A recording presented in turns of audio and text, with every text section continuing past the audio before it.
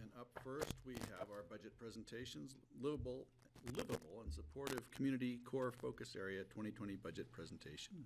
Connie's here. Thank you for waiting for us. Connie Baker, Budget Director, and we are looking at the livable and supportive community section of the county's strategic plan and looking at the proposed 2020 budget for this section. Today's presentation material is in your budget binder under the October 22nd tab. Also, along with this, each department and fund wrote budget profiles that are really good summaries of the issues that they're looking at, changes to the 2020 budget, future look out over the next 5 years, and those budget profiles along with expenditure charts are in the budget binder also. Also capital and departmental replacement schedules for all funds or departments that have them. And then also new position requests for this core focus area are behind the last tab in the budget binder. And today we'll be looking at the library district fund, housing fund, general fund public safety, public health, and human services. There are a few other areas that are part of the livable and supportive community core focus area. However, they'll be presenting on different dates. On November 12th, we'll have the Healthy Community Fund Citizen Grant Review Committee presenting their recommendations. The district attorney will be here for their proposed 2020 budget, and then also translator and public safety radio funds will be on November 12th. And then November 19th, we'll have the ambulance district. So the livable and supportive community part of the Pitkin County budget represents 21%. It's just shy of $30 million. And this pie chart gives you an idea of the funds that are included and the relative amounts for each one.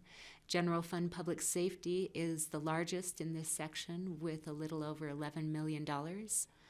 Library is next, about $4.3 million. And human services, $3.7 million, healthy community fund and housing fund, and so on. Connie, what's the difference between the core focus budget and the general fund budget? Yeah, so the general fund comprises all of the areas that do not have a specific revenue source or are not revenue generating, like the airport or the landfill. And sometimes we do refer to some of the functions in the general fund as our core services. However, if I can skip ahead here, when we talk about the budget and how we're presenting the budget, we look at our strategic plan and the different circles on that strategic plan. And the goals of the county as laid out in that strategic plan were kind of grouped into three main focuses. And so that's what we're looking at when we talk about these core focuses: the flourishing natural and built environment, prosperous economy, and livable and supportive community. When we talk about the budget for a core focus area, that's different from talking about core county services. Okay, thanks. So terminology is a little similar, but... Got it. Thank you. The general fund portion of this core focus area, public safety, does see an increase of 11.7%. In the coroner's department,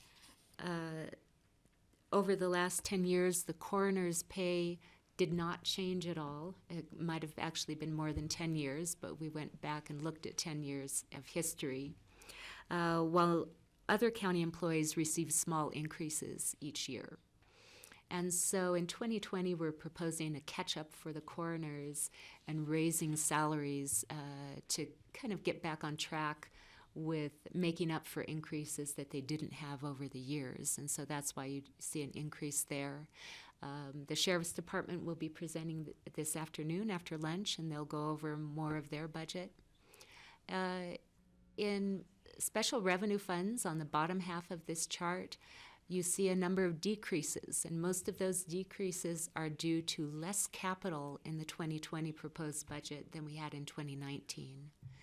The most notable one is the ambulance district, where in 2020 we were still finishing construction of their new facility, and then 2019, and then 2020 does not have any construction budget included. So overall, for the whole core focus area, it's an 11.3% decrease in expenditures. As I mentioned, we start with the strategic plan to get direction, and hopefully by grouping the different budget presentations according to the areas of the strategic plan, it will help the board be able to see if we're actually meeting the goals of that strategic plan and furthering the different success factors. Of course, the funds and departments do cross over into many different areas, but we try to group them according to Kelly has a question. to I'm the sorry. strategic plan. Steve I'm just wondering, does the, how proportionally does the whole budget parse out according to these strategic core? Yeah, so livable and supportive community is about 21%. Flourishing natural and built environment, I think, is about 46%. And that would leave 30-some, if I can do math in my head, for the prosperous economy. Faster than me. Thank you. This, Yell at me. No, I'm good. If you're waving your hand, I was I'm just looking the getting wrong you direction. to You're just getting me over there, okay. Recognize Kelly. Thank you. I'm getting used to like. You could also just go, hey, you, hey, wake up, you know. This core focus area has a number of different success factors that are listed. A sense of personal and community safety, diverse and livable housing options, self-sufficient individuals and families, access to recreation, education, arts, and culture, and improved community engagement and participation. And so you can be looking at these different success factors as we're going through the presentations of the day, and hopefully you'll see that we're hitting on a number of these. And that brings us to Kathy Chandler, who will present the library budget. Thanks, Connie. I asked Connie to lead this slide up because some of the points that the library hits on here with the budget presentation, the sense of personal and community safety, we will be talking about our request to add 2 additional staff members to help with what we consider safety issues in the library. We've also are getting close to realizing our long-range goal of replenishing our housing fund. We contribute to self-sufficient individuals and families in the community by providing computer access, which is almost mandatory in this day and age. The census that's coming up next year will be conducted online, so people that don't have computers at home will be encouraged to come to the public libraries in the country to fill out their census forms. As far as access to education, last year we had about 197,000 people come into the library proper, not just the meeting room, but coming into the library to use the resources there. And for improved community engagement and participation, this is one of the roles that libraries have embraced as the change has taken place in libraries from just being a warehouse of books to being also a community center. So we have our big meeting room that was used 440 times for public meetings last year, and the small meeting rooms had about 2,400 uses during the year. As far as our budget request, we hit on a couple of points that John Peacock had in his letter, which was that the county staff has been striving to invest in infrastructure and also to keep healthy operating reserves in case there's a budgetary downturn. Our budget is about 3% of the entire county budget, and on the slide that Connie showed, our budgetary increase that we are requesting for next year is 2.8%, and the property tax is our main source of revenue for the library fund. That's about 96% of our fund, and it, for the library, will actually be going up 4.7% next year. So the difference between the revenue and expenditures will be put away for the long-range capital planning that goes on. So they asked us to put in a slide saying what our purpose in life is, and ours is the library provides free and equal access to a wealth of information and ideas in a welcoming environment. It preserves a critical body of knowledge and assists patron in assessing its resources. So the different things that our department does is the librarians do collection development, where they carefully read reviews and select the new items to go into the collection, and also carefully decide which items need to come out of the collection. We also provide a lot of technology for the community. There's 27 hardwired computers for the public in the building, and we just added 10 laptops that were purchased through a donation from Friends of the Library so that we can set up computer labs and teach basic computer use courses. We also check books in and out. We do a lot of programming. We have a person who helps with marketing, does biweekly newsletters to let people know what's going on, as well as doing a lot of desk time. And we share a lot of our resources with other libraries. The last thing that we listed under our departmental work is administration.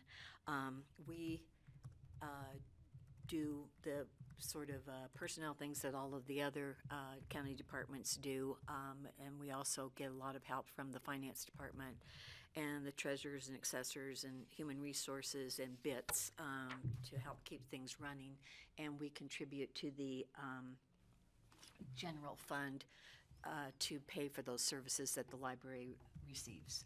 So one of the things that I wanted to talk about under library administration is the fact that we are requesting a slight reorganization in our department. In the past, there was the county librarian and 2 assistant directors, and then several librarians, and about half the staff is library assistants. So what we are have proposed is to move 3 librarians into a new position, which is called managing librarian, and those people will each in turn supervise about 3 people, so it will spread out the supervision throughout the library and give people more supervisory experience. What we've mentioned before at some of the BOCC updates is the fact that we have about 250 years worth of experience in the library, concentrated in 1/3 of our staff, and all of those staff members are over 65 years of age, so we are looking at people beginning to retire and trying to make succession plans so that things flow smoothly through that period of several people retiring. So we've already had 3 of those people retire in the past year, and that was 78 years worth of experience walking out the door. And 1/3 of the library staff has been there less than 1 year now. So anyway, we're concerned to make sure that we are able to pass on the reins in a smooth fashion. So as I mentioned, next year we're getting ready to help with the census, and we've also got a couple of anniversaries that we're going to celebrate. One is the library will be 80 years old. There was an election passed back in 1940 that allowed for the taxes to be collected to support the library. So that election passed by 42 votes back in 1940, and I was looking at the paper and realized that the library had done a little bit better than FDR because he only beat Wendell Willkie in Pitkin County by 27 votes. So How many voters, I wonder, at the time? You know, for the president, there were a little less than 1,000 when you total them, doing my fast math. Then another anniversary of note is that the Marmot Library Consortium is going to be 35 years old next year, and that we were one of the founding members of that organization. There were 10 libraries who went together to start that, 5 academics, 4 public libraries, and the Mesa County School District Library. And that consortium now has 28 member libraries, and last year the number of materials that were loaned between those member libraries were worth $5 million. We borrowed 13,000 of that amount of 13,000 items and loaned 54,000 items. So those folks over in Grand Junction host our 81 computers and our web page, and they keep our catalog running, and our borrower registration that we use to check books in and out. When you have a library card, there has to be a record that backs that up. So in our total physical collection at the library, we have about 141,000 items, but we do a lot of e-books and e-material lending, and some of that is shared collections with Marmot. So that amounts to about another 25,000 items that were checked out last year. So the big question that we have for our budget request is the ability to add 2 staff members. And we've been talking about this for several years here while we did what we considered our duty to put together the reserve funds that we had pretty much tapped out when we were doing the remodel of the library.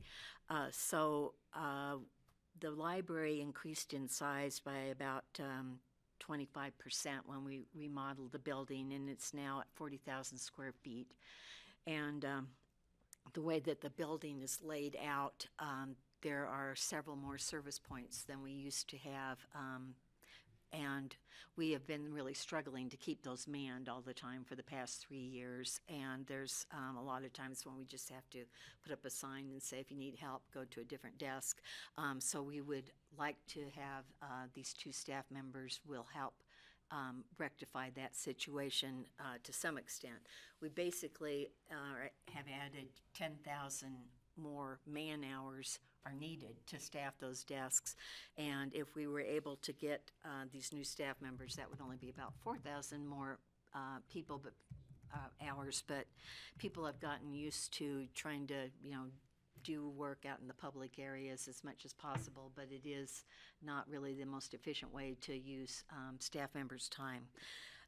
We're concerned, as everybody in the nation really, with mental health issues and safety. And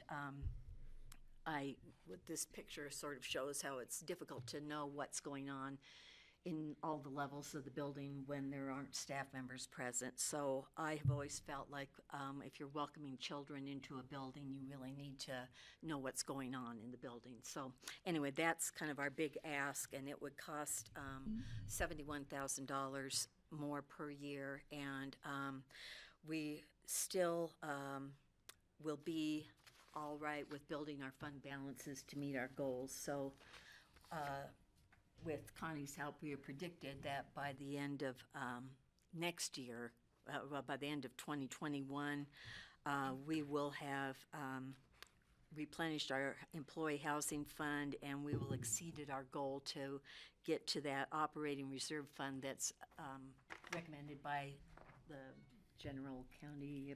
The GFOA. Yeah, thank you. Which is 16.7%, will actually have gotten up to 38%. And we still have some of our capital reserve fund that was money that was donated to the library, that we are trying to keep as much of that corpus whole as possible, because we're looking forward to when the remodel has aged 10 years, that we'll need to go in and recarpet the whole building, which means moving all the stacks and repaint and probably reupholster the furniture. So that I expect to be a big ticket item. The other major replacement that we have is in 2 years that we want to replace the boilers, and that's about $220,000. And then we always have the ongoing costs of the computer replacements because we have 81 computers in the building and just lots of equipment. 3D printers and on, that all need to be maintained. So anyway, I feel like we are in a good budgetary position, and that's my presentation. George? Thanks. A couple questions.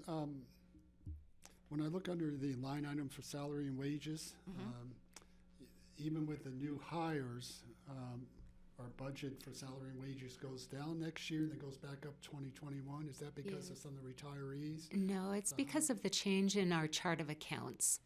And you'll see this in a number of budget areas, that we not only changed our accounting software, our ERP, but we also changed our chart of accounts. And so things are in different categories than they used to be. We used to include retirement benefits and employment taxes in our salary line items. In our new chart of accounts, those are separated out into benefit line items. And so that's why it's not really a wage change. It's just for a year or two until we get in further into this new system, you will see a few inconsistencies in the types of line items. All right, great, thanks. And then the other question I have is, I don't know where it would show this under property, but energy savings, since we've put in some solar and some other things that we've done with the library. If my memory is right, I think that we saved about 40% on in between the electric bill and the gas bill. So we've been in the building for 3 years now, so that won't be reflected in this. But even though the size of the building went up by, I think, 28%, those costs went down about 40%. So it was, by changing the LED lighting, that was a big savings. And then a lot more insulation was put in the roof when we put a new roof on the building. So that really paid off with the core grant that we I just received. wonder because when we instituted the climate action plans a year or two ago, and we asked all the departments to, as part of their budget presentation, to see how they were addressing climate action plans, I think the library has a great story to tell. I just wonder if we shouldn't have that noted somewhere for each of the departments, because otherwise, how do we know if each department is actually reaching their goals of the climate action plan, right? And again, I think Yeah, a lot- because I it think- begins to, you make the savings, and then as the budget rolls on, you forget that whole line has dropped. Right, so I think that's important to, I don't know where you would put that, Connie, but again, I think the library is a great example of a story to tell in terms of energy being saved by utilizing better construction, renewables. Yeah, we'll make a note of that and try to be including it. Some have included it, as Kathy said, since a couple of years has gone by, it wasn't the first thought in putting together the presentation, but you're right. Right, I think you've got new boilers in here, because the first thing that popped into my head is, okay, what are we going to learn about new boilers in the presentation when that comes? Is it going to be pushing this energy efficiency thing forward? Hopefully, but assuming it is, but just wanted, it'd be great to know that. Steve?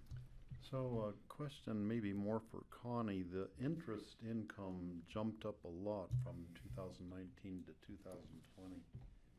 Yeah, Is that reflective of we're just able to get higher interest rates now, and is that going to show up across different funds? You will see this in a number of funds, that in 2019, I think across the board we budgeted too low.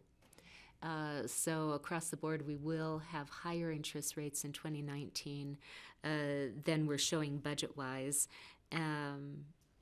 at least as high as 2018, if not more. In the library, it also reflects that their fund balance is growing. And so if you have more fund balance, then you also have more that you are earning interest on. Mm-hmm.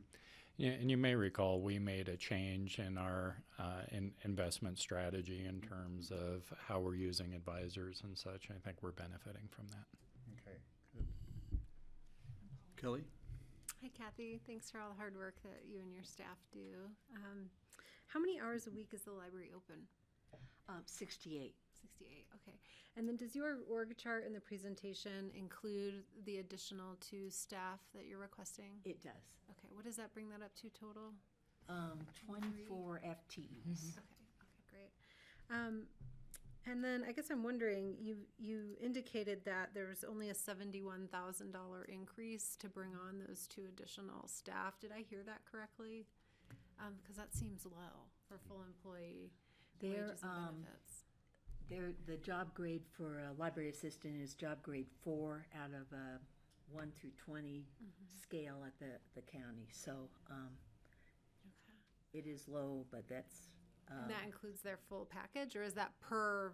I Is it think 71 per? I think that's FTE? probably salary. I think with the health insurance benefits, it would be more than that. Okay. I think, but I'd have to go back and take a look at the numbers. Sure. Okay. And then I noticed in your narrative, when I'm looking at the goals and your opportunities, I guess I have a general question about how you assess your outcomes for, for the library's work. Are you, you're trying to encourage literacy and reading, et cetera. Are those things that you're trying to measure effectiveness on, or is that reflected through amount of use? It's some of those are newer programs. We have a new children's librarian, and some of them are pretty hard to measure. But we really sort of look at the number of programs or story hours and presentations. And so that particular goal was her personal penchant for having more conversations with new parents to help them be aware of, there's that saying that readers are born on the laps of their parents, that the different, when they do story hours, that they're able to sort of model behavior and, teaching Mother Goose nursery rhymes, repetitive presentations with kids. So I don't think that there's going to be a way where we could track those children through school and say, well, they did better on their SATs, so got into a better college. But it's mainly like, well, this is how many programs we presented or what the attendance is at the programs. And how do you think you'll assess improvements in safety and security? Well, I think we have been very fortunate that we have not had any serious incidents, but we do have, part of my role is deciding whether somebody needs to have their privileges revoked for a while to change their behavior in the building.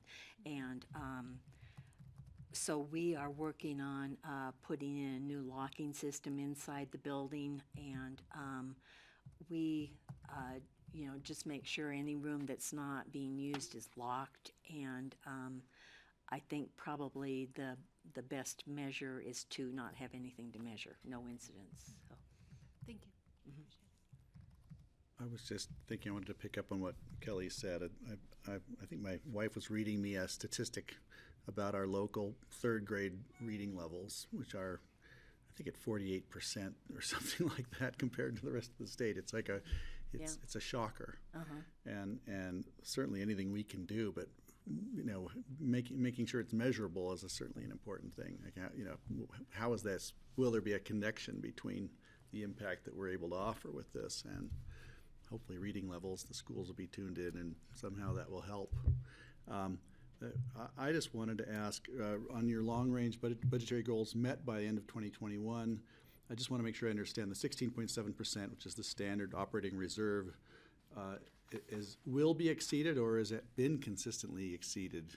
No. Where do we stand historically, and what does this mean here? It went down considerably during the construction phase, during the remodel of the building, and is now back up to above the level. Regular. Yes. Right. And by the end of next year, it'll be back up to kind of where we are, I think. It's 38% kind of where Yeah, we've been it's a with it. very healthy fund balance, and that's why if you look at the very bottom of this chart, you'll see that the two lowest rows show the capital reserve fund balance and employee housing reserve, and it's been the library's goal to increase that housing reserve, and so you see money being set aside each year for the housing reserve, and then also maintaining the capital reserve where donations are kept. And then the available fund balance apart from that is growing through the 5-year plan. Okay, great, thank you. Well, and I would add that for the capital reserve fund balance, a lot of that money actually had been into the building program, but it was in as contingency funds. And so through the contractors' hard work, they didn't have to tap into the contingency funds. So we had been basically prepared to spend everything to get the project done.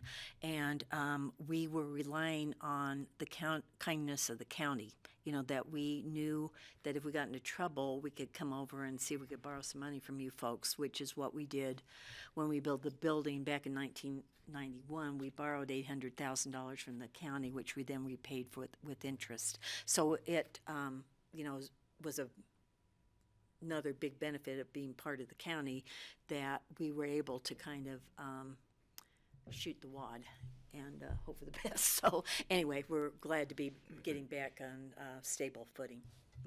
Another question I had just regarding this, request for 2 additional staff. I think if we tallied up, I'm afraid to tally up all the new staff requests we've been getting from all the departments, and we know we're not going to be able to staff all of them, but it's still a pretty big number. Regarding the security, clearly that's important. I can see where you're coming from. Are there ways of creating efficiencies, whether it's with video monitoring or other sort of security measures, or perhaps consolidating, if our service areas have expanded to, I don't know what you said for the number of service points, have we looked at ways of making it more efficient? And, well, in the event that we can't hire more people. I have a couple of statistics that I forgot to mention, that is, not only the additional square footage, but we haven't added any staff in the past 10 years. And so this equates to 1% increase per year over the past 10 years. And during that time, the number of items that we borrow from other libraries or lend to other libraries has increased over 5 times. And that's a lot more work than just putting a book on the shelf and having somebody come in and pull it off of the shelf to check it out. That's like packaging things, shipping them off on couriers, and it does give people the ability to, from their home, you can get at Marmot, which Marmot is linked in to CARL, which is the Colorado Alliance of Resource Libraries. Like right there, you've got 30 million items that you can say, I'd like to borrow that. And then failing that, you get into OCLC, which is the WorldCat, which has 17,000 libraries in it, and basically gets you at 2.8 billion items that you can ask to borrow through our library. So that has, the way libraries do business has changed during that last 10 years, where you've changed from a model of having something just in case to getting something to somebody just in time, because it's, the publishing industry, libraries can't be big enough to hold all of the resources that people might need to use. And we've also have like twice as many programs as we had 10 years ago. So there are those kinds of asks on the staff, but we also have been foreshadowing this for years. We kept saying if we got our reserve funds back together, we would be coming to ask for more help, because there are situations that there just should be more staff present. And that's, Right. you know, I don't mean to sound like Joe DeSalvo in here, but we just, you know, have people by themselves downstairs, and that's the biggest floor of the library, and odd things happen sometimes. So Sure. that's why I'm asking for the help, and I think that we've put ourselves in a financial position where we can actually afford the help. Well, okay. Just before I follow up, just regarding shipping and receiving, it sounds like you've got a fulfillment department now doing Yes, that. yeah, we Is that have a full-time? a Is one person does that doing all the time? Yeah, we used to do that at the desks. We used to have the big circulation desks, and things were checked in and checked out there, and the holds were filled. And now a person does that downstairs. There's a courier that runs statewide that comes through once a day with just stacks of crates of the books that are coming and going. And so it's, as I said, it's just a different business model than it used to be. Right. Well, it's fascinating, and I can understand why you could be remaking the request. Kelly?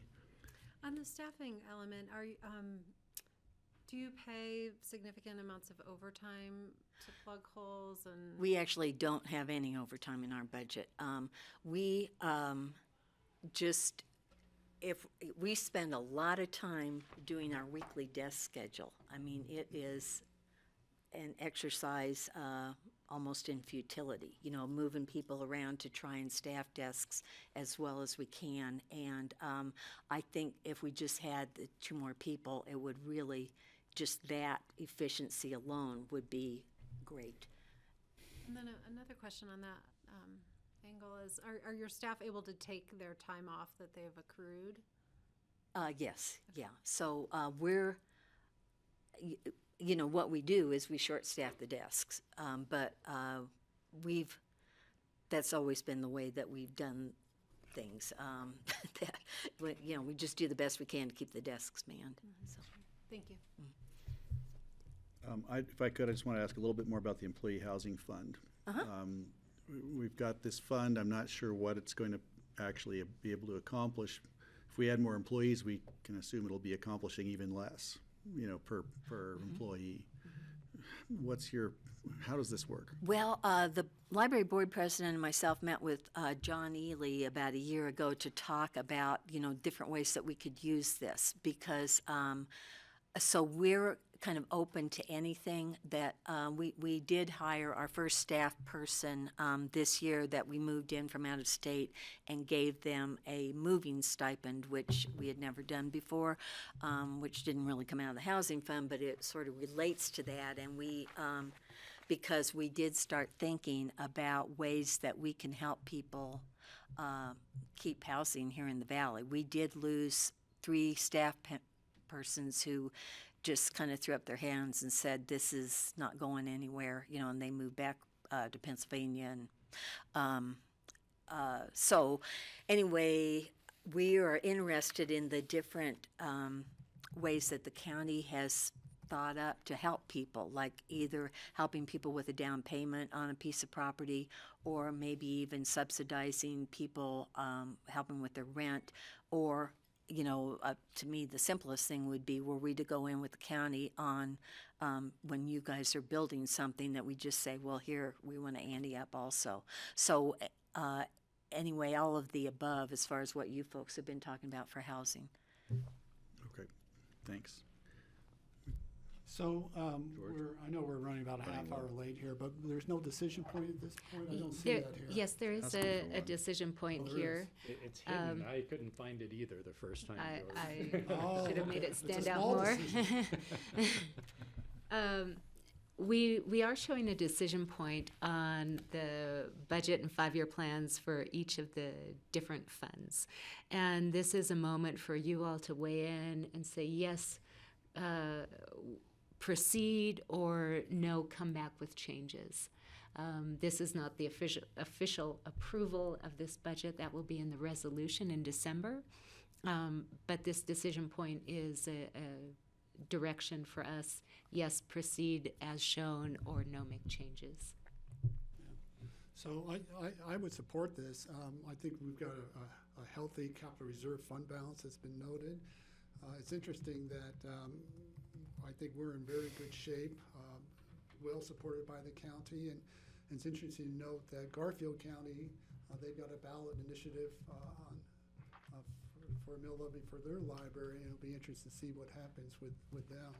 But I think we're fortunate here that we have great community support and we have a great facility, so I'm certainly supportive of this. Steve? Yeah, I note that the library has a separate mill levy, is that correct? Yes. To do the bulk of the funding. Also, the library has always been good. If you need more money for something, putting out a solicitation to the public, and the public's been good about supporting the library. So adding 2 positions, we've got plenty of money to do that now. If there's a downturn in the economy, I think the library, if you're trying to maintain that good level of service, you would not hesitate to go to the public and just ask for a little extra help from them. So Yeah, I and I feel think- good about the budget the way it is.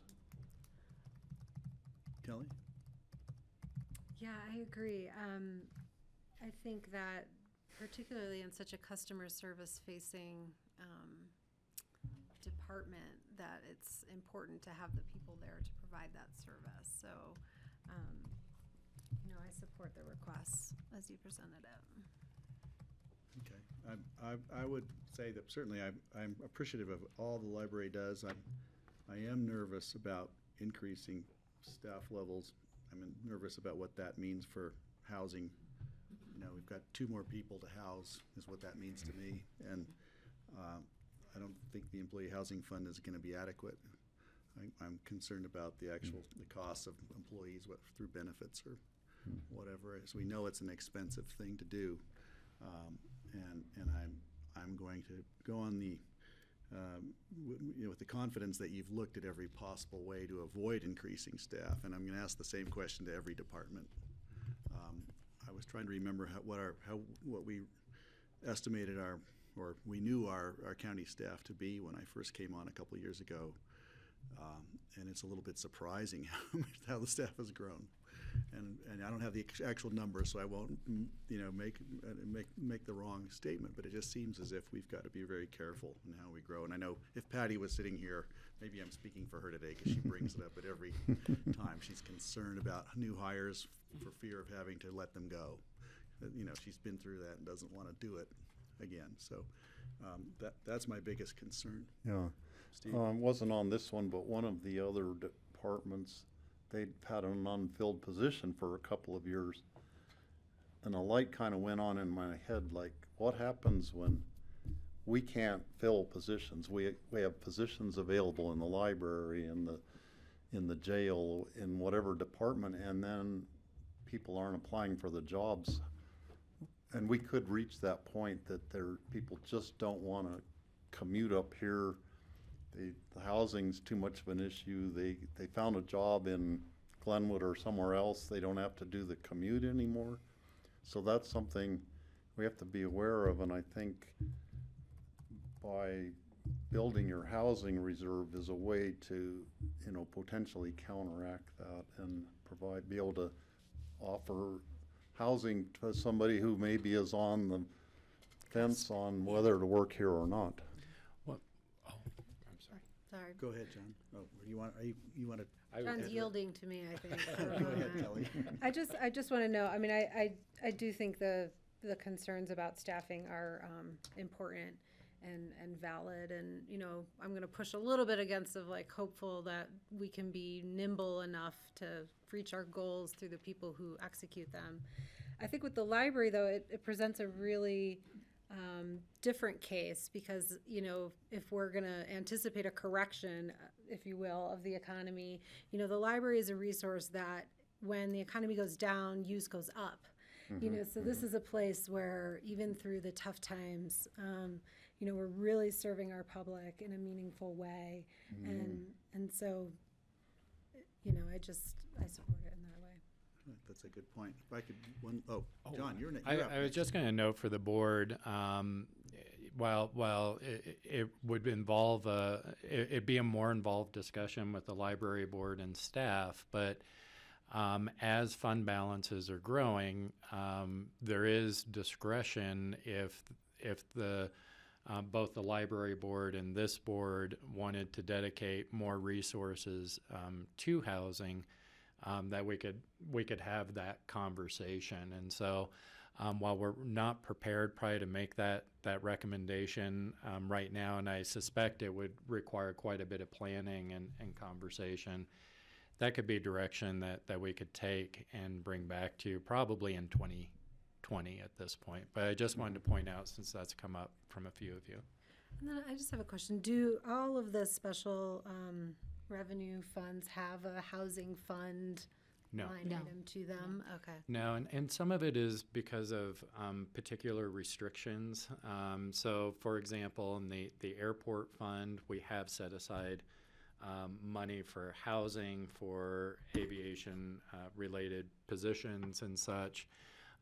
But open space and trails, that's not an allowed use under the ballot. And so where we've been able to fit in, we have, I don't think we have any in the solid waste center fund No. either. No, we do not. So there may be some opportunities. That'd be one that you Yeah, could it'd be probably interesting have for some someone else. discretion around. But yeah, where we've really felt the pressure, we've tried to do it if we're allowed to. Sure. And the library board has actually had this set aside for quite a long time. I think that was the foresight of the library board in working towards that goal for a long period of time. My final question will be, how are you accessing the community for volunteers? There's a volunteer program of some sort there, isn't there? We don't use anywhere near the number of volunteers that we used to, because, as I said, there are just safety concerns now. It's just kind of a different world than it used to be.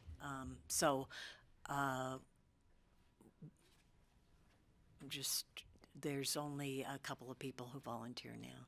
I'm just wondering if there may be opportunities there. I think of the Forest Service that uses the Conservation Corps up at Maroon Bells, and they're an essential service. We could see having volunteers helping out in various ways. And the library always seemed to be something where volunteers gravitated to be part of the library. Of course, it requires management, but maybe there's some way to get more help from the community in there as well. Yeah, we have, one person currently is volunteering to teach sewing classes in the lab. So it's more kind of on a case-by-case basis than it used to be when we had, the music library used to have a whole cadre of volunteers back in the old days. And Sure. And, yeah, I remember that. Well, thank you. thank you, guys. Direction? We're about half an hour behind schedule. Would the board still like the hour lunch? Do you want to change or just pick up again at 1 o'clock?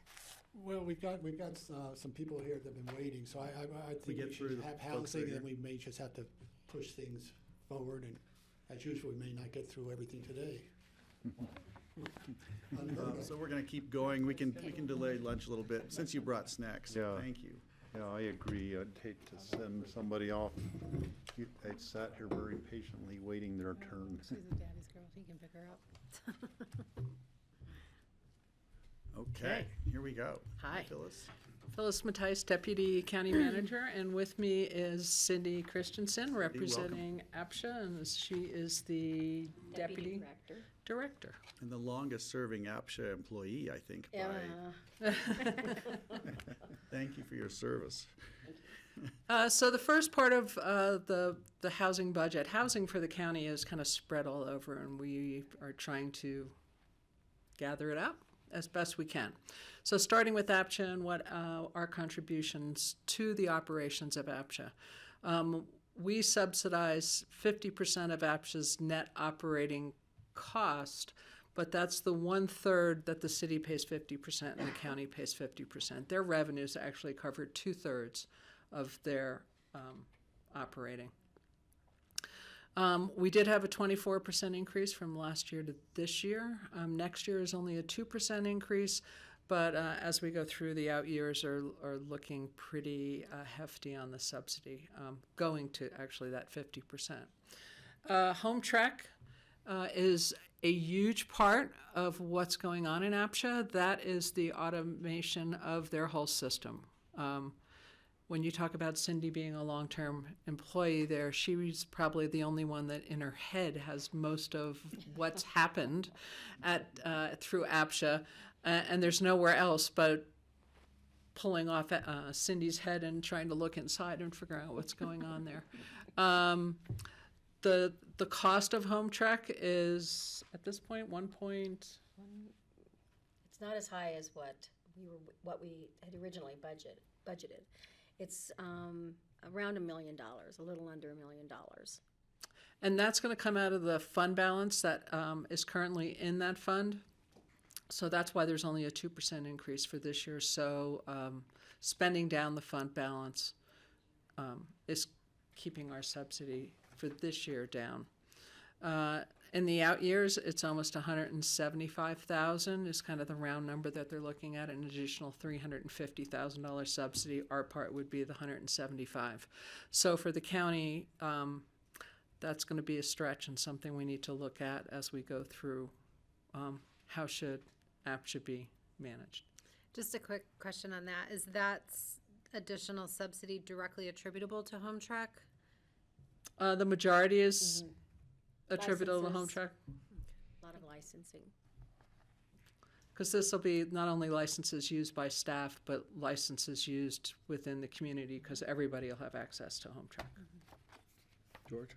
So does the 175,000, does that include or take into account the proposed direction from the APSHA board in terms of raising fees across the board? No. And I bring that up a little bit later in this presentation. So no, that could change. That could change that subsidy. The hearing officer that has been proposed, as well as legal fees. There's 2 supplementals in the APSHA's budget. From my understanding, they're now including that out of fund balance, and it's not an increase to the budget for the 1 year. The thought is on the hearing officer is that the fines would help pay for it, so it's being kind of seeded for the first year out of the fund balance to see actually how that plays out. The hope is actually that having fines and the hearing officer will make people just do what they're supposed to do, and we don't have fines and need a hearing officer. But that's that whole enforcement issue that APSHA has been working on. Can I just offer a reminder that the hearing officer is on a billable basis, not a Right. staff position, so it could even out. Right. It's a pay as needed. It's kind of like how the county uses hearing officers for our pieces. The ongoing additional expenses in the out years that we have, part of the APSHA budget is $7,000 per employee per year that goes into the city-owned housing fund. Now that fund is available for any employee of the city. So it's a city benefit, but that's something that is part of the package when we contract with the city and APSHA to manage the program. So just something that to be aware of. So when you're asking about the library and their housing fund, this is essentially how the city does it. They've increased their cost to $7,000 per employee per year. Also, in the increases in the out years, there's going to be debt service for the APSHA office spaces in the new city facility. It comes online in 2024. It's $80,000 more than the current rental. So that's a huge increase, and it's an obligation for 30 years. So that's also part of what those out year increases are. When the city gave us the budget, they're looking for 20 to 23% increases in the out years. And then review of revenues and fees to balance out all these other pieces that are needed would be really important.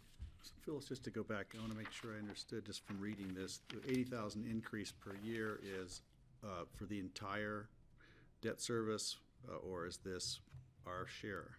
It's APSHA's share It's APSA's share. Okay, thank you. of the debt service. So to provide them for office space in the city's Got it.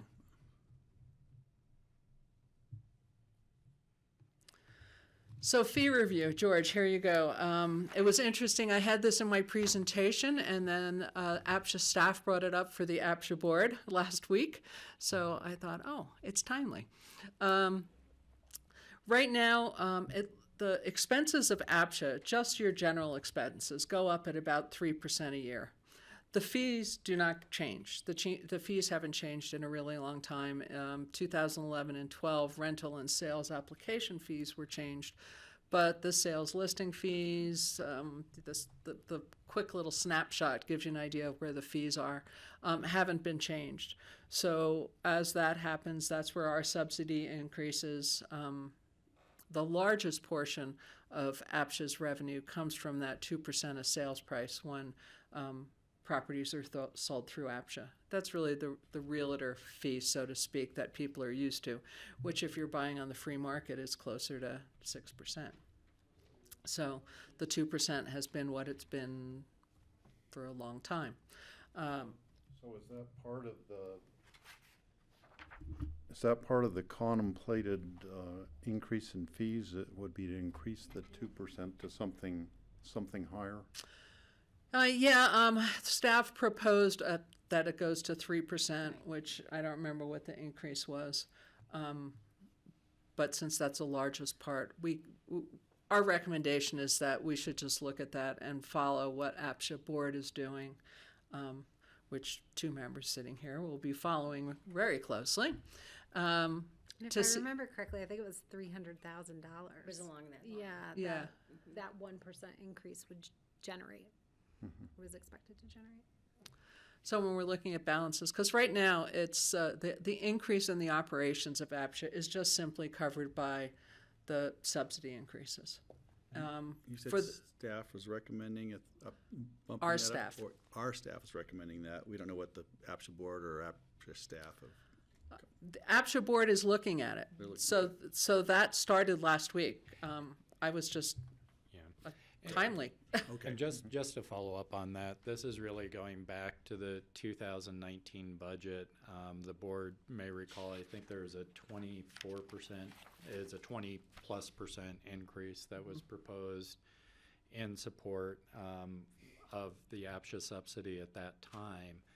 And the board at that time had directed that we work with APSHA staff to look at other revenue options. So this is a result of that. With the change in governance, the decision is solely the APSHA boards to make in regard to any fee changes, and so we understand that would affect our subsidy one way or another, whatever decision is made there. And the APSHA board was presented at the last APSHA meeting, recommendations on some of these fees. One of the easy ones that I remember is the number 2, the ownership bid submission. Right now, when someone submits a bid, they pay a $5 fee.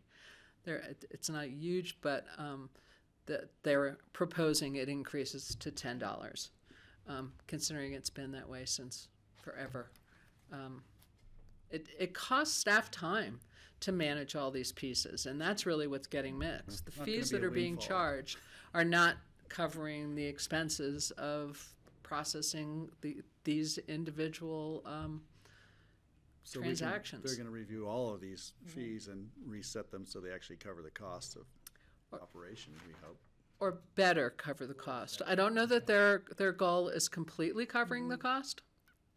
The APSHA board and APSHA needs to balance keeping the affordable housing stock affordable and sustainable for the populations that we're trying to serve, while also making administration of the program, the cost of administering the program, sustainable for all the funding partners. So I don't think the goal right now is to offset everything, but it's to mitigate some of the increases. You could probably speak to that better than me. Okay. So that's our last piece for APSHA. If you have any APSHA questions for Cindy, for me. Steve? So with the implementation of home track system, will that bring increased revenue to APSHA? Just by having more efficiency, people having payments being made on time and following up on people behind in their rent or any sort of efficiencies like that? That's our hope, that it will. The biggest problem that we're seeing more than anything is the compliance of landlords, making sure that they have qualified people in their rental units, and putting something in line where we get automatic, where somebody needs to requalify or whatever, and the system will automatically do that. Instead of us being a year behind, we'll be right there. So we'll be able to know exactly what we should be collecting on a yearly basis, which will be so helpful once we get this system in place. Mm-hmm. Okay, that's what I was anticipating, that That's it's what going to our make hope such a is. better system. Yes. It's going to be more efficient. You'll save money. You'll make more money. Right. All that sort of thing. Okay, good. Other questions? Oh, just a comment. I know because the new governance, new board just started halfway through the year, I think the process as we go forward for next year, for 2021, is that the APSHA staff should be presenting a proposed budget to the APSHA board, and then the APSHA board should then be making recommendations to the city and the county. I think that's a cleaner process as we go forward. Makes sense. I would just love to see, we always ask everybody about their climate action plans. This is an opportunity for me to bring up Basalt Vista, which we're all so proud of, which is net zero affordable housing, which is a remarkable, revolutionary thing. Going forward, I would certainly like to see APSHA start budgeting for the best possible energy efficiency, the best attempt to get toward net zero in our housing stock. Well, I know that the city, for all the projects that they do, they try to do that. We also, as one of our goal and outcome measures through the city, we have to meet some type of a climate action or some type of a goal for greenhouse gas. So it's department-wide that we do Right. that. So Excellent. they're already looking at that, and I also know that they're looking at what possible ways for, like Burlingame 3, to finish that, to try to get as close to net zero as possible. By the way, we had our lottery today for the units at Basalt Housing Vista. Oh, you did? Today. Oh, great. So, It was today. Hmm. Excellent. Yeah. Fantastic. So there's some happy people in town Yes. and some disappointed ones. Yeah, we continue to have good interest in Basalt Vista. Right. Yeah, we can't house everybody. We can't, and I appreciate all the efforts. Thank you. Amy, Kelly? Just, can you summarize what the budget number is for our portion of the subsidy? It's $407,000. Which is the same for the city, right? Yes. That's the back and forth minus thing. They charge for administrative overhead, like any agency would do. I'm sorry, it's 404,700. I was switching numbers. That was pretty good, Connie, though, off the top of your head. I'm sorry, and what was it this year? We don't have that noted for 2019 year-end No, estimate.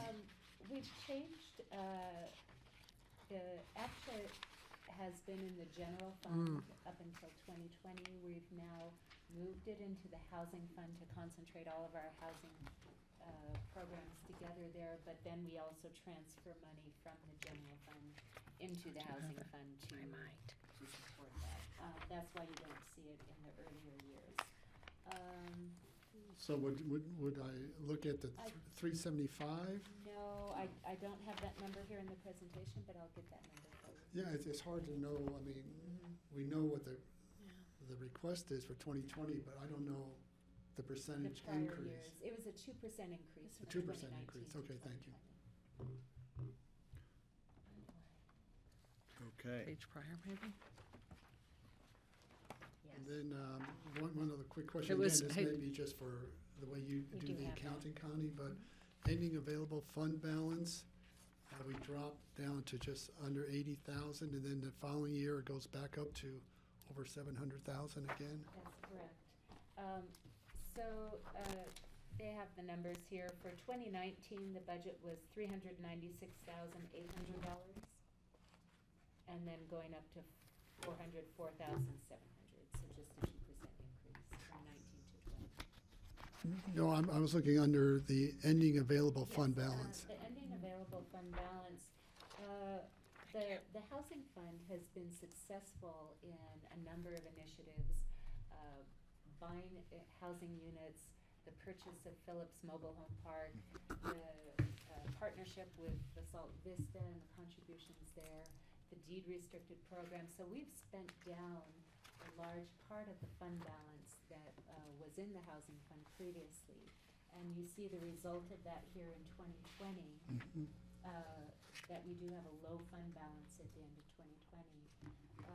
Part of the plan, and Phyllis will talk to this more in a couple of the other slides, is also starting to sell a couple of units and then to be able to replenish the fund and then invest in other types of housing. Okay. So we have both sales of some other units included in the 5-year plan, some grant opportunities, and then also the Cougar Canyon unit that we think will sell in 2021. Optimistic. And so those, Well, eventually we're going to be right. Eventually. Yeah, and just for the rest of the board and the public, when we began purchasing units, I believe that started with the 2013 budget. We did so with the understanding that we would not place a deed restriction on those units, but keep them free market. We would offer them for rent at APSHA rates, and then at some point in the future, if it made sense, we would either liquidate those units, either with a deed restriction if they made sense to keep in the stock, or without. I think that'd be a discussion with APSHA. We're reaching that point now where we want to recommend identifying units that'd be appropriate for the deed restricted stock and floating those back out. We think those will move more quickly than the vacant land in Cougar Canyon. Yeah, right now we're just hitting that 5 years. We needed to hold the assets 4 or 5 years. So between this year and next year, there's quite a few units that we can. We bought them during the downturn. It was a great time to buy real estate. They serve their purpose, but right now those there's 9 units, 8. One was the cabinet, Public Works. The other 8 were outright purchases between Aspen and Basalt. So we're looking at those, figuring out what ones are requiring a lot of management to oversee them. Little did we know, sometimes APSHA takes care of the rents, the leases, the charging to the employees that are living there for those units. But some of them are the HOA pays all the fees, and then they bill us, and we in turn bill the residents, and it becomes labor intensive. So those are probably some of the units that we'd be targeting to let go. The ones that take a lot of time and ones that don't and operate easily, we keep moving on. We do have housing that's held by other departments like open space in the airport. We talked about that earlier. They do manage their own units as far as placing people in there, collecting rents and doing that. So we do things differently in different parts of the organization, so we keep trying to come together and figuring out what's the most efficient and best way to do this.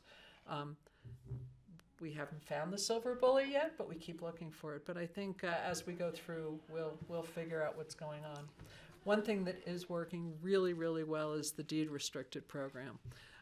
This is where employees can find a house anywhere between Aspen and Carbondale.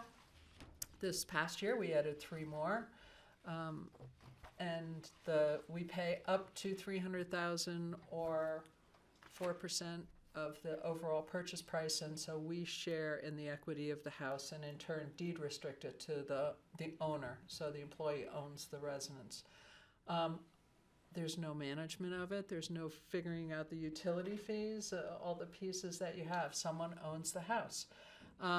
One thing we did do this past year was we had an employee leave, so we have first right of refusal on these properties. So we did purchase the unit in Willits, when the employee left. And right now that's being rented based on APSHA's rental thresholds. That unit, as well as the South Side unit, are being managed by our facilities department. One South Side is in a county facility. So that's a little different structure right now that we're looking at on how that facility gets rented. So we have $600,000 in this fund again for next year. We're looking at those rental houses that we have, and if we sell, that would be a great way to replenish the deed restricted program, because this has really been successful. And the level of employees, as far as where they sit in the organization, various departments, line employees to directors have gotten to use this program. So when we look at turnover and succession planning, and housing's really difficult to bring people, when you offer a program like this and someone can buy a house where they want to live, with what they would like in it, whether they want a garage or a yard or whatever, this is really attractive versus our rentals, which have to fit someone. If it's a 2-bedroom or a 1-bedroom and it's in Aspen or it's in Carbondale, or where do people want to live? It's a lot more difficult. So this program has been really, really successful. We have a lot of other governments in the state calling us and asking, how did you do this? What's your deed restriction? Can you share pieces with you? So that's when you really know it's successful, when people want to do it too. Great. Kelly? I just note in the narrative that you say retirement of county administrative staff will cause demand on the deed restricted purchase program, and I wonder what that means. Well, that's that same where when you're going to recruit someone in and you're able to help subsidize their housing, if they have sticker shock as to what our prices are, and you offer a program like this, it becomes attractive to a professional to be able to find the house that they want. And you're anticipating a threshold of turnover that... Right now, we're beginning to kick off our succession plan, and like as Kathy Chandler was saying, her upper level staff, she has a lot of people that are 65 and over and need to think about it in the near future, not in the 10-year future. So that's it's been attractive as we've recruited even directors now. Yeah. So Thank you. that's how we see it. Our development projects, the Basalt Vista, we have 4 2-bedroom homes sold and occupied. I know some of you have been out there. Phase 2 is starting. The foundations are in, which is great before the snow really hits, and to have that done. We had a county build day. We've had 2 recently. We have another one coming up. It's really impressive to go and see how those houses are. It's been a real success. The net zero model is getting a lot of attention. So that's happening and just moving along. Habitat's been an awesome convener, I'll call him, on this project. Scott, because he has had so much success here, is looking for some more partnership projects. So hopefully as we go out into the out years, there may be some other exciting pieces to be a part of. Our housing fund isn't as well endowed as it was when we entered Basalt Vista, but we do have the opportunity in the out years. The state is providing a lot of funds within housing. So if we can come up with some projects, the county would be the perfect agency to apply for funds. So that may be our role in partnership, which is just fine. We can help find money. So we're working on that. I'll note that Patty and I built that deck there on the right. Well done. Is it a little tilted? And then the Phillips Mobile Home Park and Property, we're still in the middle of planning for that. We keep pushing the engineers to figure out how can we do things a little differently, because right now our improvements, particularly wastewater, is dictating the number, I feel like, of units that need to be there to make it sustainable for the people that are living there. So in this day and age, isn't there some new innovative things that can happen? So we're kind of pushing them and asking how to do that. Thank we you for still asking that, though. Thank you for that. Was that for my benefit alone? I feel like I harp on that. Thank you. No, it's because we should be asking that. It's really how I see it, as I get kind of I feel like I'm getting the packaged answer. It's a package plan. This is how you do it. I was like, isn't there another way? I mean, we have agreed that the Riverview residents are in harm's way. We need to find some additional spaces. We do need an improvement in the infrastructure. The risk areas, we're still waiting for SGM's evaluation of the drainage behind there. And we believe there's a few units that are in harm's way that would need to be moved from that side. But there's a lot of property. How do we phase it in? We talked about it could take a long time. Do we identify building areas? I recently had an evaluation from them to build back on the bench up there. They'd need a 7-foot wall behind the trailers. And it's like, well, why do we have to build trailers? Why don't we build walkout duplexes? If you need a 7-foot wall, it seems like that's like a walkout in my world for a 2-story building, and it doesn't need to be as deep as a trailer. So kind of pushing, do we need a bigger trailer park or do we need housing? So, and then what kind of housing, and can we use net zero, and all the things we've learned from Basalt Vista. And then Efficient design may change the look of that pretty dramatically. and what's going on out there? Yeah. So what's the best building to build in the area, or should it be a mobile home park? The house that we approved up on Red Mountain recently, that was a question. They could build the same size house by building a retaining wall and then having the house Stick away out. from the hill, or they could build the house into the hill a little and have the Right. retaining wall as part of the structure of the building, and that just totally made sense, and it sounds similar to. That's the question Sure. I asked. But do we want a mobile home park or do we want housing? So what's the best thing to put where? So that's kind of where we are. We're going to be coming back to you all. First thing we'll be coming back is the operational recommendations that we had from our last work session, as well as the rents. So we can put something in place for 2020. And then we'll start working on site design options. So that's where I went to a recent housing conference, and just seeing the new ideas that are out there, that's kind of what made me think. I have to ask these Great. questions. There's some people doing some really innovative things, and I think the money that the state is making available in the next couple of years, it's only a short window of 3 years where there'll be $100 million a year available for the state. But it's almost like the faster projects, where if you had something shovel ready and you could apply and you had an idea, you're more likely to be able to apply for the funds. So that's what we're going to work on. Housing impact fees. George, thank you. I was listening to a meeting and you said, what should we do with housing impact fees? We're behind on our housing impact fees. It's been in the attorney's office to lead this. The revision process was last presented to you June 19th, 2018. The staff that are involved in housing, myself, Kara, have been looking at housing impact fees. We're willing to partner with the attorney's office or take the lead and have them be an advisor on it. But we really need to move forward. This is identified from the city when we were first developing the new APSHA board as the county's housing impact fees are inadequate to actually be able to build housing. And so, of course, a developer would rather pay a housing impact fee because it's less than creating the housing. So that balance has to come up. The old structure was paid by an employee generation for construction based on construction and land costs.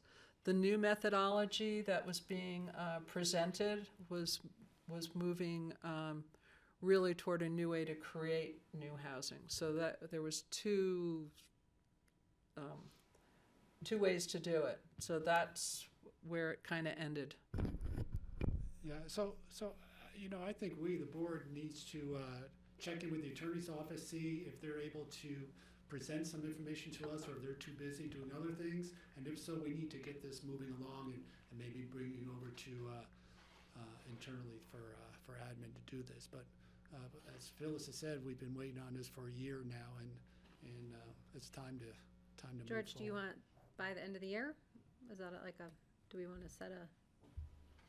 Well, I don't know if well, I'd like to know request? where the attorney's office is in terms of any work that they've done so far and how far off they are, and then depending on what they say, but I would think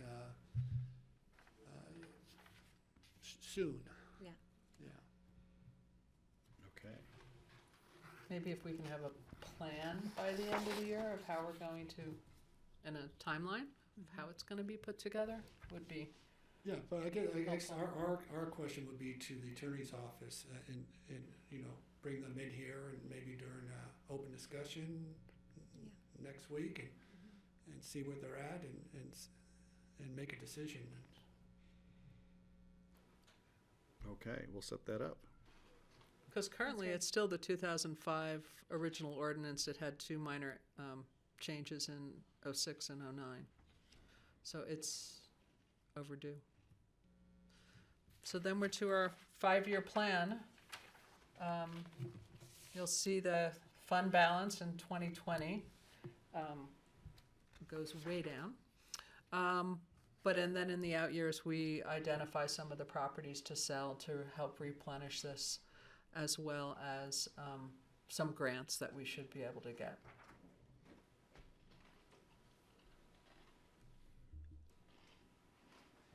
Comments, questions, points you want to make?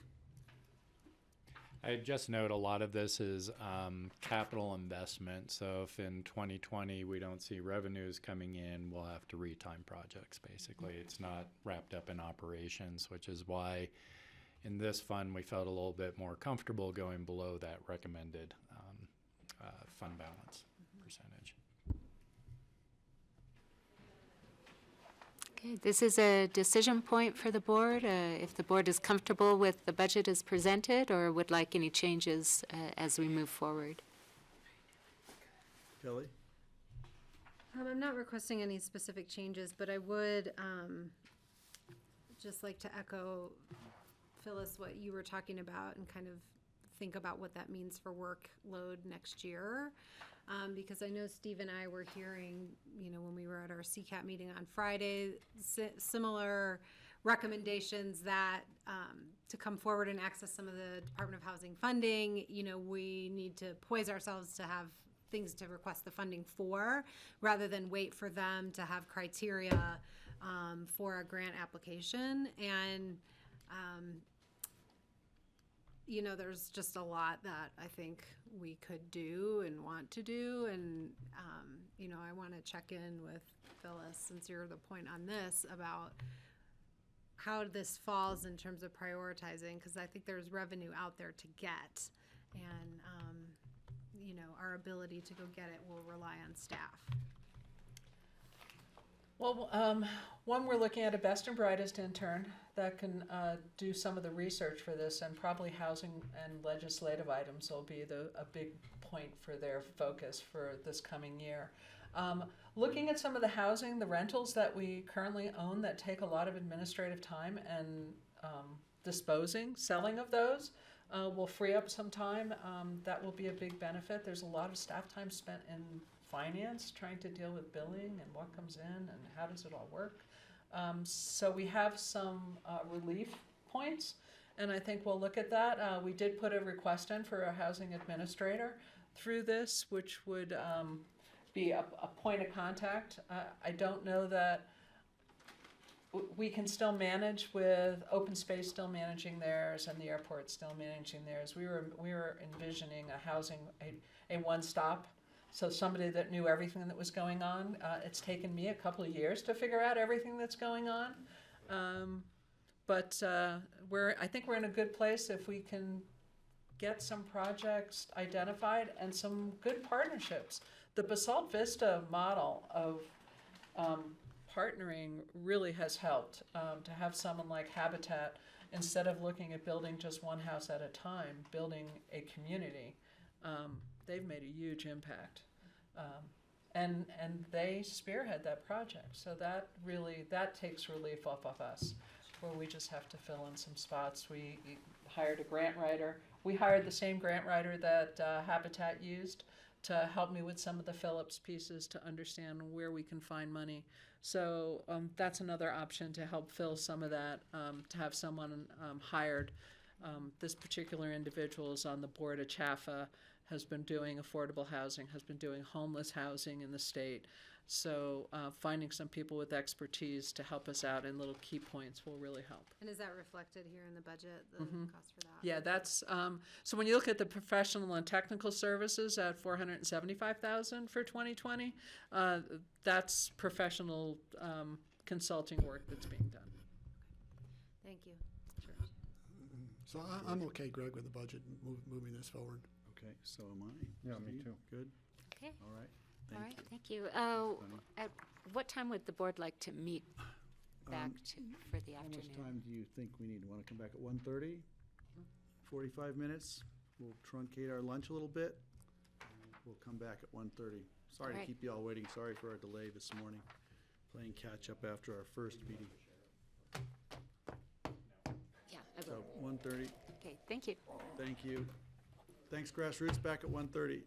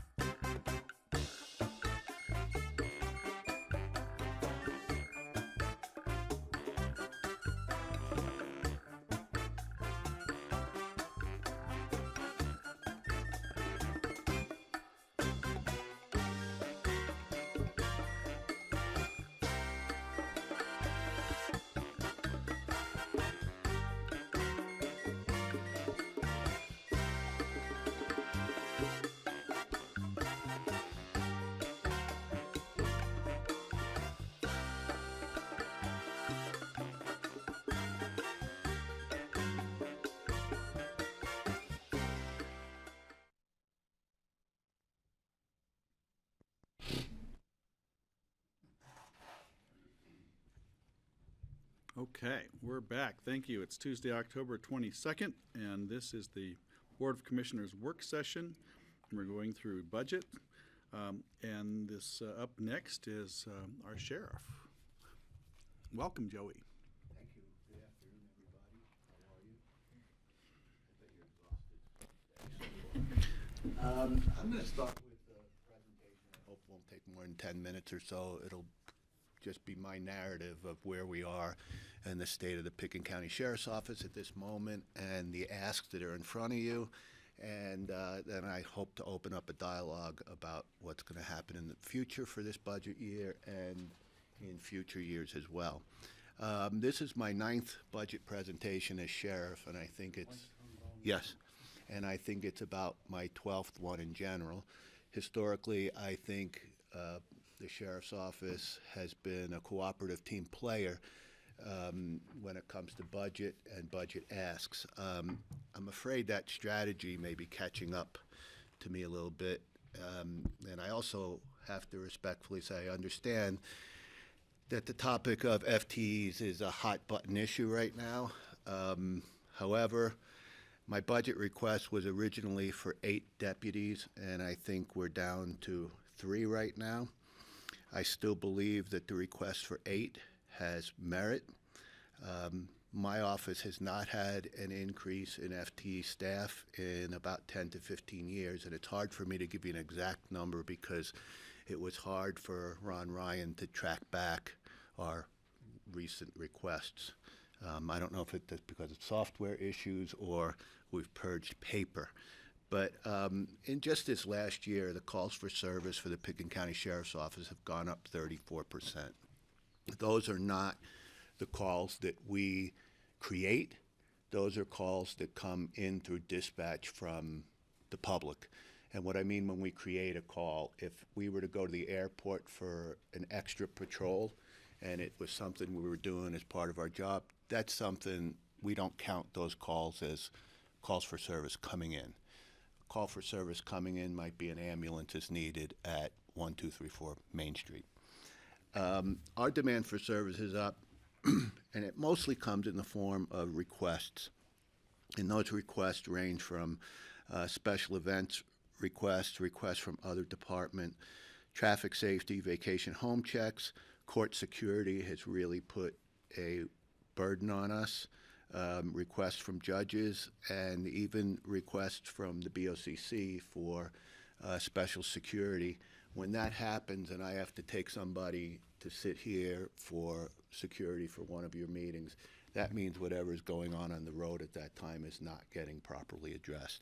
So it's those pop-up requests that kind of hurt us a little bit. And I also have a hard time saying no to just about everybody except my wife and family.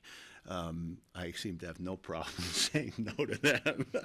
So I want to be helpful and I want to do the best I can, but it is running my staff a little low on fuel. We did use a lot of overtime last year. That is just to cover the shifts and to cover a lot of requests. Well, I have to say, frankly, I think my staff is burned out. It's been a hard year. We did lose some people, and mostly the reason why we lose people is no different than the ski company or a local mechanic or housekeeping, is people can't afford to live here. And I'm not disputing our salary because I think our salary is very fair. I think our benefit package is awesome. I just think even with that, it's very difficult for people to live here, and they want to move on to their own homes with their own families. And even Glenwood now is becoming unattainable for some people. So when I have people quit to move to other states, it leaves me short. It's not as if these jobs are cash registers attendants at the locals corner. It takes about 6 to 8 months to fully train a deputy. So I can't just plug and play somebody. I think an increase in staff will give some relief to my staff and allow me to continue to deliver the high level of service that this community is used to. Without a real increase in staff, I may be forced to cut some services that are outside my statutory responsibilities. As I said, my original request was for 5 patrol officers and 3 in the jail. I give you my word, we have done everything to manipulate the calendar, the schedule, the shifts, to accommodate these shortages. In the jail, we went to 12-hour shifts. We have what's called an early-late shift that is unpopular, but we do it. That means you start work at 4:30 in the morning. We've reassigned my supervisors, my juvenile officers, my investigators to work patrol shifts, and you could see how it filters down. Their work's not getting done, but we have to address the needs of the public first. It's harder on me to keep up with things like policies and budgets and the administrative tasks and operations when I've got my operations director out there doing traffic as yesterday. Yesterday, Alex was all day backing up patrol because of the winter storm. and that takes him away from his job, which is helping me, and that puts us behind. I have to tell you, our jail is very much in need of updating.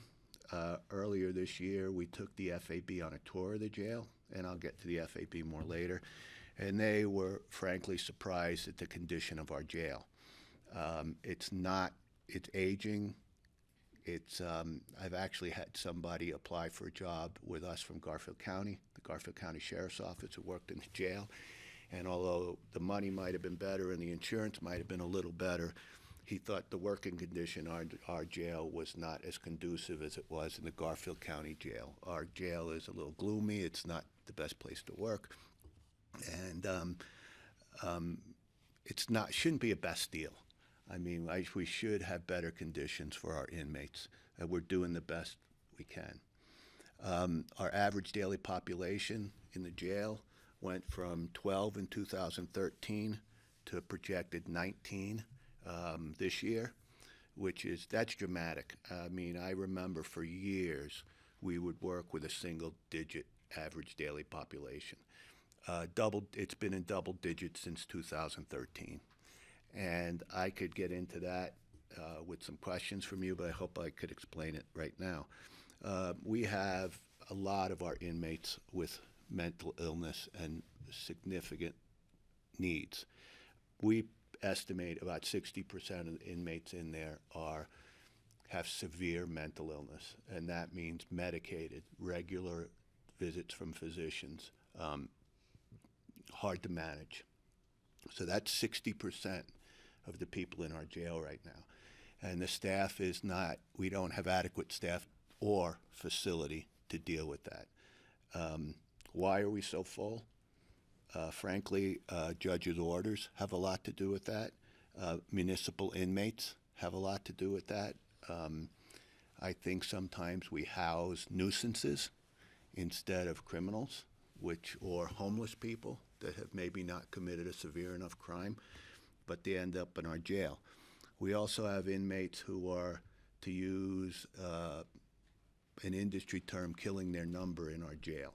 What that means, if you're looking at a 6-year sentence, the longer you could stay in the Pickens County Jail, the cozier your stay will be, and that knocks off time of your Department of Corrections number. We have one inmate who's been with us for 4 years, and he should be, when I first started, a 6-month stay was a long time. But now we have guys killing their number, and what that is that's either through mental health evaluations, which take a long time to get them done. Before we get them to Pueblo and back, that could take 6 months. Attorneys delaying. It could be any one of a million things that are doing that. So the other thing that's in front of you is our jail medical program. We've never had an official jail medical program. We used to operate on local nurses and doctors who would come in our jail for a couple hours a day and do a med pass, deal with some medical issues, and leave. It's been practically impossible for me to find a nurse or a doctor that will work with us anymore. I think the liability and exposure is just too much for them. So we have no choices for a local medical doctor or local nurse to come in. I think we, meaning you and I, are incredibly exposed in this area. I have absolutely untrained deputies giving out meds. I have one inmate who has a diabetes issue, and we don't know how to draw, and we wouldn't draw a syringe, and he draws his own syringe. We don't know if he's getting too much, too little, or just right, and I think that is a big area of exposure for us. And that is not cry wolf, that is a reality. And that's why one of your budget requests is this jail medical program. It's an outside contractor. I recognize it's very expensive, but it's necessary. We thought we had a rope around the issue with a great proposal that came to us from Aspen Valley Hospital, which was a community paramedic program.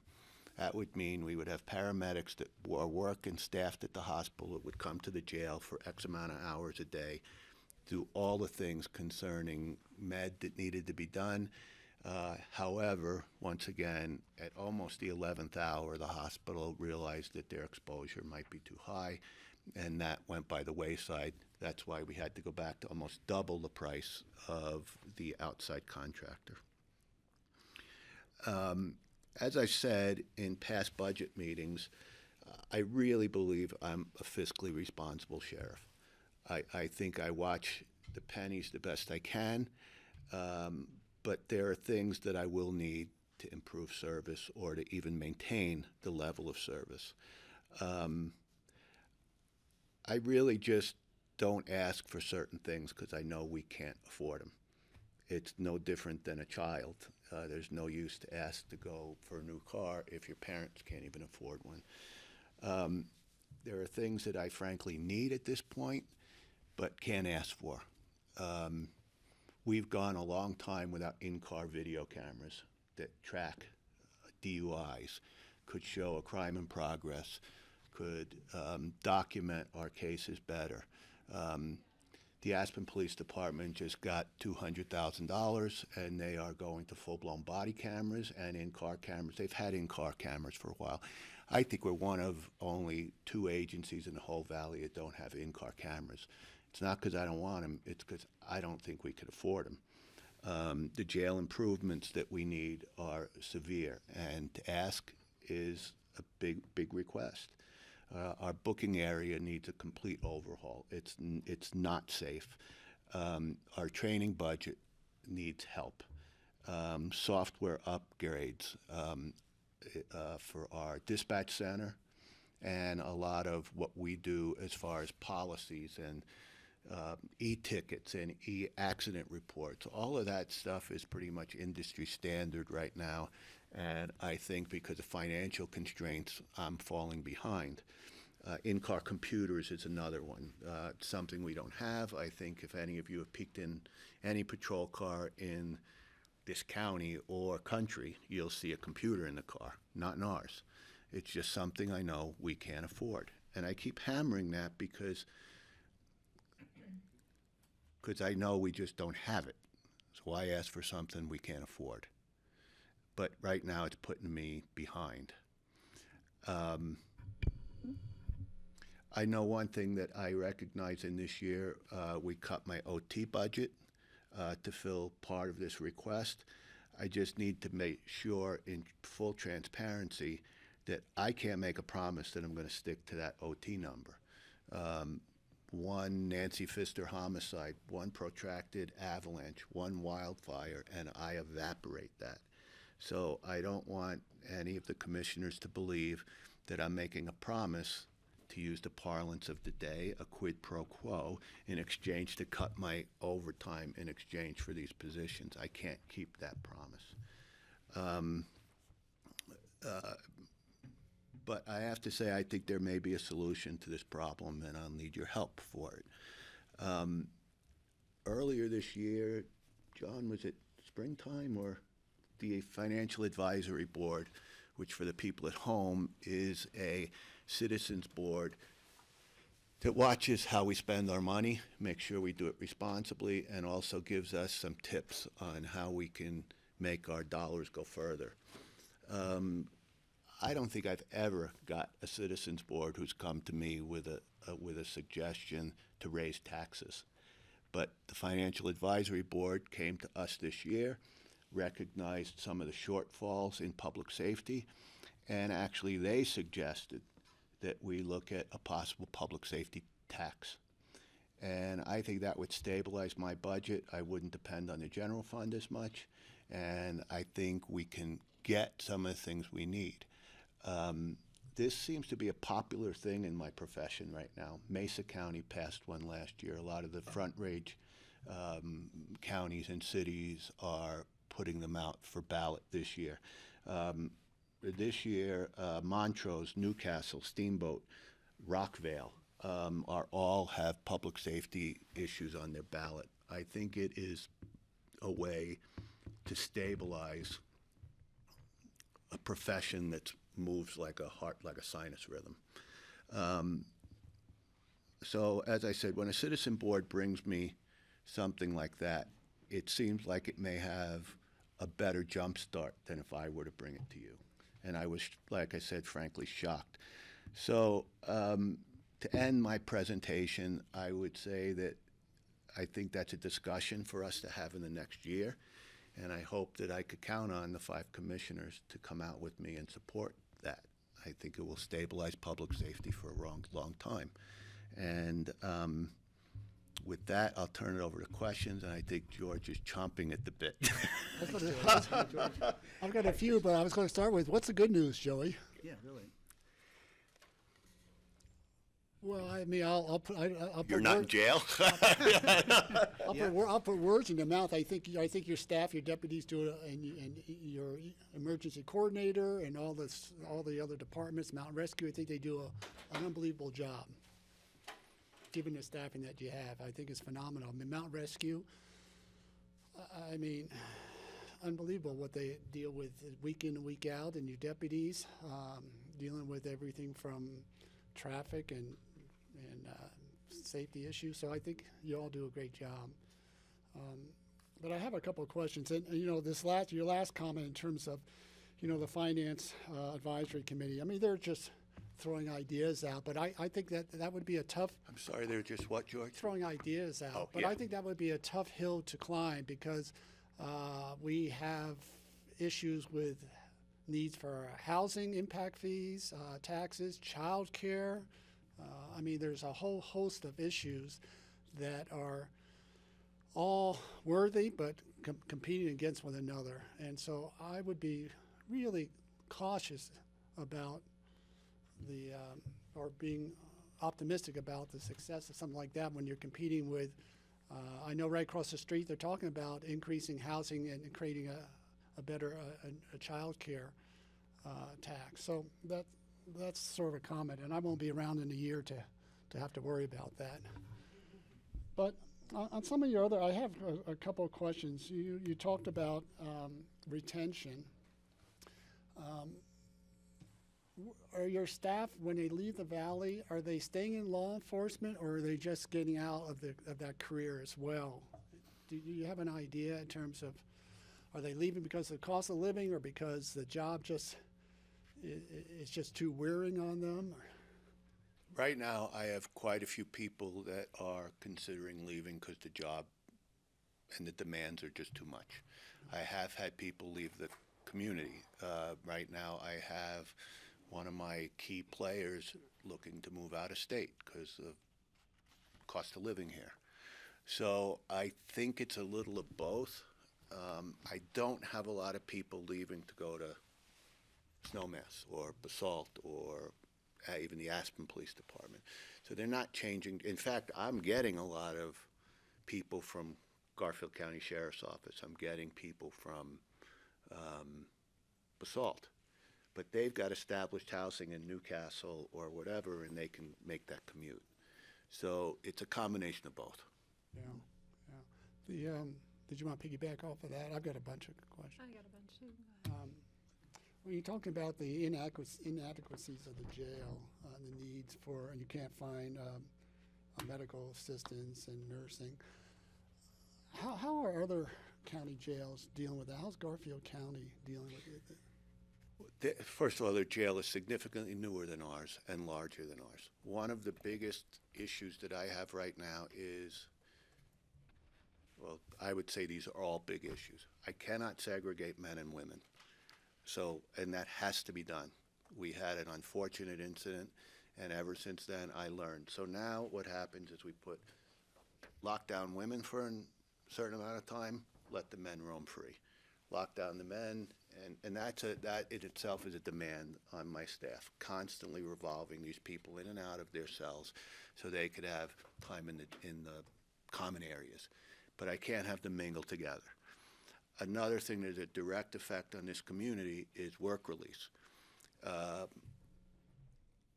Men and women take 90 days on work release, men, 90 days, women. So somebody's sentence may be stayed, more or less, for 90 days while they wait for the men to wear out their time and for women to get in.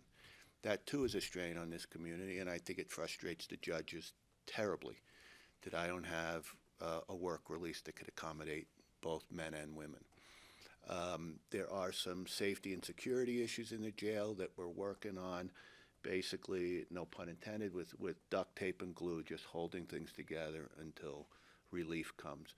But a lot of these issues don't happen in Garfield County Jail. First of all, it's a 200 inmate facility.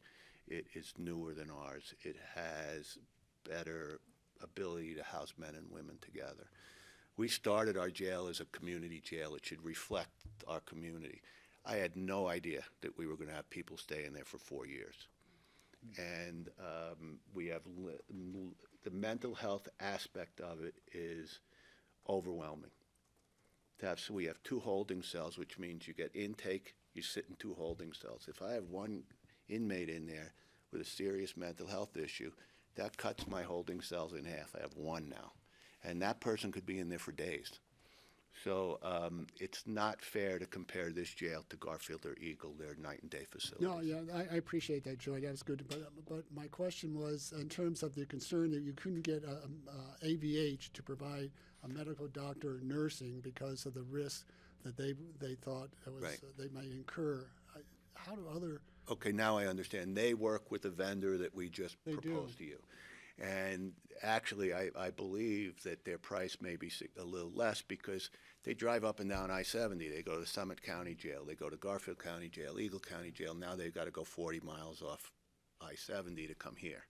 So I think that's a consideration. I don't think we had many people even bid on it, did we, Kim? We just put the RFP out. We did get we've talked to the Garfield County one, just because they're close, they were willing to look at us, but most of them won't even look at. Yeah, so we put out the RFP and people weren't knocking down our doors. Yeah. I noticed, I think you have to see if I'm correct on this. One of your requests for a deputy is for the airport, 1 or 2, but I thought I saw that it was going to be covered with a TSA. That's not my request. That's going to come from John Kinney, and I don't know when his presentation is. Oh, okay, so that's not the sheriff's? Sorry, the intention would be to have the deputies report to the sheriff's department. They would have training specific to airports. It does provide for some relief. There, as Patty had referenced, the county entered into an agreement with TSA several. I can't remember exactly, as before my time, I believe, and. Part of that agreement is that we had to assure 10-minute response times from the sheriff's department to the airport. And so as calls for service have increased, I think complexity of those calls have increased for the sheriff's department, and oftentimes only having 2 deputies that are covering the entire the entire county. There's been questions about our ability to uphold that 10-minute response time, which is really, that was one piece that was driving that request. So it provide some more flexibility to the sheriff's department in terms of responding to events and calls that were on the table. And also just responding to kind of the increased numbers and incidents that we're seeing at the airport. But we plan on presenting that with the airport presentation. Okay. Yeah. And that ask may even go up when the new airport gets built. That may go to 6 deputies. That is all based on emplanements. I think the number's 300,000, or is it? If We're over 300,000. If over 300,000, you need to have full-time law enforcement there.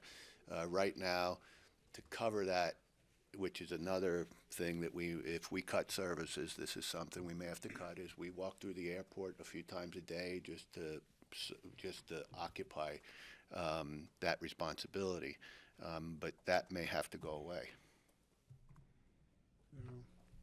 So in short, John's right. It's an airport budgetary request, but I will supervise the 2 deputies out there. Okay.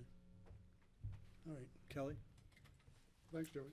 Hi, Joe. Hi, Good to see you. Kelly. I just want to thank you and your department for all your hard work and everything you do for our community. The question's, how many open positions do you have right now? We just filled the last one. Okay. last Friday. Congratulations. Thank I you. know that was tough to Keeping do. them is now, I'm glad you brought that up, Kelly. We're up to staff and patrol. I think we're close in the jail.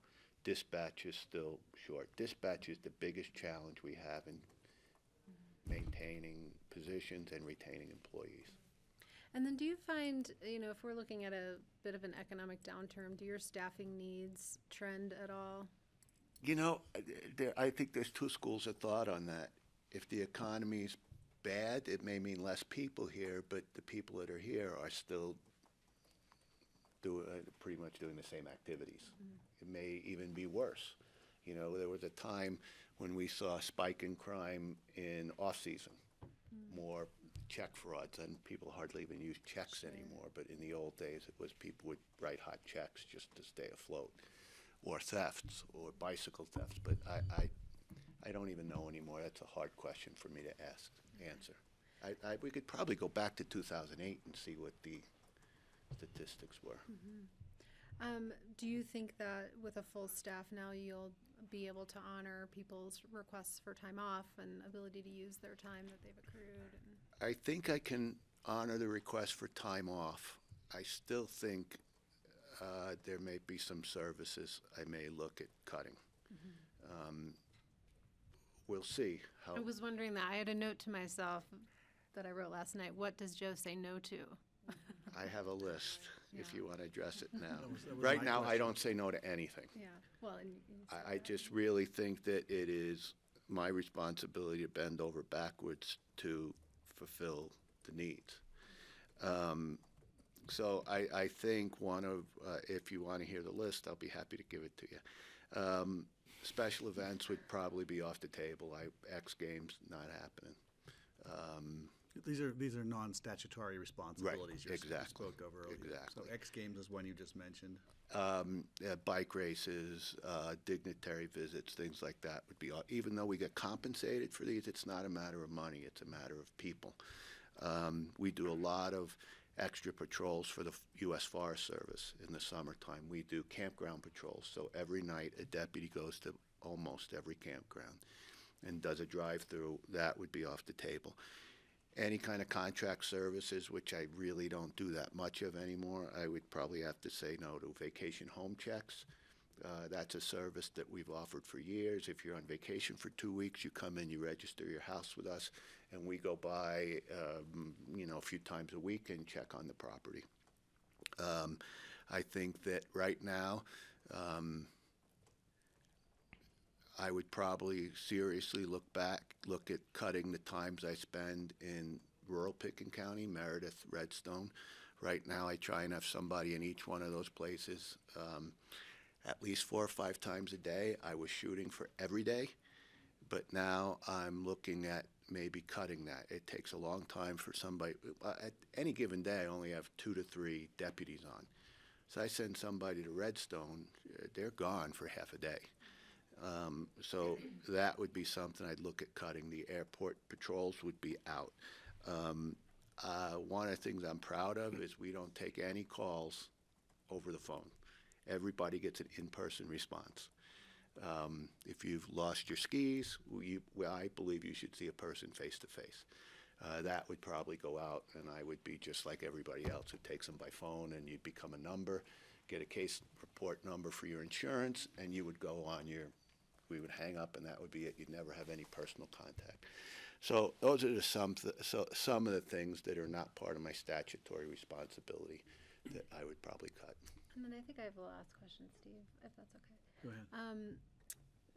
You had mentioned, needing to sort of reassign some of your investigators and such to patrol duties. Is any of the extended length of jail duration related to the inability to stay on top of that work? No, that affects the jail deputy much more than it affects the patrol deputy. And the extended stay, we had one lady who was with us for 3 or 4 years who was very high maintenance, and it's amazing how that takes a toll on the people who have to deal with them every day. We're not mental health professionals. We're far from it, but we're dealing with real mental health needs. Steve? So, Joe,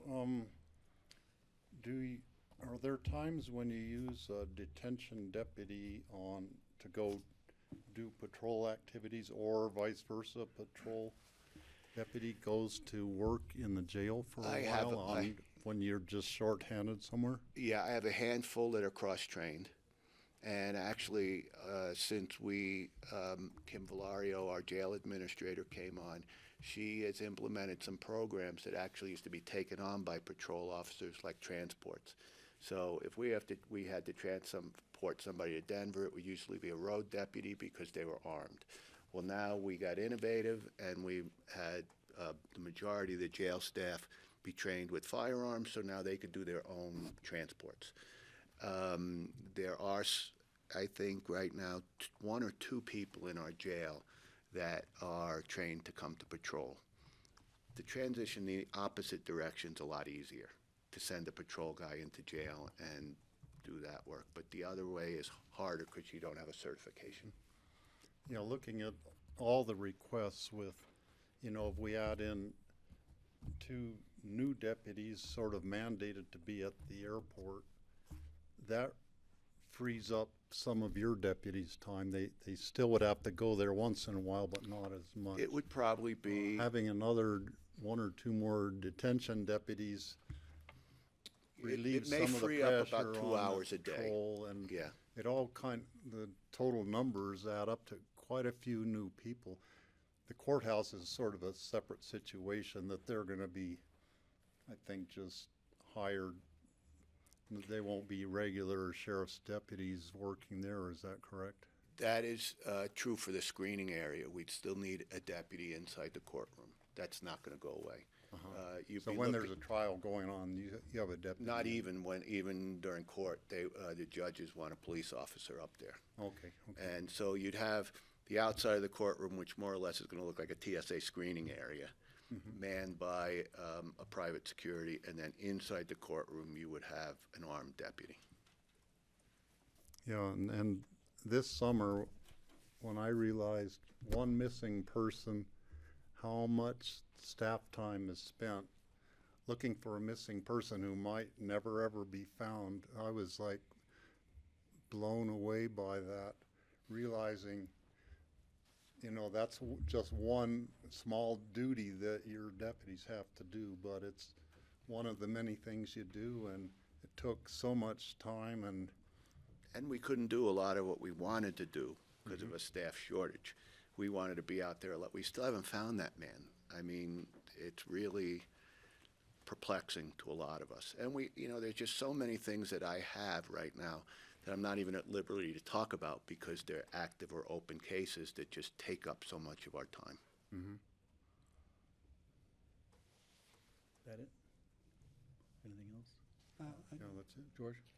Joey, I remember last year, we talked about your concern of burning out your staff with overtime, and I thought we did some adjustments to help with that. I remember that we had a conversation trying to help you out with that issue. So that was in the jail. We did approve 1 jail deputy. The ask, frankly, was for a full complement, a sergeant and 2 deputies. Okay. This would bring us up to 2 deputies over the 2 years. So that was sort of a Band-Aid? An overhire situation, more or less, or a Band-Aid. Yeah. That was a temporary fix. Okay. I did have some turnover in the jail. I did have some senior citizens working there that were just ready. On a side note, it's very hard to do this job into your 60s. I'm getting there. And I'm seeing guys do it up all night, wearing 30-plus pounds around their hips all the time. It really is a young person's job. Yeah. And when you talked about the courthouse security, it's contractual for going through the security area. Right. Could it be contractual for law enforcement up on? No, that needs to be a certified police officer that could make arrests, carry a gun. I also think puts the judges much more at ease, as well as the defendants and the people in the courtroom. Yeah. but we don't really get any reimbursement from the court system for that. No, I mean, going to the state is much like coming here. There's just not a lot of money to go around. It should be a little nicer coming here than to the state jail. It is a little nicer trying to coming butter here. The us up. nose a little slower here. It's very quick at the state level. You guys drag it out and make it a little more painful. We have this new building here, right? We do, and we're very grateful for it. I mean, it's been a year. So I think that has improved, at least the working condition. But, we're still doing jobs, and I lump road and bridge into this. We're still doing jobs at odd hours of the evening and dealing with things that, frankly, nobody else wants to deal with. It's very hard.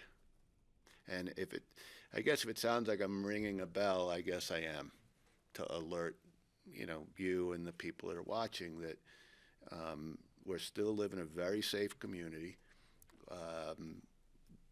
We offer a lot of services that most sheriffs and police departments can't do or won't do. I just want to keep that level. And it's hard. It's getting harder. So if it sounds like I'm ringing a bell, I am, but I'm not ringing an alarm. As I've said before, it's my job to tell everybody nothing to see here, everything's safe, because for the most part it is. But I'm running out of the ability to do the job I want to do for the people of Pickens County. Kelly had a question. Would the 2 additional deputies here and 2 out at the airport let you retain the level of service? The 2 at the airport, I don't even want to lump into us because they cannot provide the service outside the airport. The only thing they would do is alleviate the few hours a day that we're currently walking through. So I think, as I said, for patrol, I think to really maintain this level and keep training up to what the state. It's another thing. We also got a bunch of unfunded mandates and training that keeps coming from the state. That our certification needs to be kept up, and that means more hours away from the road and more time at the range, or arrest control, or intoxilizer, or how to deal with the mentally ill. We just got training about dogs that are mandated. Kelly, I think, frankly, the 5 would be just to keep up to speed. But I think, it's clearly up to you to give me the money, and it's for me to decide how to spend it. But I'd rather do a lot for the people of Pickens County instead of just squeak by. Steve? Thinking of a couple of issues with deficiencies in the jail, keeping the male and female people separated. The solution I see would be to add a second story on the jail. Is that how you would see going into the future, possibly the way to expand the jail, or do you see some other solution? Well, I think last year you guys appropriated some money for us to invest in an architect and have him look at the facility. Mm-hmm. The second floor, as far as I've heard, has always been a possibility, but I doubt it's a likelihood. I think we can work well with the space that was abandoned by the dispatch center over there. I think that would help. I have a dream for that would be almost a mental health wing or a detox wing where you're not in the jail. I mean, being drunk is not a crime. It's a temporary affliction, I guess, and I would love to have a place where I could put them and some mentally ill people. And then we're looking at, I would think we would probably look at the gym. If you've ever been in, the gym is a very large gym. I might cut that in half and make that the women's wing. I think there is a lot we could do with the current footprint without going a level up. Mm-hmm. But I think we are talking millions of dollars, though. This is it's not like a big construction project, yeah, one way or the other. Right. And correct the deficiencies. Yeah.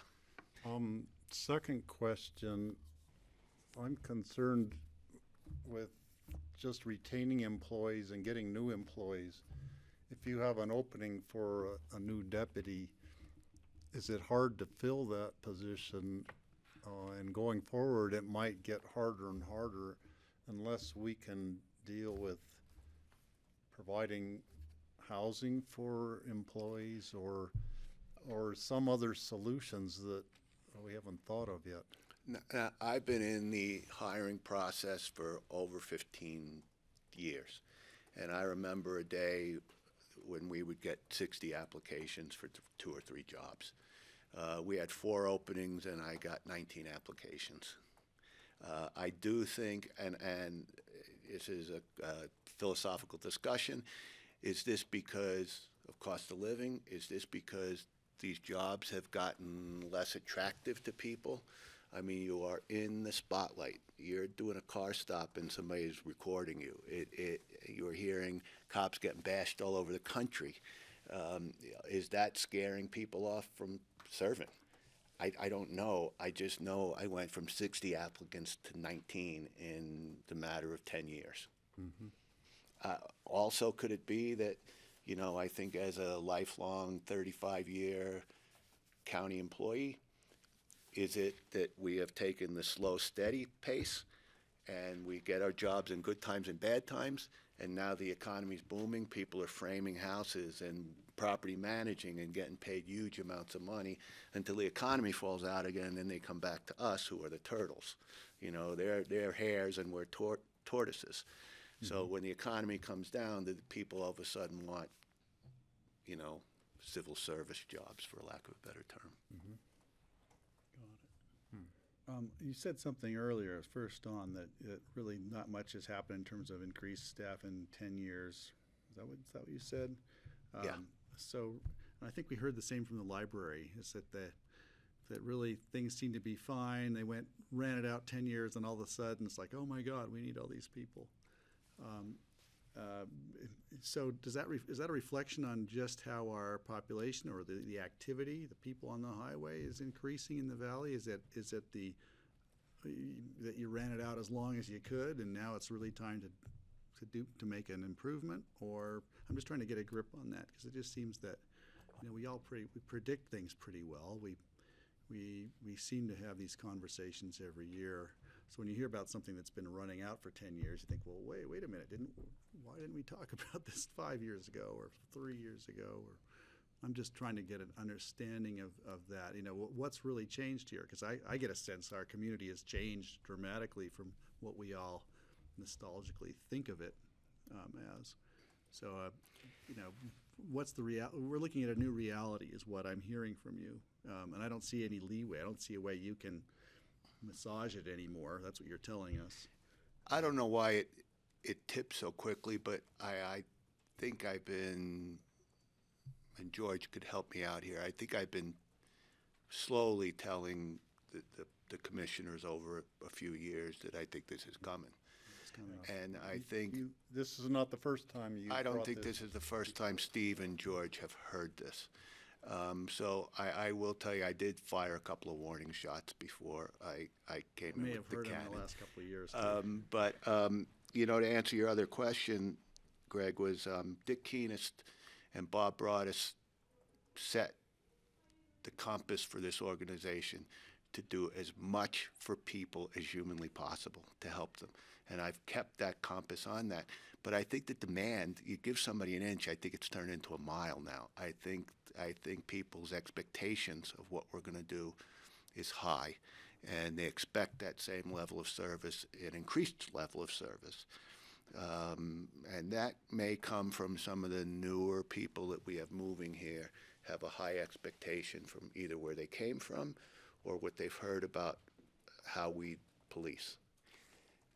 Anything from North Star and the issues up there. I mean, I went to that homeowners meeting, Patty's, but it was, the expectations are high, and I think, frankly, somewhat unreasonable. But I always do my best to fill the requests. Some other things when we are making our recommendations, because we thought about this too. And in terms of where demand is getting created, I think over the last 5 to 7 years, we've seen some disruptive technologies that are creating demand. So, for example, Airbnbs or VRBOs, where a lot of our houses or development are such that maybe used to get used a few weeks out of the year, now filled with folks 6 months out of the year, which as we've been going through the airport planning process, we've learned that our maximum daily population now is upwards of 53,000 people. I don't think that was the case even 5 years ago or 8 years ago, and that creates service demands, particularly on Joe's shop.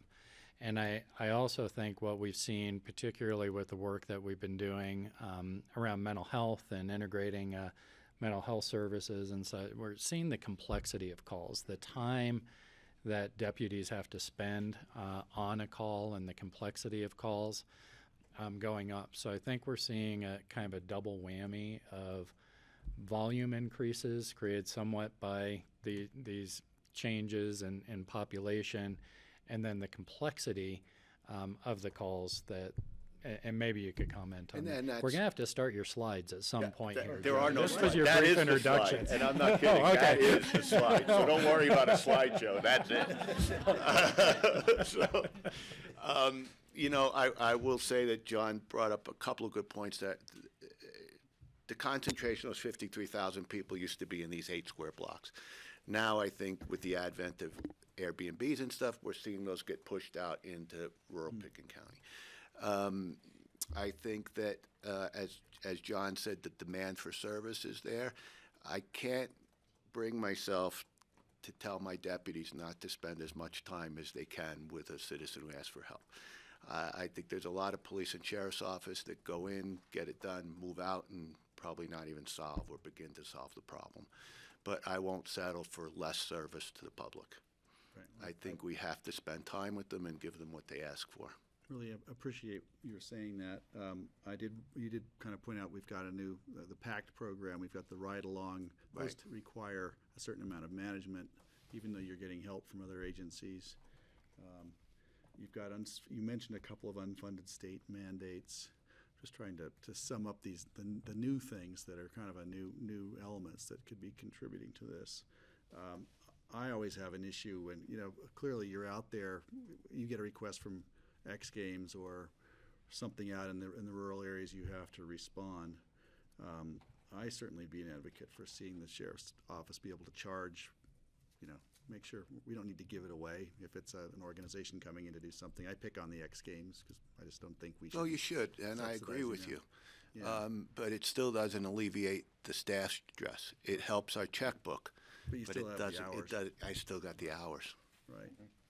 Well, it'd be great to have the full budget to get what you need to do the service you think we should have.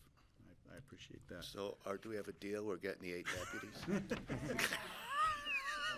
Is there a decision? Try, John. I don't see, Connie didn't put a So- decision point. I just Yeah, get- well, we have a decision point with the whole general fund, but we would like to get the board's input. Are you good with the budget as proposed?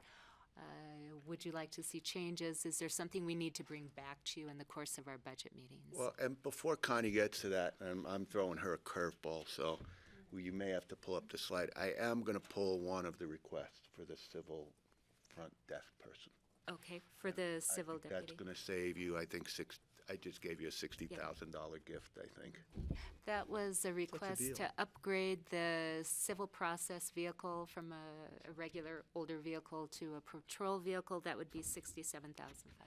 So this is how unconventional your sheriff is. I come here asking you for money, I end up giving more back. But I thought, at least when we originally had that discussion a week ago or so, that you were going to be able to utilize that person, have them go through training, and also be able to utilize that person as a full-on deputy as well. That was the proposal, George. I really don't think it has the ability to work that way. After more thought, if you want the explanation, I'll be happy to give it to you. As I said, it takes, if we were to take a brand-new guy who's never been a police officer before and put him through CLETA, and then put him through a training program, you probably need at least a couple of years on the road before you really got your feet wet. That position would have to probably be filled by a full-time experienced police officer, and I'm not seeing that kind of appetite for it. I think if we were going to use that position, it would be underutilized as far as helping me out for any relief on the road. I think the money's better given back than it is used there. Yeah. I had a couple of just little questions. I don't want to get into the minutia, but I noticed that you had some budget for new tasers. What happens to the old tasers? They just have a shelf life?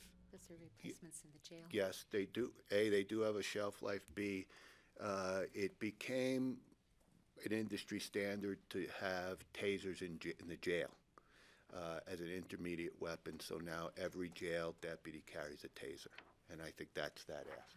Oh, I see. Yeah, and I like the way you are looking at utilizing the inmates in jail, trying to offset some of the costs such as laundry.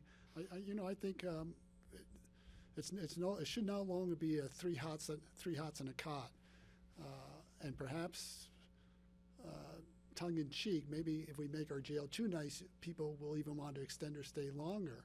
I don't think that's a concern. But I don't think that's a concern. But I think we should be utilizing inmates and. We try as best we can, but as I said, this won't come out well. But some of them are not the most responsible types, and it would be hard to give them. Everybody in our jail has a job, more or less. They do the cleaning, they do the laundry, they've got chores. I'd like them to do more, but that's sometimes hard. Yeah. Back to, I think, Greg's earlier question in terms of what's changed over the time, and I think we've all noticed this, that as people move into the rural areas because they want to have that, that country living, their expectations are services from an urban area. And I hear that all the time when I'm up in these remote areas in my district. Well, we don't have broadband, we can't call, we don't have any sheriff's deputies, but this is why you moved here, remember? And so that those values or those expectations have changed. But George, you said that's what I've been wanting to say, so thank you for saying that. But you're absolutely right on. Yeah. Right on. And I think, I would support this budget request, and I think, rather than jump in with both feet for 8 deputies, I think it's at least for our general fund budget, it's more fiscally responsible for us to sort of gradually increase your staffing needs over the next several years. Hopefully you'll have put together like a 5-year plan, and as needs change, if we have a new airport that comes on or whatever the situation arises, a jail, that we have the ability to address them incrementally. And I think in one way, perhaps that's doing you a favor, because for you to try to hire a large number of people now and put them through training, and hopefully you wouldn't lose any in that process. I think perhaps this is more of a realistic and conservative approach. But I would support this. And again, whenever we do our biannual community surveys, the Sheriff's Department always comes out top in terms of community response, in terms of response rate, in terms of availability, in terms of being able to address their needs. And I want to make sure that we're able to provide you with the resources to continue to do that, because at the end, you're a service. You're probably the most heavily dependent service department that the county has. Road and Bridge goes right alongside of it, but you guys, that's your job. It's service, and service requires resources, money, and staff. So. Oh, I appreciate the acknowledgement, George. It means a lot, probably more than salary to most of my guys to get an acknowledgement like that. So thank you. No, bring him on in. Let's do it. Kelly. I also just have concerns when we're talking about recruitment and retention, and we offer a wonderful benefits package, and then we don't build the foundation for people to use it. So that troubles me. I mean, we need to honor work-life balance. We need to honor the ability for people who are in these really tough positions to take care of their own mental health. and be able to work in a refreshed and, focused manner. So, it is troubling to me to think that we're duping our current, employees by not being able to take that which they've earned, because they're committed to their jobs. And so I feel like we really owe it to the department to kind of even this out, so people can work optimally. One thing I guess I probably should have asked this earlier in the budget process, but Connie or John, if you can help me understand how you get to a point of Joe asking for 8 positions and then recommending 3 to us, would be helpful for me. Have you ever bought a new car, Callie? It's No, very similar I to that. haven't. Very similar to that. It's not like that. Only me. It's not like that. And I'll just briefly say, because there were 27 requests for positions across the county. Do I think any of those were unjustified? Do I think any of those came to us without merit?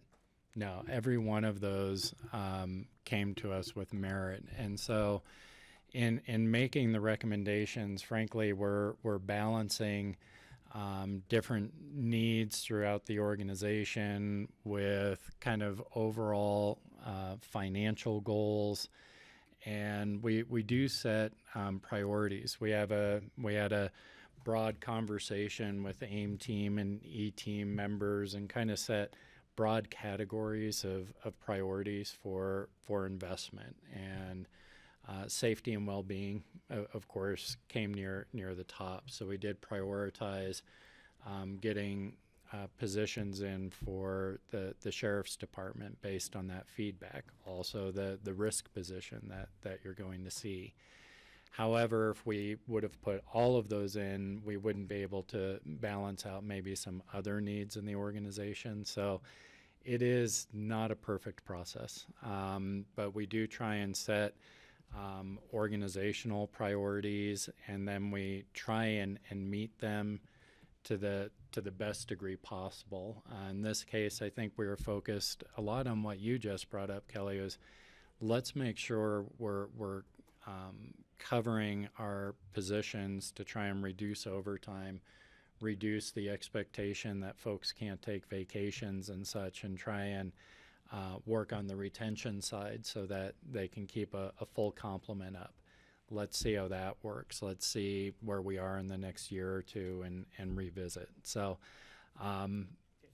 that's the process, as imperfect as it might be, but we try and set priorities. We have kind of first positions in, and then we tend to edit based on meeting other needs. And I've got to give some compliments to John and Connie. This process is like juggling chainsaws for them. And I think they've done a real good job all around. But it's a lot out there with a checkbook that doesn't seem to be that healthy. And I don't know how we're going to manage the jail issue, but I think that's work session issue, not a today issue.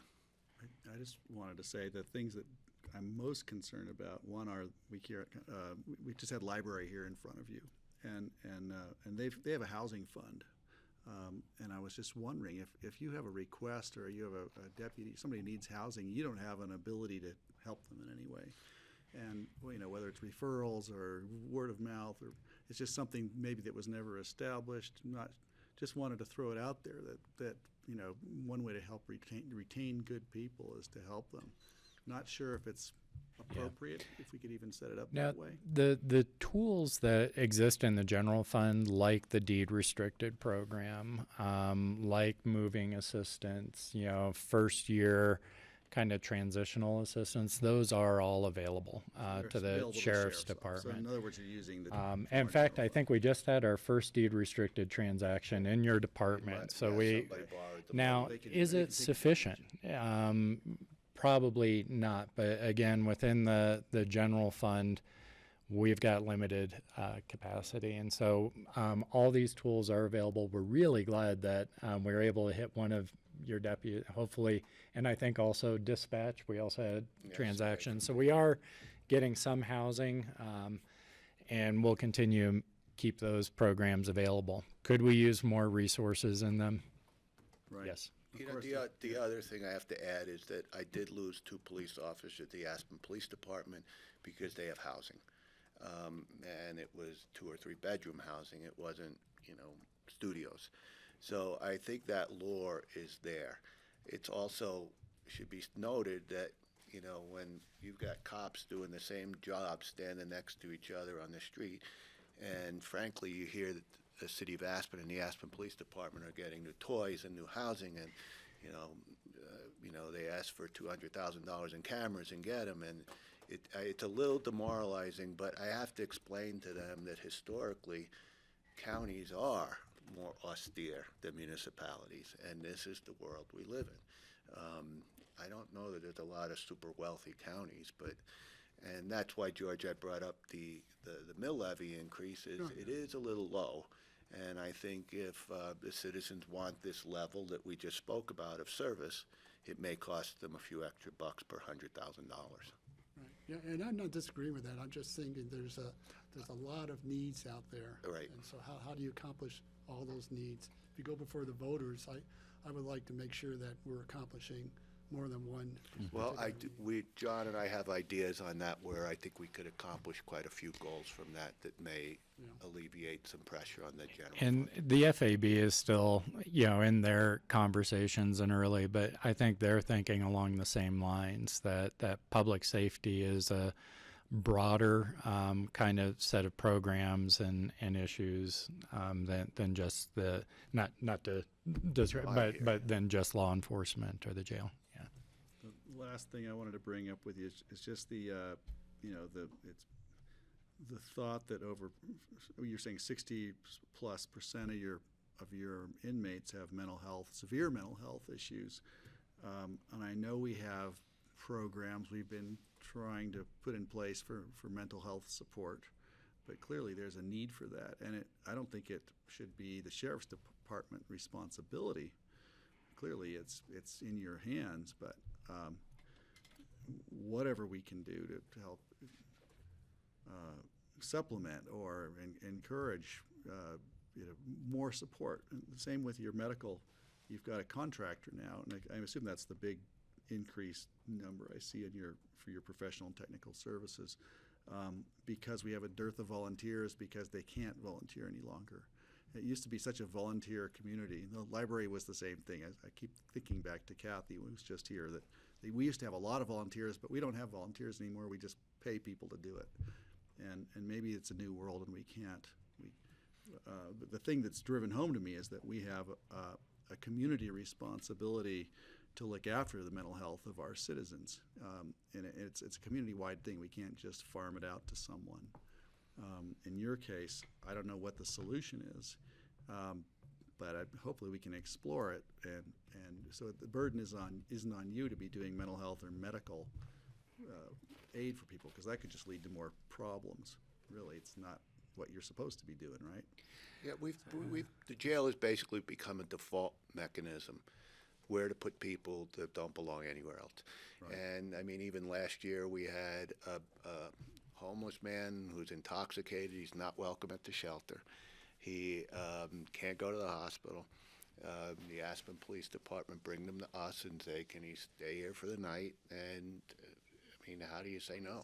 Right, yeah. And we are under statutory responsibilities in the jail to be providing those services. Yeah, to some I mean, degree. it's just unfortunate. There's a national problem. I think Nan would blow your ears off if she, She's right here. I She know, could. but I think Nan would tell you how big a problem it is nationally, and it's, scaled just to us. I mean, we have our fair share. If it makes us feel any better, this is happening everywhere. Right. Right. Steve? One last comment from me. Whenever I see the sheriff's deputies patrolling Highway 82, I'm like, where is the highway patrol? They should be up here a lot more. Now, last week, my son was rear-ended he was going 55 in a 55 zone. He was rear-ended by a car going 85. So the highway patrol responds to after the accident happens, but they're not here before. I think part of the responsibility lies with the state. They give unfunded mandates and expect us to do all this stuff. If we could get, it's like pulling teeth, if we could get more money and more personnel from the state to uphold their part of it, I think it would make it easier on us here. Yeah, and I think they do the best they can up here, but they're short too, and I think their main point of focus is where the problem is, and that's I-70. You know, and they know where they've got me and Basalt and Carbondale and at Garfield County doing a lot of work on Highway 82, and you know, they could have put their time in other places that they think it's better served. Thanks, Joey. Thank you all. I'll see you in 365 days. We'll see you sooner than that, we hope. No, really, thank you all. I appreciate it. Thanks for everything you're doing for us. Oh, we're calling Kurt. Is that his Okay, up next. name? We are calling in Kurt Dahl here. All right, so up next is public health. Your phone ringing in my hearing. I can hear it too.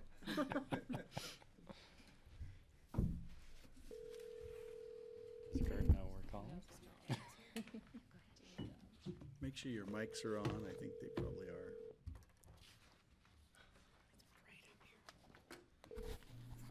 Hi, you reached Kurt Dahl with Pick and Okay, well, We'll just leave them a really long Kurt's message. gonna have to, yeah, we're cutting Kurt's budget. There goes that position. Okay, Okay. Karen, yeah, welcome. Good afternoon. Thanks for letting us chat with you today about our public health budget. I think you're going to see some themes probably from Joey's presentation and then on to Nan's team's presentation. So you'll see some things that just have really risen to the top around needs and trends in the community. So just to remind you, I know you have seen this before, but we worked last year to craft our new mission and vision and values and equity statement. As you're aware, we're a fairly new department, about 2.5 years old now. And so we're still, unlike other departments that you've been hearing from that have been around for a while and may be seeing a shift in the community's needs or demands on theirs, we're really just still a growing department, really trying to get our foothold into the core public health services. And so looking at really our mission is to look at promoting health and preventing disease by protecting and enhancing environments, policies, and systems to support positive health outcomes for everyone. And we do that with a small and mighty team. So here's our team, and everybody here is performing some sort of core public health service or performing something that came out of our community health improvement plan, which was our community-driven plan to identify the top priorities in our community around health. And so we'll talk a little bit more about everybody's role, but just to put faces with names. And so this is one of your trends that you heard from Joey, and like I said, you'll probably hear from Nan's team as well. We know that one of the top health priorities in the community continues to be mental health and substance use. And we've really taken a lead in the community as public health to convene the community around this issue. We have been leading the funders group, which is the collaborative that you're aware of, that we collectively pooled our dollars to try to have a collective impact on mental health in our community. We convened other groups, have tried to connect the dots within the mental health system to ensure that we're looking at the whole mental health landscape and trying to address the issues that we see that are arising in our community. We've recently been leading a mental health strategic planning effort to uncover and further define the gaps within the system. And so that's on a community level, engaging the community, everything from having a Spanish language meeting to having an online survey to talking with community members, interviews, and providers. And so really a big big good faith effort with all of our funders supporting this effort, from the city of Aspen to the school district to the hospital, our partners within human service, and really trying to drive this initiative. So trying to take, again, that leadership, we call it the chief health strategist role in the community, and really leading our community down a path to better understand and better define and better address the mental health system within the community. And as you know, we've been leading some efforts around tobacco policy. We know that opioids are going to continue to be a hot topic. We have some opioid data for our community. It's not as high a need maybe in our community as other communities, but we know it's we're always behind the eight ball. Things come all of a sudden, and so knowing that there's some opioid issues that are happening at the state level and state funding around that and state policy around that, we just anticipate that to be another hot topic. And I'll stop there and then keep going, or do you want me to just keep going? Just one quick thing on Sure. hot topics. Clearly, suicide is an issue. Sure. Whether it's tied to opioids or not, I probably say probably not, but I don't know. But I'm just wondering, is that somewhere in your presentation? Yeah, so I think as suicide as a piece of mental health, or as a unfortunate outcome for folks that are struggling, we won't touch on that in any depth. We know that suicide is there's a lot of complex factors that go into suicide and completion of suicides. We know that that's a trauma that this community is facing. And so I'm not going to go into depth around it, Greg, but I think this whole piece, right, of looking at strategic planning in the mental health system, if we have a strong mental health system, we would hope that we have more prevention efforts that might help someone to get the supports they need. Does that help? Sure. Yeah. Just wanted to acknowledge it. Sure. And then also we know that access to integrated healthcare still continues to be a piece that this community is really invested in and wants to support. And we were working with an access to integrated healthcare work group in 2018, and we just haven't had the staffing capacity to continue to lead this work in 2019. The group defined integrated healthcare as biopsychosocial, which sounds really academic, I guess, but really just looking at the physical, the behavioral, and the social determinants of health and how those play into the whole person and a holistic approach to someone's health. And so this included our partners at AVH, our human service partners, Mountain Family Health Centers, Community Health Service, and other providers in the community. So really wanting to think about this in context of our community health improvement plan that defined this as one of our leading priorities in Pitkin County. In fact, the BOCC defined this as one of your priorities, and really wanting to continue to further this effort and this work. And then that also aligns with some of the work that Nan will be leading around the Medicaid utilization work group. We just know in this community that there are a lot of folks that are not connected up to Medicaid, and we're also seeing an increase in underinsured and uninsured folks, and that's really impacting our mental health system as well as our physical health system right now in this community. So having some strategy around that and leading efforts around that is important.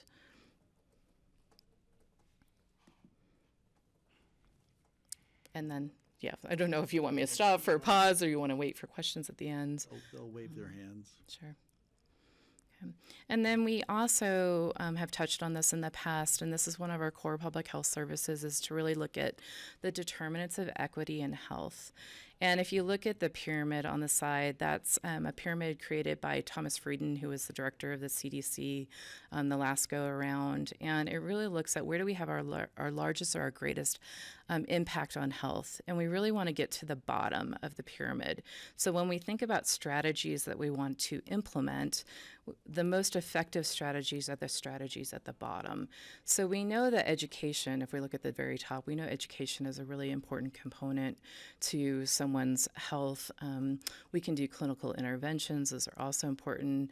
We can have vaccinations or smoking cessation programs. Those are important. But as we start to move down the pyramid, we just have more impact. So when you think about the efforts that we've been putting in around tobacco and tobacco policy and tobacco tax, we do that because it has a greater impact on the health of our population than maybe having a cessation class or educating youth on not smoking.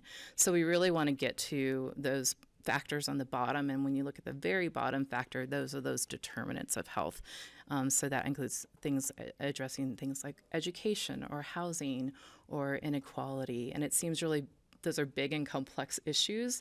They're not things that you can solve or have strategy against right away, but we know that those have the greatest health impact, and we want to continue to focus on them.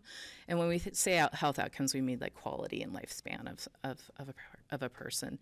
So we're actively invested in the regional housing efforts, the Housing Stability Coalition that Human Services and partners are leading, and really trying to think about inclusion and equity efforts within our own governmental structure. So we see that as an emerging trend as well. And I'll stop there before we kind of switch into the environmental health components. I just think you're looking at, you're casting a wide net. Yes. Yeah. It's That is public health. Yeah.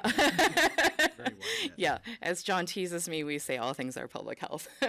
But it is. I mean, it is a discipline that is fairly wide, and you're absolutely right. And so how do we clarify and be clear on what we're going to address? And I think that's part of our budget presentation today to talk about how we can address some of these things. I'm going to turn it over to Jordana because she's going to cover Kurt's slides.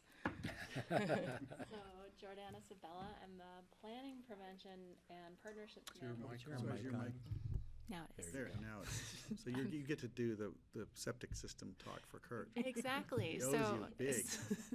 So if we have any questions, Kurt is ready and waiting by his phone, and we can call him in if you need any more details than I can give you, but I'm going to go through these for him. So one trend, I guess some themes that you'll see when we talk about the environmental health, hot topics and emerging needs, a lot of them have to do with regulations. So enforcement of clean air, the Clean Water Act, regulations should really be living documents that change over time. So the state does tri-annual review of regulations, and part of our issue around this is capacity.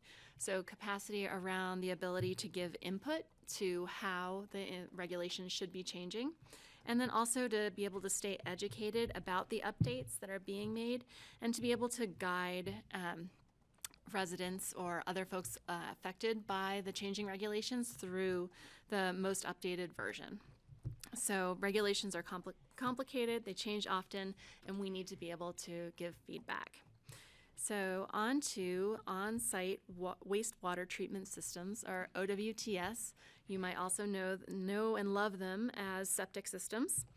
OWTS permit numbers have leveled off at just under 150 permits a year after climbing steadily since a low of just 15 back in 2009.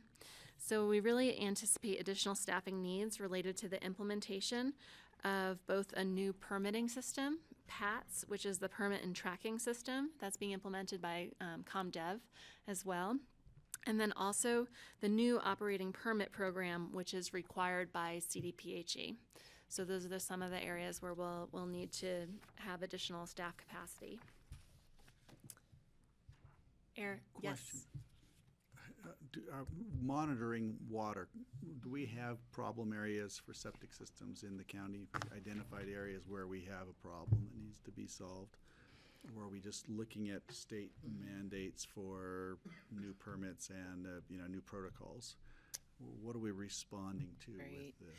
I mean, we're responding to the permitting process, so the inspections and the use permits. I don't think we're like hot spotting places where we think there's issues within the community. Certainly when there's septic failure or potential septic failure, we get alerted to that and we play an active role in that. Sure. Yeah. I was just wondering, it's not like, there was a time, was it in the 50s or some, that Aspen was notorious for water problems, right? So it was an immediate threat. This is trying to get just bring us up to speed. Get with ahead the of that. standard. Yeah. Okay. Yes. Yeah, and I think it's just showing that we know when the economy downturned, there was just less development, right? So that's why there were less OWTS permits. And now that the economy's been chugging along, we just see more building. Okay, thank you. So air quality. The EH department continues to respond to additional demands in the air quality program. Some of these include oil and gas drilling regulations, which continue to change. There's really a desire for us to be represented in commenting on the regulations as they are continually updated. Climate change. This is a super determinant of health. We have to be able to address this through mitigation and resilience efforts, as well as regulatory efforts.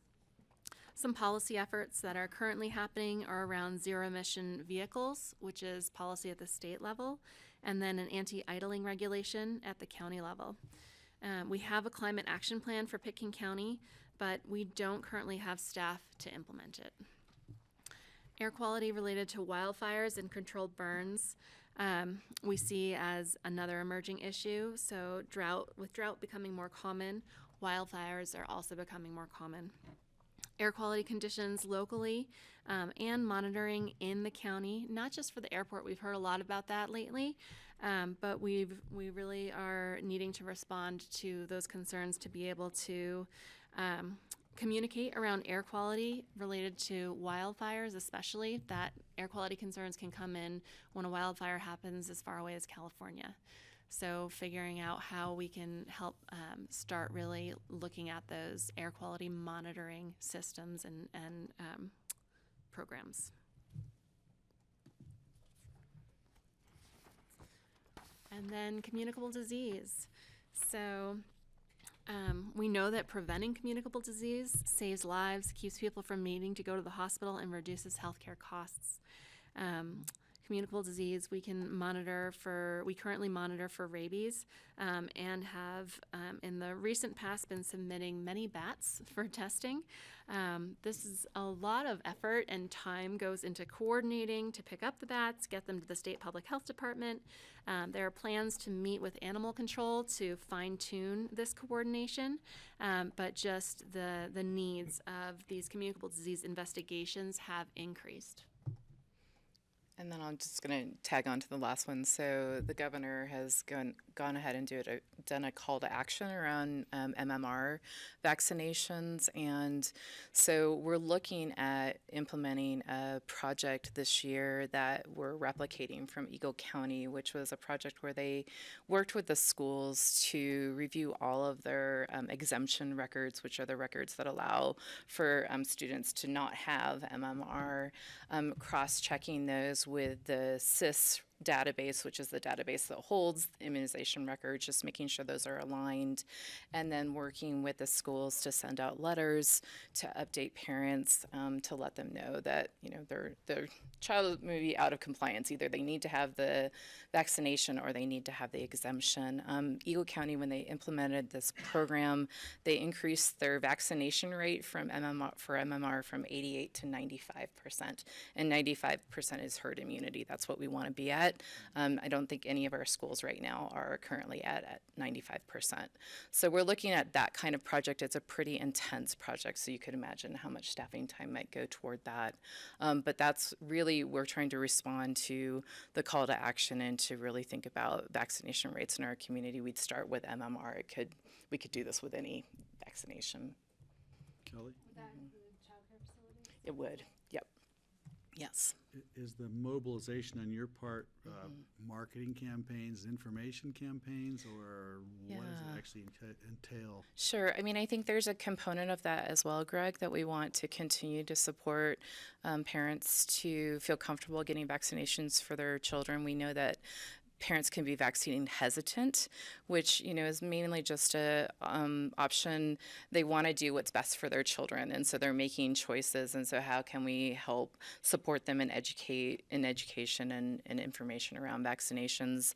That's really where we would want to go with that kind of campaign. I feel like parent to parent is a really strong, physician to parent is also a really strong messaging. Coming out with an ad in the paper probably isn't going to change anyone's mind. So we're really looking at those social networks to increase that, those rates. And we would also have like an open access. So as parents get their letter from the school knowing that their children aren't vaccinated, we would work with Community Health Service to have open access so that they could get those shots right away. So I think there's a multi-level component to this of increasing clinic access, doing this project, and then just having social networks to really support people and having the best information. I want to point out this isn't just about kids, right? There are adults who might not have received or need an update for any of this. Yeah. Yep. Yeah. Okay. Thank you. So with all of that, so those were our trends, emerging issues that we're seeing for 2020 and beyond. And then just a reminder, we've talked about the core public health services. So as Joey alluded to, we also have mandated services that we're required to provide from the state. And these are our core public health services. All of these are required by statute, and they all have intricate kind of details that go under them. This is just a very broad overview. So this past year, Public Health recognized that when the Public Health Act was passed in 2008, it was great because it established these core public health services across every public health department in Colorado and really systematized public health. So it said, we will have the same services in the same community. Everybody should have access to these services. So that was really good for just creating some consistency across the state for the public health system. Unfortunately, as you're aware, there were no dollars attached to that act. And so that's the world we've been living in public health since 2008, is all of a sudden all these services were mandated, but there were really no dollars that then came with them. And so Public Health as a system across the state of Colorado got together this past year and said, wow, now's the time to do something about this, and to look at the unfunded mandates, to really look at our core public health services, and to think about public health transformation. And how do we really become a 21st century public health system within the state, knowing that public health can sometimes be a silent partner. You don't know us until you need us kind of thing, because we're doing a lot of behind the scenes work to keep the community healthy, and you may not see that until we exercise on it, like if there's a public health emergency like a measles outbreak. So we've been working together at the state level to really think about how do we go back to the legislature and ask for more funding, in essence, to fund those services that were passed in the Public Health Act. And through this process, we did a capacity assessment of our department and a cost assessment of our department. So we really looked at what are we currently providing, what would we need to be providing to fill all the core public health services, so all those mandated services, and what would it look for us to be right-sized to do that. So we did a pretty complex analysis. I know Connie shared with you one of the spreadsheets. That's just one of 25, I think, that we put together. So It's 4 feet long. It's painful. Connie's got one over yes, there. Yeah. Too hard to pick up. And that spreadsheet is part of it. We called it the scratch sheet, and it's the cost assessment. So and we had a consultant help us to do this. And what they really looked at was, what is the population of Pitkin County? What's our federal poverty level? And then what would the staffing capacity really need to be to fill all of those core public health services, which was all the things on the very top there. And they did an assessment and came up with 16 as our FTE count for the department. We looked at it and said, well, actually Community Health Service is doing some of this work, so we can, take off a nurse here or take off a physician there, and really looked at our current staffing and what we were providing. and determined that probably for us to truly be right-sized, we would be 13 FTE to be able to fulfill all the core public health services that are required. And so with that, went ahead and just looked at what that might look like for our department. So you can see that our current staff is dark blue, the new staff is lighter blue, and then we'll talk about the red highlighted boxes. But really looked at all the core public health services, what we were currently doing, what we weren't doing, and what kind of positions we would need to then fulfill those core public health services. And looked at this and realized that this was a huge, it's a huge ask, right? It truly is a huge ask. And thinking about where the funding would come from for these positions, and recognizing that it was a big increase in the number of folks that we already have. So phased this out over 3 years and thought, well, maybe we can work toward this in 3 to 5 years. And what are the positions that we really feel like we need right now to be able to do the core public health services that we may not be doing? So we probably are missing, in fact, we are missing some core public health services that we're just not having the quality or the quantity or capacity to fulfill. And then identifying those. So what we came up with were an operations manager position, a health promotion analyst, and then a permit tech tobacco compliance position. And those were the 3 that we felt like were most needed for 2020. So those were the suggestions or recommendations that we made. And then through the budgeting process, came back with the recommendation of the operations manager and the health promotion analyst from, as John kind of described, the process of how administration gets to the final ask. So we have an ask of 2 FTE right now, and I can talk in detail about what those positions would do and how they would meet those trends that we identified. So you're thinking 2 for 2020, growing to try to fill it out over the next few years. Yeah, I did a phased an approach of 3 years. I think we could look at a little bit longer. It really depends on what happens with our public health transformation effort and the state legislation. If we get more funding, we should be using that funding to provide for core public health service. That is what we are required, and that's why we're here. And so I think there's an opportunity to bring in additional funds if that all passes in the future. I'm not looking for the county necessarily to support all these positions, but I do want to acknowledge that to be a fully staffed, right-sized agency, this is what we're looking at, is this org chart that we've presented. Yeah, I'd like some more details. Sure. About those 2 positions, Sure. please. Yeah. So really, we do a lot of management of contracting. So if you think about the contracts we have at the state level that are all task orders that we get from the state health department, from the Department of Human Services. We've even had funding through HICPUF that we managed with Human Services. And so we get this state funding that comes down to us. All of that requires contracting processes. So there's the contracting up to the state, and then we hold a lot of subcontracts. So we are the ones that are managing the Mountain Family contracts, managing the Mind Springs Health contracts.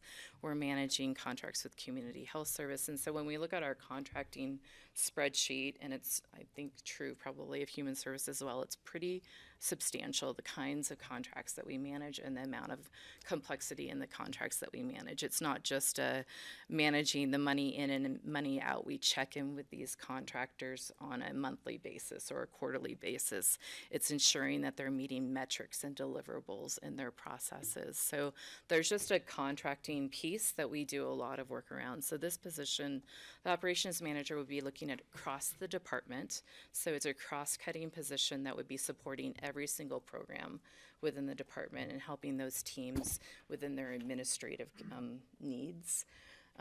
We do a lot of data collection and analysis, and we've been a little bit short on that. We haven't had the ability to provide the community as much data or the complexity of data that sometimes we get asked to do. So this person could do a lot of data collection and analysis for the whole department. Fiscal quality and compliance. We're always looking at quality improvement and QI processes. We want to ensure that we have we like flowcharts and systems and processes, and making sure that those are really substantial and sound. This person would do a lot of quality improvement for us in relation to internal, but also how we interact with internal services within the county.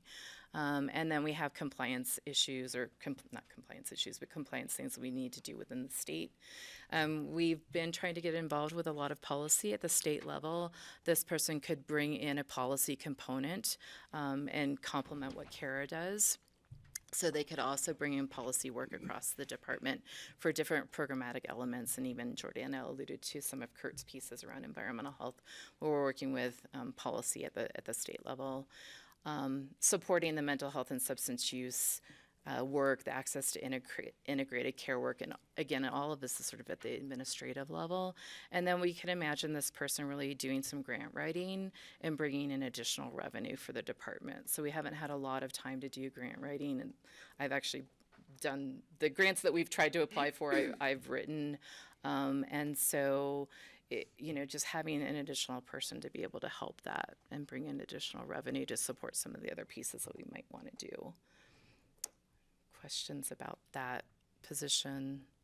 Just looking at your org chart, is that a state standard design? It sounds like a lot of this is in response to state mandates. Right. So when we look at that spreadsheet, I pulled out all of the FTE pieces that are mandated services. So like communications is a mandated service for public health.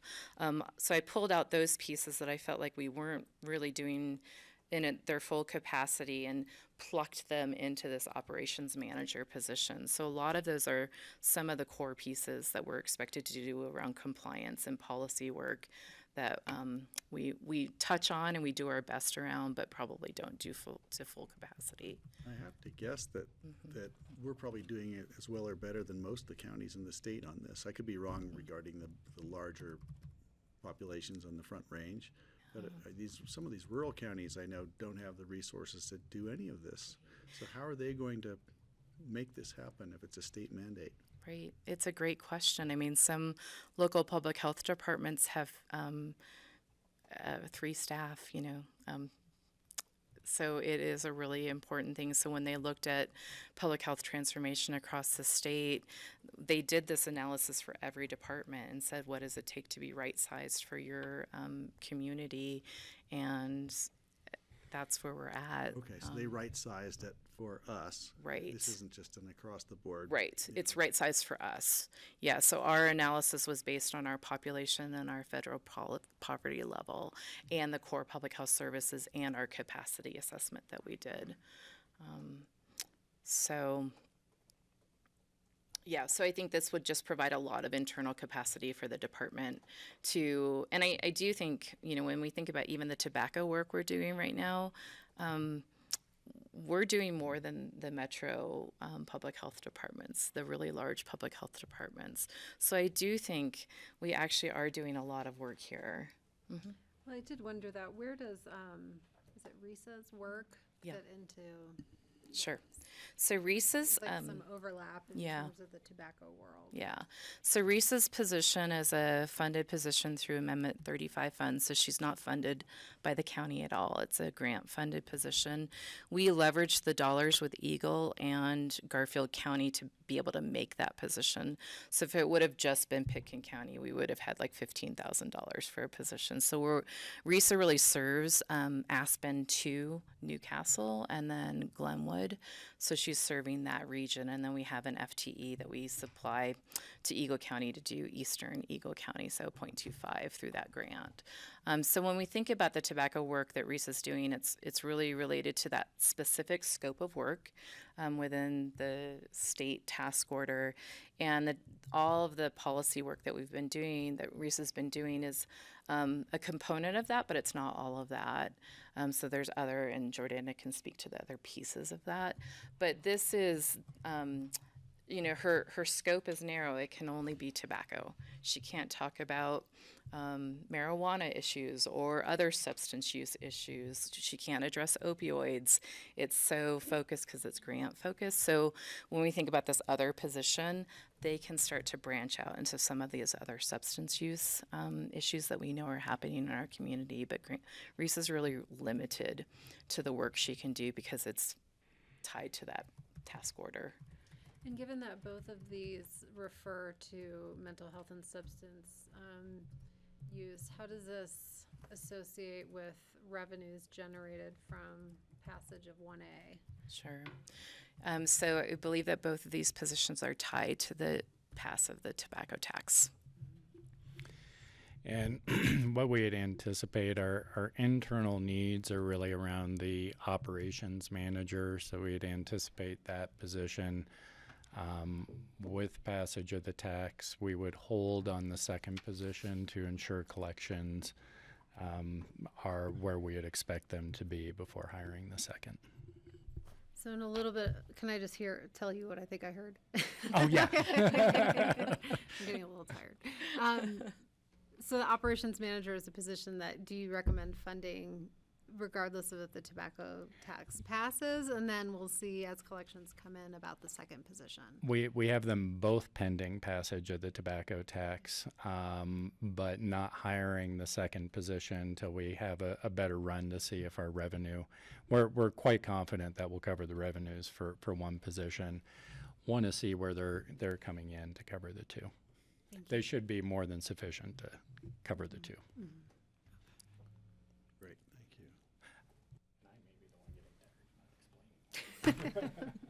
you. And then the second position, the titles probably needs some work. Maybe both titles need some work. So we've been working on this mental health strategic plan. We know that we're going to need staffing capacity to coordinate that plan. Whether if it lives in public health, if it doesn't live in public health, then someone's going to need staffing capacity to coordinate that plan because it's being driven by the community, their community goals. We want to implement those goals, and it's really important that we have some strategic direction around mental health in this community. So this person could coordinate that plan. They could also coordinate and assist with that access to integrated healthcare work group that I talked about. So again, having some staffing capacity to provide leadership for our community around that and convening and mobilizing the community to do this work. They can address other things that we just have not really had time to get to, which are things that have been emerging from the Board of Health. So looking at gun safety, again, opioids sort of alluded to that there's some work going on in the community, but we haven't been able to have a presence in that work. We have not really even touched on like healthy eating and active living and aligning with the SANA effort that Human Services has been leading. We know that there's more work to do around housing and to really put our energy and effort into that. So this person could be a generalist. They can really hit and support me in leadership around some of these pieces and be able to be at, Jordan and I made a list of all of our community meetings, and I think we have over, 40, 50 community meetings that we as a department need to attend, either monthly, weekly, quarterly. I mean, we really want to have a presence in the community. That's our role. And so this person could have more of that presence in the community. Just a little bit then on follow-up about the funding from the ballot measure. Some of these things are outside of that scope. Mm-hmm. So I think we would need to be diligent about how that is tracked. Yeah. So I guess in that context, help me understand what the budget impact here would be for part of it coming from that revenue and part of it coming from, I don't know where else it comes from. Well, let me speak to the alignment or the nexus with the ballot language, and then I might let Connie and John speak to the other pieces. But in the ballot language, it talks about public health programs, including mental health, substance use, integrated care. I mean, integrated care has behavioral health as a component of that. So I see, it's really hard to segment out topic-specific things, right? So if you have if you're struggling with tobacco, we know that you might have a co-occurring mental health disorder.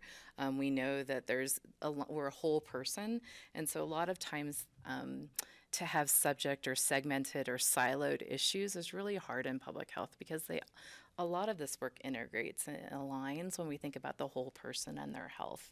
So I actually think that both these positions, and especially the health promotion position, has a direct nexus to that ballot language. It is exactly the work that I think our community would like us to see being done, and it's the language of the ballot around mental health and substance use and public health programs. The gun safety, healthy eating actively probably is a little bit out of that scope. Yes. So we'd have to really think about how that played out. But and the operations manager, I feel like is, again, a cross-cutting. They're going to be supporting all of the different programs that involve mental health and substance use. So that's the PACT program that we coordinate. That's tobacco work that Reese is doing, and really helping just the efficacy of the department overall.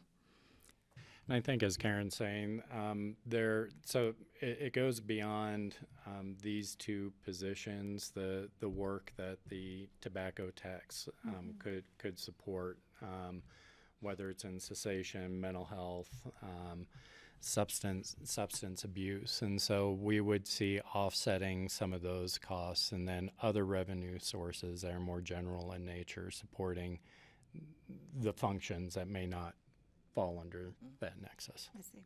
Okay, thank you.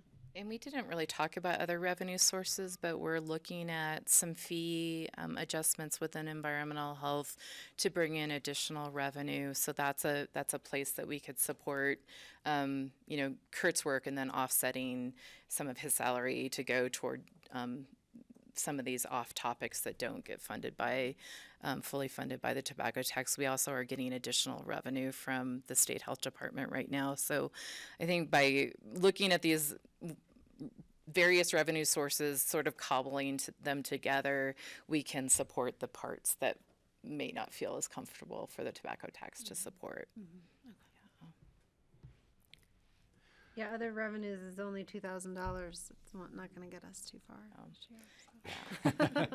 So we're looking at, like I said, doing an analysis of our fees for next year that would go to the Board of Health.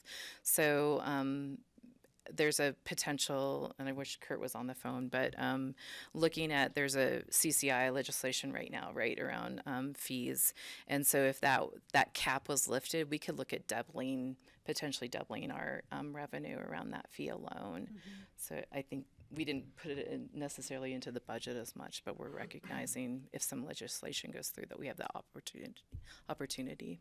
Great. Karen, if you want to Sure. advance Yes. to the next slide. Thank you.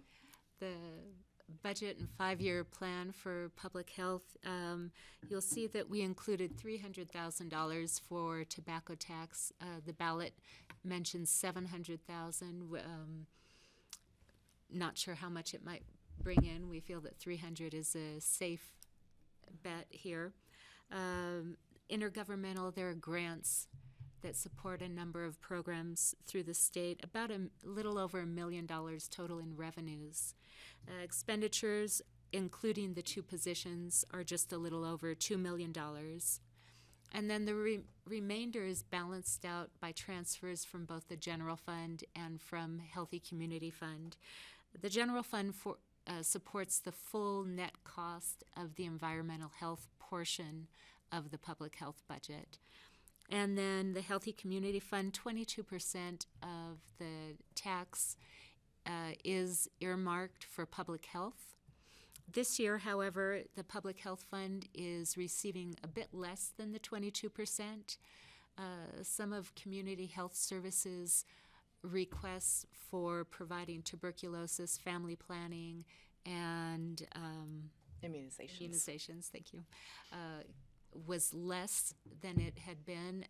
So public health is not drawing down on that full percentage from the Healthy Community Fund this year. And that does leave the fund with a $90,000 surplus just in case there were other things that came up during the year. And down at the very bottom, you see Smuggler Superfund, which is included in the Public Health Fund, but is a restricted fund balance that can only be used for the Superfund. And so here again, we do have a decision point on public health if the board is comfortable moving forward and the direction is laid out in this presentation in the 2020 budget and 5-year plan, or if you would like us to make any changes. Well, the one thing I know we've talked about just at the opening and then kind of alluded to climate action plans. It's my favorite question. We declared a climate emergency about a month ago. You've indicated that this is something should fall into the purview of public health, I think, community health. I'm just wondering if it'd be great to come up with an offset program or something that could help bring revenue toward doing things that are helping us mitigate and prepare to be resilient for climate. And that's a conversation we could have, but I want to make sure that we're thinking about that as we're putting this budget together. And how does that work? The other question I had was just, I see you have it here in your health promotion education specialist and in operations manager both. You mention opioids in particular, but it's really other substances as well. Right. So I know opioids is the hot topic, and it may not even be as important to us in this community as it is in other counties, thankfully. But we also do have substance issues that could fall into this. Is that correct? Yes. So Yeah. You mentioned opioids specifically, but there's more. Right. It's a broader thing. Yeah, I think opioids, just because it's at the state level, right? There's so much momentum around opioids. And, Right. As Possible there should be. dedicated funding. and designated funding. Right. Yeah. But regarding thoughts on the climate? Yeah. How can we actually make a substantive Right. difference in the community with that? What thoughts on that? I mean, with the air quality position that we put into the long-term plan, really looking that both Kurt and Brian have expertise, but they feel like they need someone that has even more expertise in air in particular. And so that's why we put that position into the long-range plan. I think that if we had the operations manager taking up some of the things that a lot of the program managers, so the work that Jordana, myself, and Kurt end up doing around contracting and administration, if they can take up some of that work, that will hopefully free up Kurt to do more air work, which he's been pulled into a lot lately. He just feels like he needs more time to become the expert or to hire an expert around that work.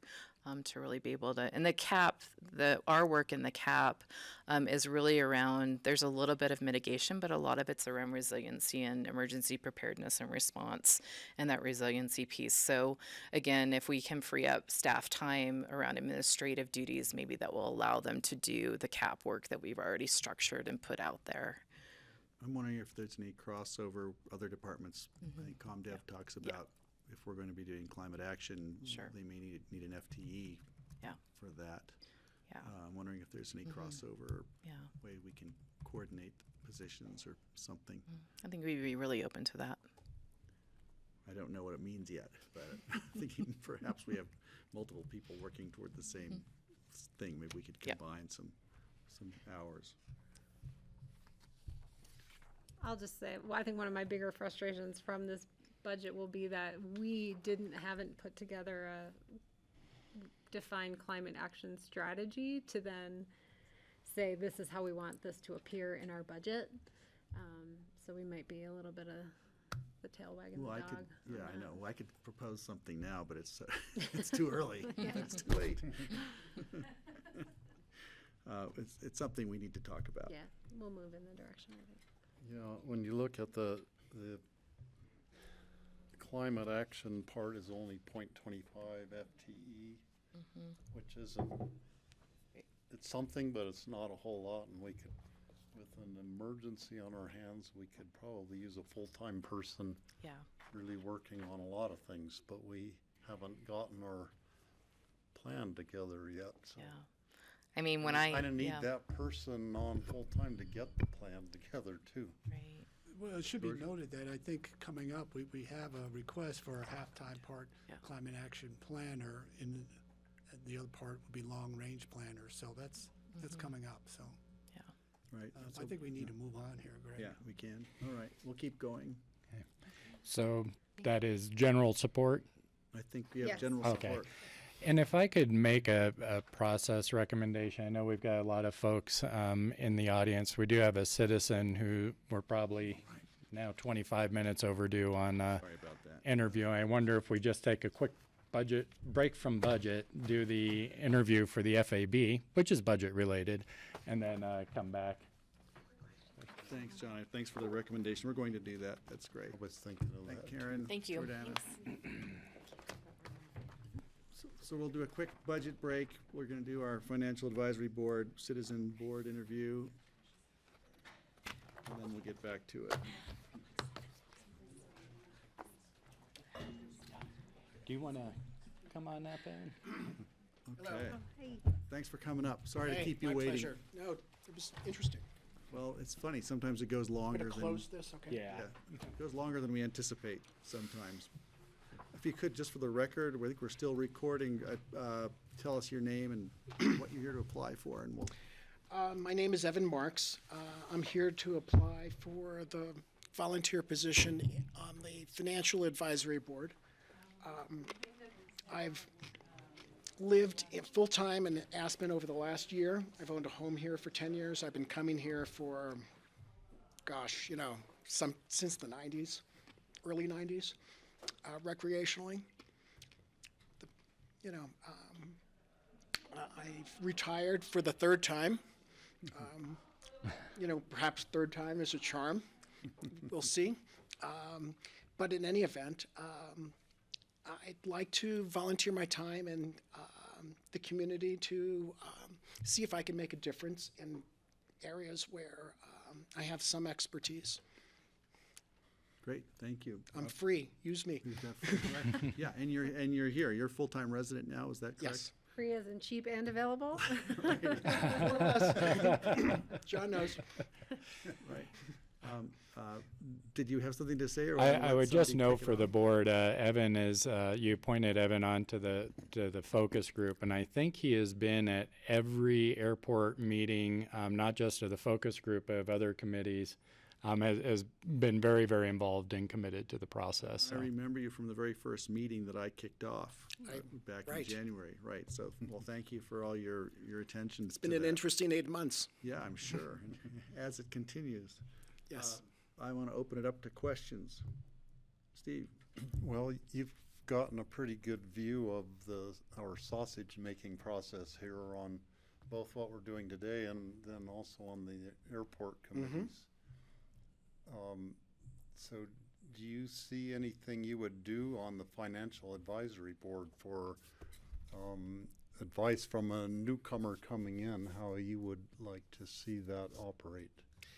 Well, as a newcomer, I know not to wear out my welcome by being, assertive or pushy or whatnot. I think initially I would just sort of meet the other people who are involved and see if I can support staff in any way that they request.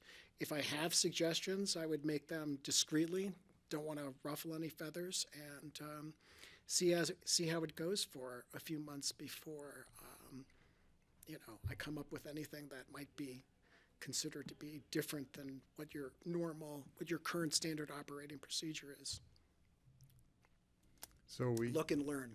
Yeah, and the Financial Advisory Board looks at,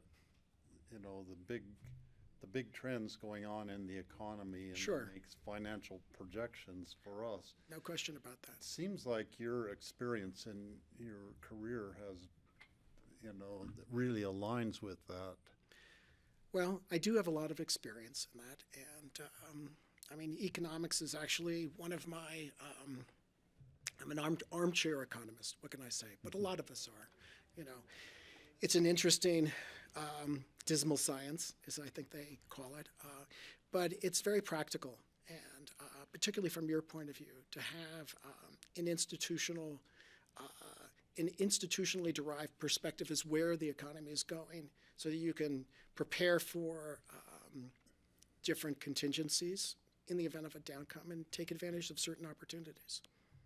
Some of which may be related to mitigating the pain of certain economic contractions. Those are opportunities too.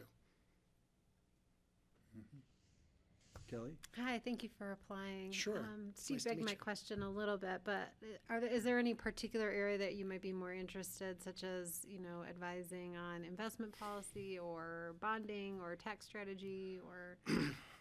Could be all of the above. I mean, my background, as you can see, is pretty diverse, but, I've been advising ultra-high net worth families for quite a while. I've done a lot of corporate finance, some municipal finance. I've developed, management and financial control systems for major investments, have a fair amount of experience in some pretty significant real estate and development projects. So, as I said, I'm a little bit of a jack of all trades and an expert of none. Most kids, when they come out of business school today, I mean, I graduated from business school, I think in 1982 or 1983, and it was sort of sink or swim when you got into your first job in finance on Wall Street. Today, everybody swims in a very narrow lane, and I think that the experience that I've attained is something that's no longer available on Wall Street because I had to figure stuff out on the fly. There were no large departments that were strictly dedicated to one discipline or another.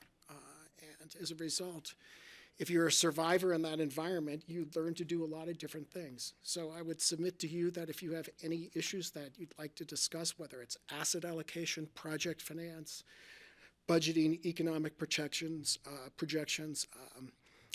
to prepare for the next recession, I'm available to consult with you and give you the best advice that I have based on a nearly 40-year career in doing that sort of stuff. Have you had a chance to look at our current proposed budget? I know it's a lot of Doing money. okay? It's about 140 million Yeah. down because you probably finished the construction of this facility. So what I haven't done is to look at the revenue side. The only revenue elements of revenue that I know is from my real estate tax bill. Sure. So I live in Highland, so I know we contribute and contribute and contribute. That may be more for the, I would imagine the Metro District bonds than anything else. But I'm happy to go through that. I was just curious. You may be late in the cycle now, but sure, Thank you. of course. Question, George? No, I think you've answered them all, but thank you again for That's applying. great. I was just going to ask, well, you're Sure. clearly overqualified for this position. Well, do that's we have to worry about- honestly, that's a shame because, $140 million is a lot of money and a lot of people depend upon what it is that you do and how well you prepare for, the busts that follow the boons. And, And we don't have any economists on staff, well, except for maybe this guy. I think you probably, well, listen, I mean, let's face it. Winter is coming. You guys watch Game of Thrones, right? This economic cycle is so long in the tooth. It's the record-breaking economic expansion for this country since it's been founded. And a lot of it is sustained by, quantitative easing. You guys read about that in the newspaper or on CNBC or on Bloomberg. And there's been a lot of debt that's been built up into the system. But I can't foresee, just because I can't, I'm not a seer, but it's really, it's common sense that with the business climate being as fragile, business confidence being as fragile as it is, and with the the economy sort of hovering above a stall rate, is that there will be a recession.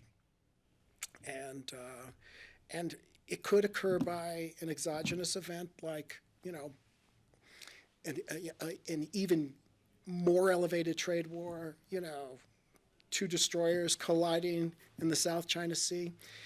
when it happens, when we can't foresee how that's going to happen, but when it happens, the stock market's going to drop 20-30%, and the first thing that's going to happen here in Pitkin County is residential real estate and discretionary spending will go down. And you have to think about how that's going to affect you. Classical, in governments never do this, but they should. And I'm really pretty much on the right side of the political spectrum, but Keynes basically said the government should save and tax a little bit more during the boom times so that they can spend more and tax less during the times of economic recession and contraction. And one of the wise things that I think you as policymakers and stewards of the county should consider is how precautionary can you drive your budget and your policies to take advantage of that? Because one of the advantages of actually getting old is that the things that happened in the past seem like they were yesterday. So 10 years ago, which may not seem like yesterday to you, but when it was only a nanosecond to me, I had friends and acquaintances that lost their jobs in the county, whether they were real estate brokers or they were tradesmen, and that's going to happen again. So, you I think, have to think about what projects and things that the county can do to ameliorate the pain and prevent people from having to move out of town to, get new jobs. Right. Well, I think it'd be wonderful to have you on the board. It would be my pleasure. We'll be just making a decision sometime in the very near future. Any other questions we have? No chance of you being headhunted away from us before this? I have headhunters that call me all the time, but not for jobs like this. Okay. I can think of a lot of slots we could fit you into for, Listen, it'd be great. like I said, I'm free, so well, take advantage of me. Thank you. Exploit me. Really appreciate you coming in. My pleasure. We'll be in touch.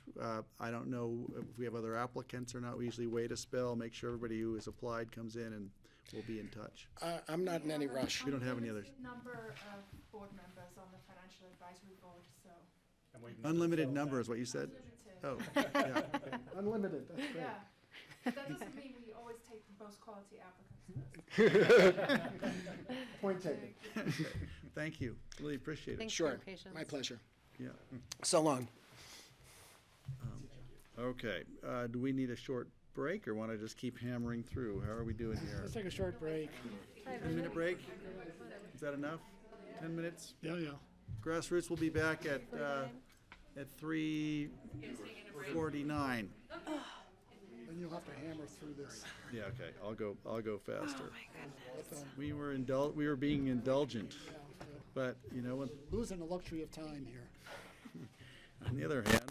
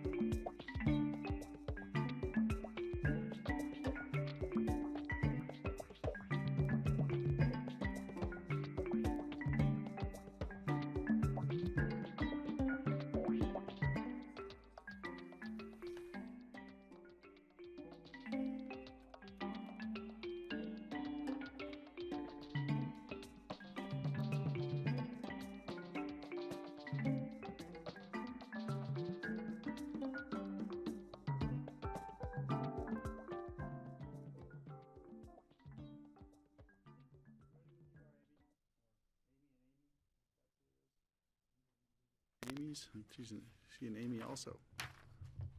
Okay, we're back on with our work session for October 22nd. And Nan is here. Welcome with crew. Hi, thank you. What a lot to learn and take in. So just so you know, we're taking it in two. It was great for us to sit in on the sheriff and on public health, and also I sat in on some of housing. So what you have, we're going to do human services now, and so we have the team here, and we're going to sort of present general trends, and we have really two budget asks. They're both small, so I think that what we're going to share with you, some of it you already know, and knowing that you're tired, if you feel like you want us to move on, just give us a wave.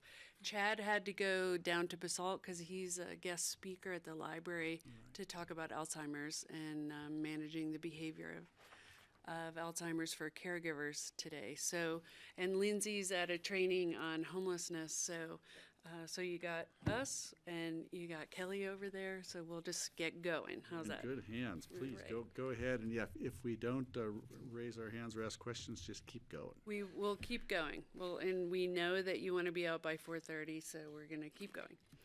So human services includes all protective services, adult and children, economic assistance, where we help people who are eligible for public benefits like Medicaid and SNAP, all of human services administration, just the oversight of it, senior services, strategic partnerships, which is really the Healthy Community Fund, and then veteran services, which is a mandated services and provided through the Economic Assistance Department. We have these values and this mission, which we've shared with you before, but really our mission is to inspire hope and strengthen resilience for individuals, families, and the community at large. This is our 2020 org chart, so it's a little different from this year because, as you guys know, when Mitzi left, she was the manager of strategic partnerships. We came to you all. You approved a deputy director position. That's Lindsay's position in yellow. I tried to color code. It's hard to tell from this view. So Lindsay oversees our administrative assistance, finance, and our finance analyst, which is Kelly, and she works 0.75 for us and 0.25 for public health. And then Lisa, who's the Healthy Community Fund grant specialist. No changes in economic assistance this year. In adult and family services, we have a child welfare supervisor who was recently promoted from a lead worker. So it was an internal promotion. Kelly Kirkpatrick, who's doing a great job and really helping to support all of the work that adult and family services is doing. I see a little error in the org chart. It doesn't matter. But Kelly supervises the two caseworkers. Sorry about that. And then senior services, and no changes as of yet in that division. So we're going to talk about some of the trends. Some of these you know. Sam's going to start with really the wage issue. One thing we wanted to call out before we got into some of the emerging trends, because this has such an impact on this, is the idea of the self-sufficiency standard, especially in economic assistance. Most of our program eligibility guidelines are based on the federal poverty levels, which are uniform except for Hawaii and Alaska throughout the entire country. And the Colorado Center on Law and Poverty does this great work around looking at the self-sufficiency standard in counties and areas throughout the country. Pitkin County is actually one of the highest in the entire nation. But the gap that we see between what a lot of our means-tested eligibility programs cover as far as income goes up to this self-sufficiency standard for Pitkin County individuals and families is a gap that we're working to address, because that's a spot where a lot of folks land here in Pitkin County, and there might not be services available to them that would be helpful in them maintaining employment and just a quality of life here in Pitkin County. So the gap that we're seeing, as this calls out here, is that federal benchmark for a family of two for many programs is around $16,460 a year. That's gross income. And what they've found is that for one adult and a preschooler in Pickens County, their needs to meet or their income to meet their needs would be around $72,000. So it's a pretty substantial gap that we're dealing with when we're looking at how we can best serve our population here in Pickens County. And as it mentions, about a quarter of the households in Pickens County fall under that self-sufficiency standard in the variety of different household makeups that there are. Thank you. I wonder what a quarter, the top 25% fall at. I imagine it's Well, many that makes a multiples. median very interesting, doesn't it? So I just need to ask a question. It's not advancing here, but it's advancing there. So I'm fine with that, but just in case I look frustrated, it's because I can't tell what I'm looking at. But I see you, Greg. And I see what's Okay. behind you. Okay. We can see it's in front of you on our screen too. Yeah, See- awesome. So wanted to show you this chart around the, keep in mind the wage pressure. The Rocky Mountain Health Plans received a federal grant to study basically the social needs of Medicaid and Medicare clients in the entire West Slope. This report specifically speaks to screenings that are happening in Garfield, Pitkin, Eagle, and Summit County. And ACHM stands for Accountable Health Communities Model. So there are providers like Mountain Family Health Center, Roaring Fork Physicians, Dr. Kotz, and several others, Community Health Services, that are doing social needs screenings. And this was a report in August. There were over 3,000 screenings. 221 qualified for navigation, and those are people who have had 2 ER visits and 1 social need show up on the screening, and yet they identified over 3,300 social needs. So this is really interesting to us because it starts to make more clear to us the pressure that we're feeling in human services, right? The biggest demand in our region is around food and food security, with over 852 people who screened in positive for food insecure. And that was answering a question that said, in the past 30 days, in the past 12 months, have you had to make decisions about buying food or not? Have you been hungry? Have you had to make decisions? The second biggest issue, as you all know, and we're going to talk about briefly, is around housing and housing instability and the housing burden that people feel, and then transportation as a problem. And then utilities and safety, which is our lowest, which is really nice and speaks to the work that the sheriff and APD do and all of our law enforcement officers. And social isolation. So this is really a very interesting data snapshot. And we're going to talk a little bit more, but I think as you look at it, you'll see that as we move forward, a lot of our initiatives are around food, around transportation, around housing, around social isolation. So we're just like in the thick of the needs of the people who live and work here.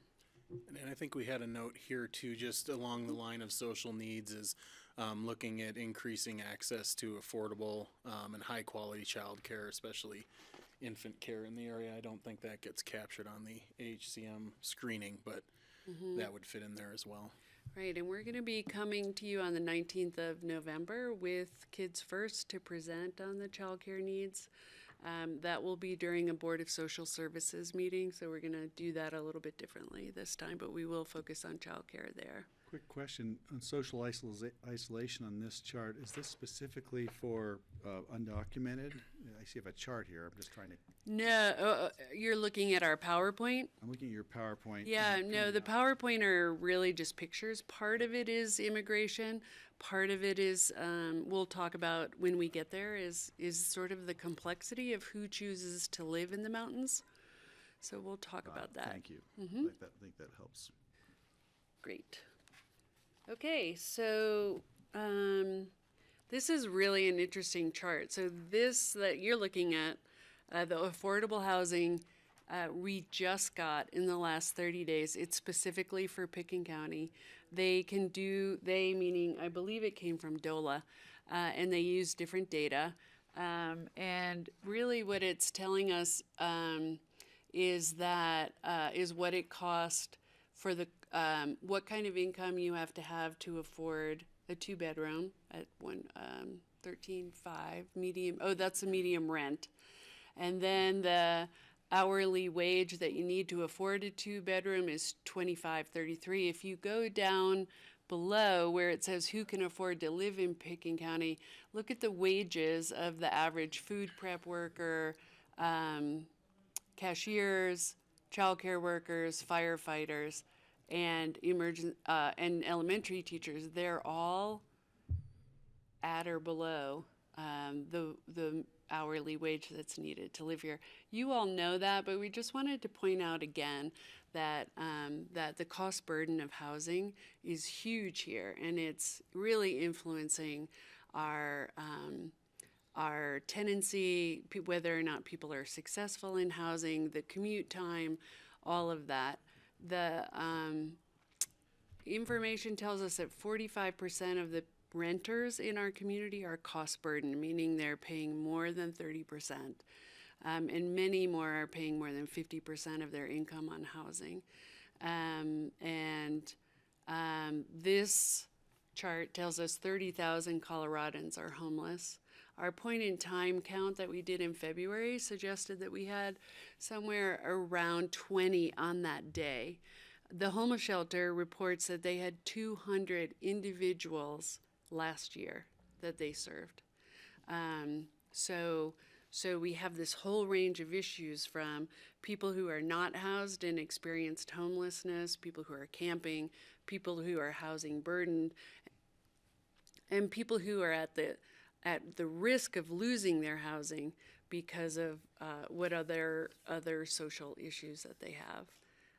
So nothing new to you guys around housing, except that it's a range of issues, and that there's a whole workforce issue, and then there's this whole population of people who are involved in domestic violence, people with disabilities, people who are not working a full 40 hours, who are not able to access the great housing assets that we have here.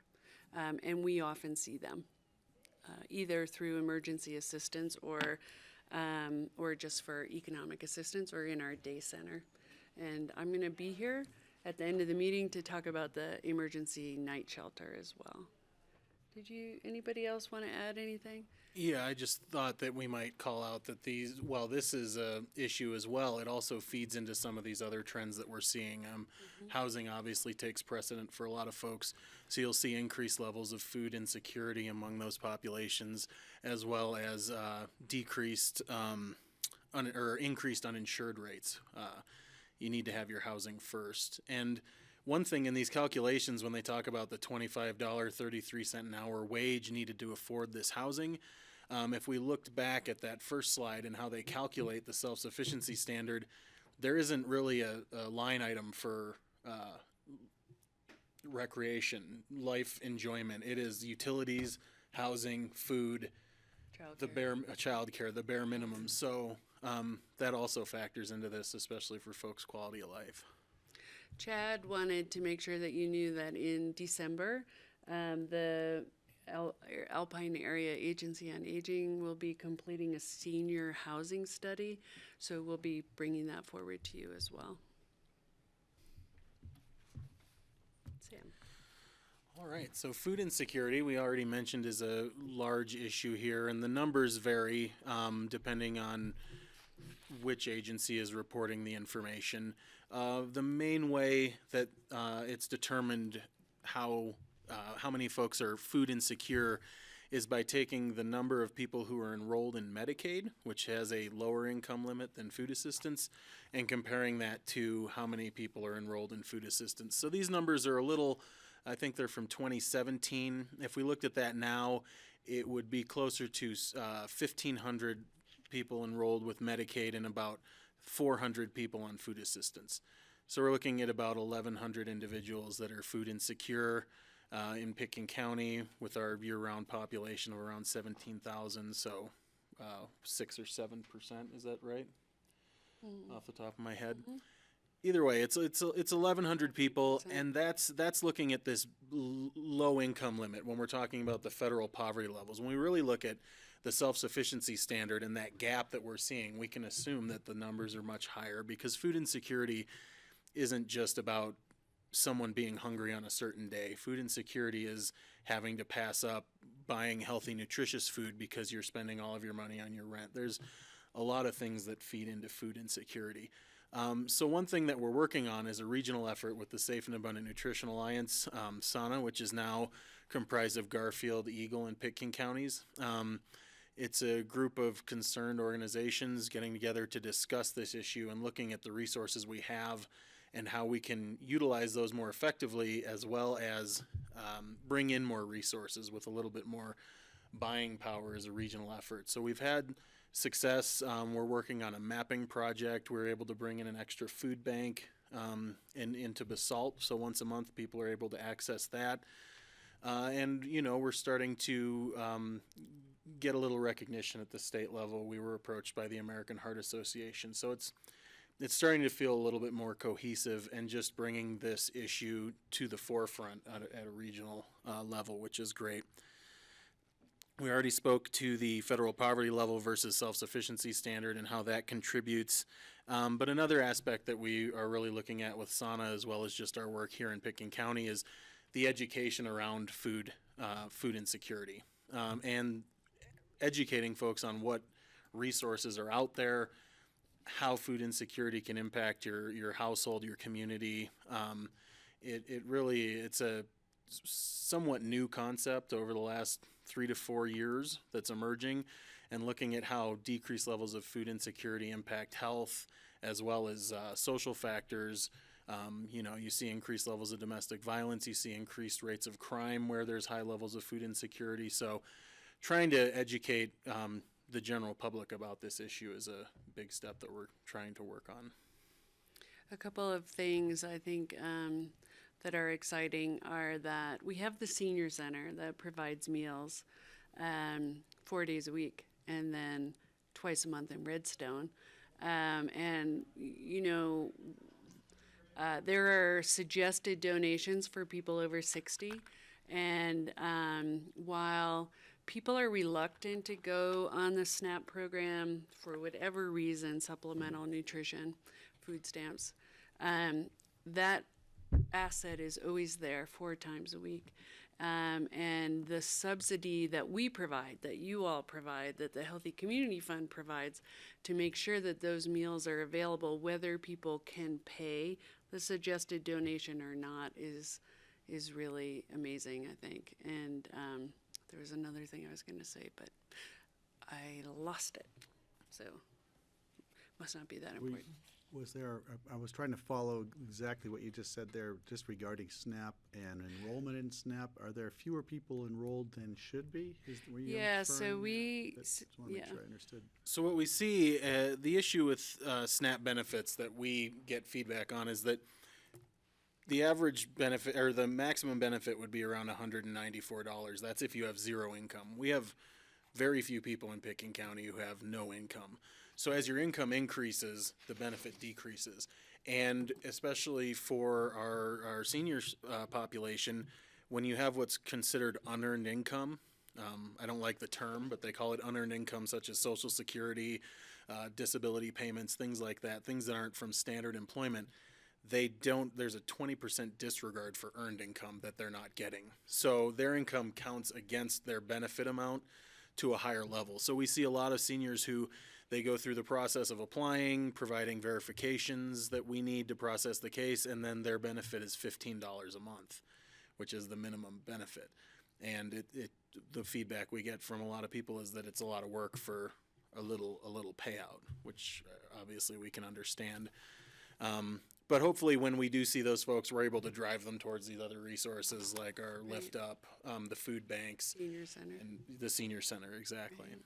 So I think just to make it really clear, what Sam was saying was we have about 400, About 400 individuals. 400 individuals that receive SNAP right now.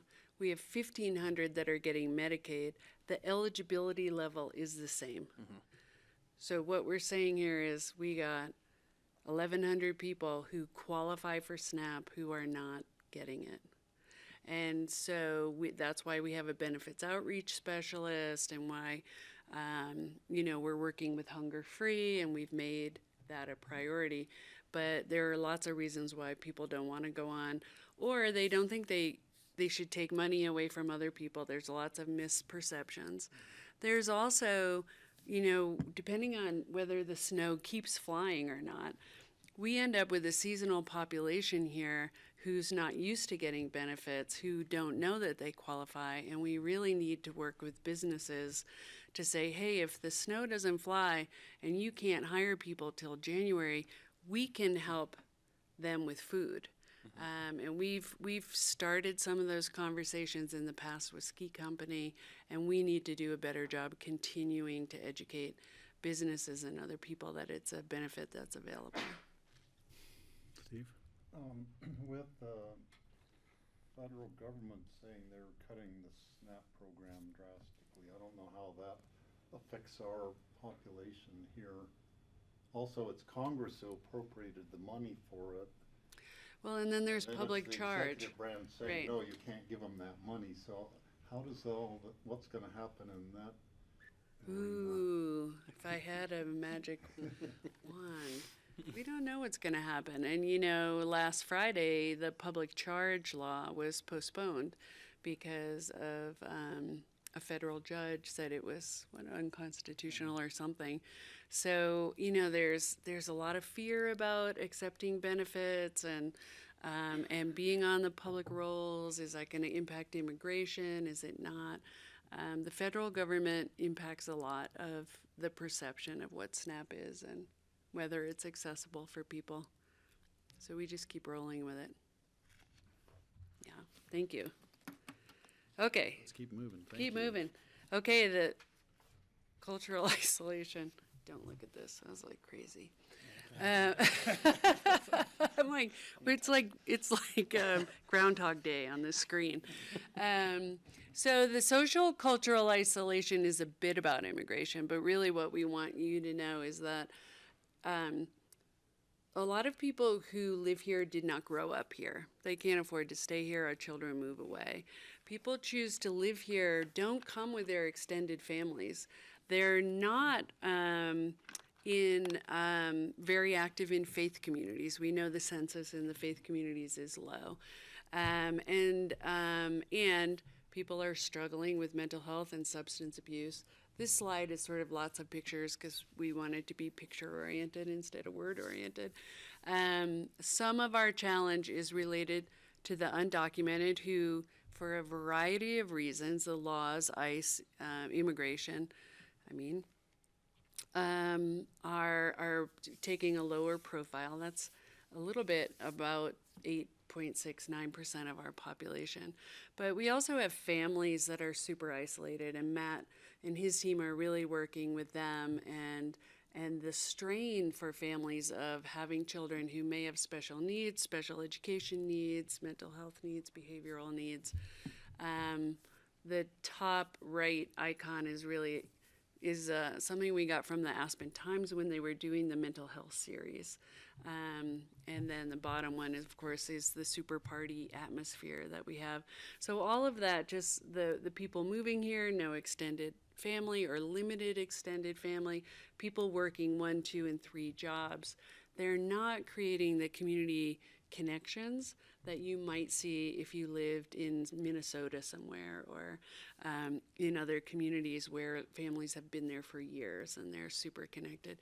The isolation leads to the issues with mental health and substance abuse, having issues at work, having health issues, all the things that Karen talks about with the social determinants of health. So we just wanted to reflect that we see that. We see that with people in adult protection and child protection.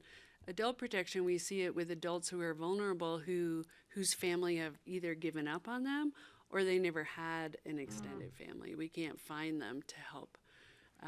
So I would say, it's just a factor that we have to work with all the time. Steve? So a lot of people's social connection is on these. Yes. They don't have a personal connection. They have a electronic connection with maybe a lot of people, but that doesn't. That seems like a kind of isolation that they need the personal connection to really have something of value. Right, in all of the theoretical models that I've seen around good emotional mental health, is the number one thing is social connections. Right? We need to be looking after each other. We need to be accountable to each other. We need to be held responsible for each other. And without that, we're really out there. And people are struggling here as well, potentially the altitude. And you add substances in there, and you really got strange mix. It presents a challenge in adult and child protection. There's a huge reliance on family support, community supports, and we do see a lot of isolation here where we just aren't able to get creative and get those supports in place. Kelly had a question. Can you just define on your slide where it says undocumented HHS Pitkin? What is that, HH? Oh, households. Households, sorry. It looks like Health and Human Services. but Yeah. it's household. Sorry about Thanks that. for asking. Thank you. Yeah, thank you. Okay. All right. So just, no, it's not going forward. So how irritating is that? I think if you maybe can scroll down right here. You gotta have a, oh, that, no.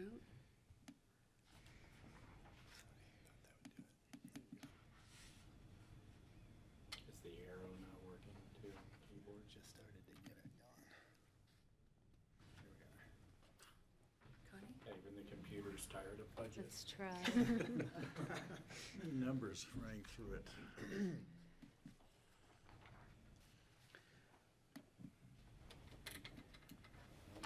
Exit out of the presentation. And go back in.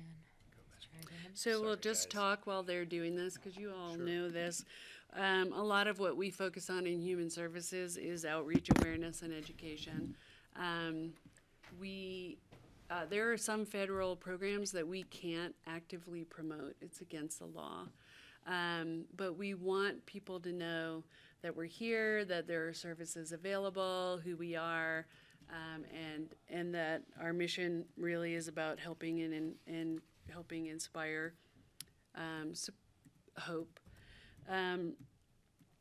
We have moved into BOCC a little bit. We're going very slowly.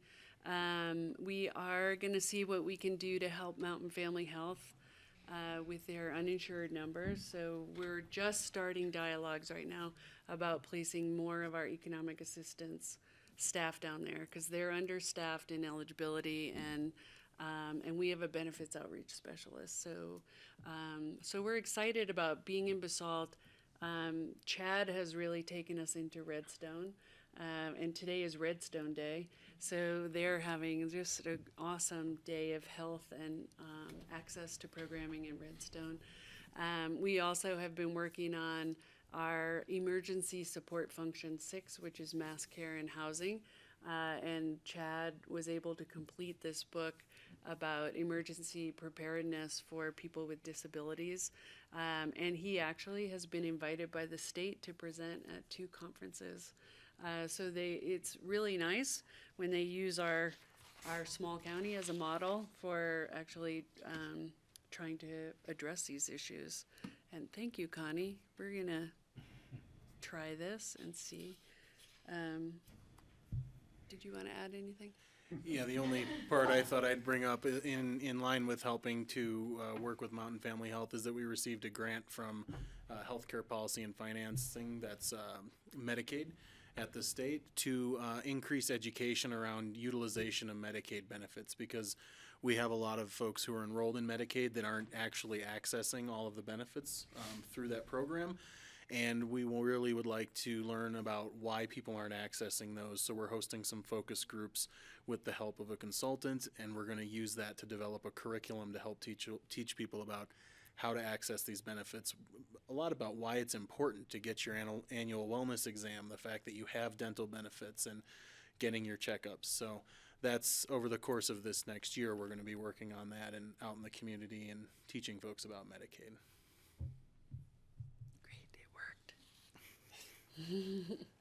All right, so I was going to briefly just go over some of the hot topics in child welfare and adult protection services.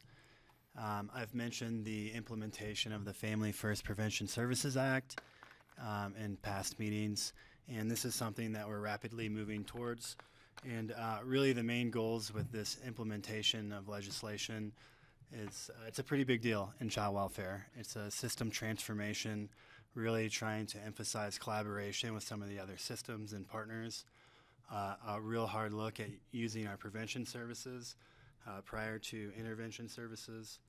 And so the goals of this implementation will include a service continuum that we can work hopefully to have prevention services all the way up to out-of-home placement as needed for children, and then also to structure how we make decisions for out-of-home placements. I've mentioned in the past that our county has struggled a bit with children being ordered into our care without us feeling like it meets criteria for that. So we feel like the implementation of this law will help us work with our partners there. Also, we're seeing a lot of increased needs for youth. Right now, Pickens County has a higher than average number of children in out-of-home placement. So we're seeing a higher need for that. We're seeing higher needs for mental health in the schools. There's been an increase in the number of hospitalizations, M1s, where children are having to go actually be removed and hospitalized and evaluated. So we're having an increased need there. And so we are working with the schools. We've provided some mental health services there through some of our core services that we have available. And we're also, we have some grants that we share with the school district to provide some prevention services. We were able to provide services for over 50 children last year, which is a huge bonus for us because it keeps a lot of those kids out of our child welfare system. Also, we're still working with the state pretty closely to try to enhance our local foster care. Right now, there's a huge reliance on other counties and some of our child protection agencies our child placement agencies across the state. So we'll be looking at how to use some of our budget to hopefully get some licensed foster homes here. Obviously, as you all know, we have an aging population. This is having an impact on our APS caseload. I mentioned Adult protection. Yes, thank you. APS is Adult Protection Services, and we are seeing an increased caseload with that. I mentioned just previously the isolation and some of the more difficult cases we've seen there. Ongoing collaboration through grants, hopefully to provide those services on a continuum for both child and adult protection. Chad is also excited to be able to use some of his budget to contract with a new nonprofit called A Little Help, which will be able to provide chore services and support services to vulnerable adults. So that's an exciting next step, and he was able to absorb that in his budget. I spoke a little bit about A Little Help work weekend, and I misspoke on how many houses were Raking visited. leaves, I think there were 22 houses that were visited. There were about 5 or 6 up here in the upper end of the valley, but a lot of them in the mid-valley area around the salt. So It's really a great option, and I know you mentioned before when you were discussing volunteers with the sheriff, you know, one of the things we see because of wages, because of the cost of living and all of that, we see people who have to work longer into their 70s. Where the 65-year-old retirement is not happening in our community. So we're losing volunteers. So really exciting when an agency like A Little Help finds a way to capture the availability of people to help. It's really great. So all of this leads us to our number one trend in human services, which is change management. So it's just a lot of pictures to depict the chaos that we feel sometimes in our lives. Technology changes with transformation, whether it's Munis or CBMS or Trails or whatever. Generally, it doesn't work as well as people say it's gonna. And so it takes a lot of effort for our team because we are really busy with people.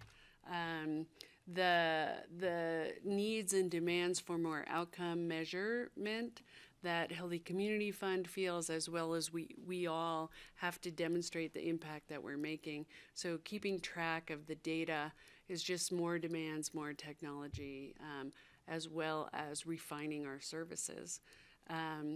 As Karen talked about, she said she did a meeting inventory. We did a meeting inventory, right? We have like probably over 80 meetings that we attend on a regular basis. The inventory is really helpful because what we're going to do is really look at, do we need to be at all of those? How do we divide and conquer? How do we prioritize? And really for us, the priorities are the very bottom of Maslow's hierarchy of needs: housing, food, clothing, safety, right? Those are our priorities. And then after that, we'll be working on other things. Time management, keeping our staff. I know I heard Joey talking about the staff. I think that we really focus on well-being for our workers. We really don't believe that you can help other people if you're not well, if you're not feeling balanced, if you didn't take your vacation, if you didn't get that long weekend. So that's a big focus of ours, as well as training and skill development, because the practices are changing all the time. Do you guys want to add anything to that? Thank you for that. A meeting inventory. What a great idea. A meeting inventory. So now we come to our budget requests. So you all know that Senior Services requested an increase of the assistant cook from 15 hours to 24 hours. The beauty of this is that Seniors Independent, which is a separate nonprofit, they have committed to cover the cost of the increase. They pay for the assistant cook. Just to go back a little bit, the AAA and the Aging Americans Act doesn't pay for assistant cooks. We have long had an assistant cook because we have this separate nonprofit that helps pay for it. What's been happening with the increase in meals, the fourth day, the reporting requirements, the need for healthy food, the need for specific menus, is that there's a need to have an assistant cook there at least the 24 hours, 3 days, to help the chef who has to do all this other work. So this request is really fully funded. There is a net zero impact. There are no benefits impacted because it's 24 hours. And hopefully it will be easy to retain this staff person with 3 days a week instead of 2 days a week. Do you all have any questions about that? Keep going. All right. We're almost done. We're almost done. Okay, and then the next request is really the Healthy Community Fund is looking for grant management software. We've been studying software with Lisa from Healthy Rivers and Streams. We believe that we might be able to find a platform that works for both of us. It will help us track outcomes, track the agencies, have more of a web-based presence. At this time, people have to drive up a hard copy to our office by the deadline. And sometimes that 45-minute drive pushes people over the edge. And it will help Lisa track it and organize it. And really what we're looking at is trying to track outcome measurements. What is it people are doing and what's the impact to the community? Instead of how many people are they seeing, we're really, as you all know, trying to move them to, so what? Are people getting better? Is it making a difference? What's the impact? So we're looking at a one-time amount of $20,000 and then an annual membership, and we believe that it can be funded through the Healthy Community Fund, 5% administrative overhead. Okay? I know you're not asking questions, but you Kelly go ahead. Kelly has one. Looking at your 12-month opportunities outlook, I just want to clarify, you say the department will continue to provide training for outcomes and accountability. Is that targeted towards grant recipients for how they define outcomes and report outcomes? Yes, we are doing that. We've had trainings. We've included the outcomes in the contracts. We've asked people to change their outcomes. We're really working on building capacity from a training standpoint. And then this grant management program would allow them to enter that information, and we could, filter it and look at years of it. Does that answer your question? Yep. I'm just trying to remember just how many grants are issued through Healthy Community Fund? How many different grants go out? 68? 72? It's close to 70. 69. And how many reports do they have to file? Depending on the amount of money that they get from us, we ask for a mid-year report and an end-of-year report. And then half of our agencies are partners, so they don't have to do an application. They only have to do it once in 3 years, but then they have the mid-year and the end-of-year report.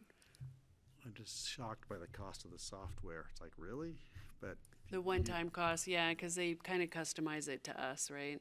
We've been looking at Boulder software. They have a grant program, and a couple of other ones we're still interviewing, but, software. So with the grant software, would that make it probably not more money available for the Healthy Community Fund to distribute, but the nonprofits would be more efficient and could spend more time doing their mission instead of filling out the paperwork? Is that kind of where the benefit would be? Or is it more that you and your staff Well, right now, save Lisa has about 8 spreadsheets trying to track the different grants, where they come from. Is it a partnership? Is it annual? Have we paid them? Did we not pay them? And all that. So there's efficiencies on that level, but really it's more about really seeing what impact are we making.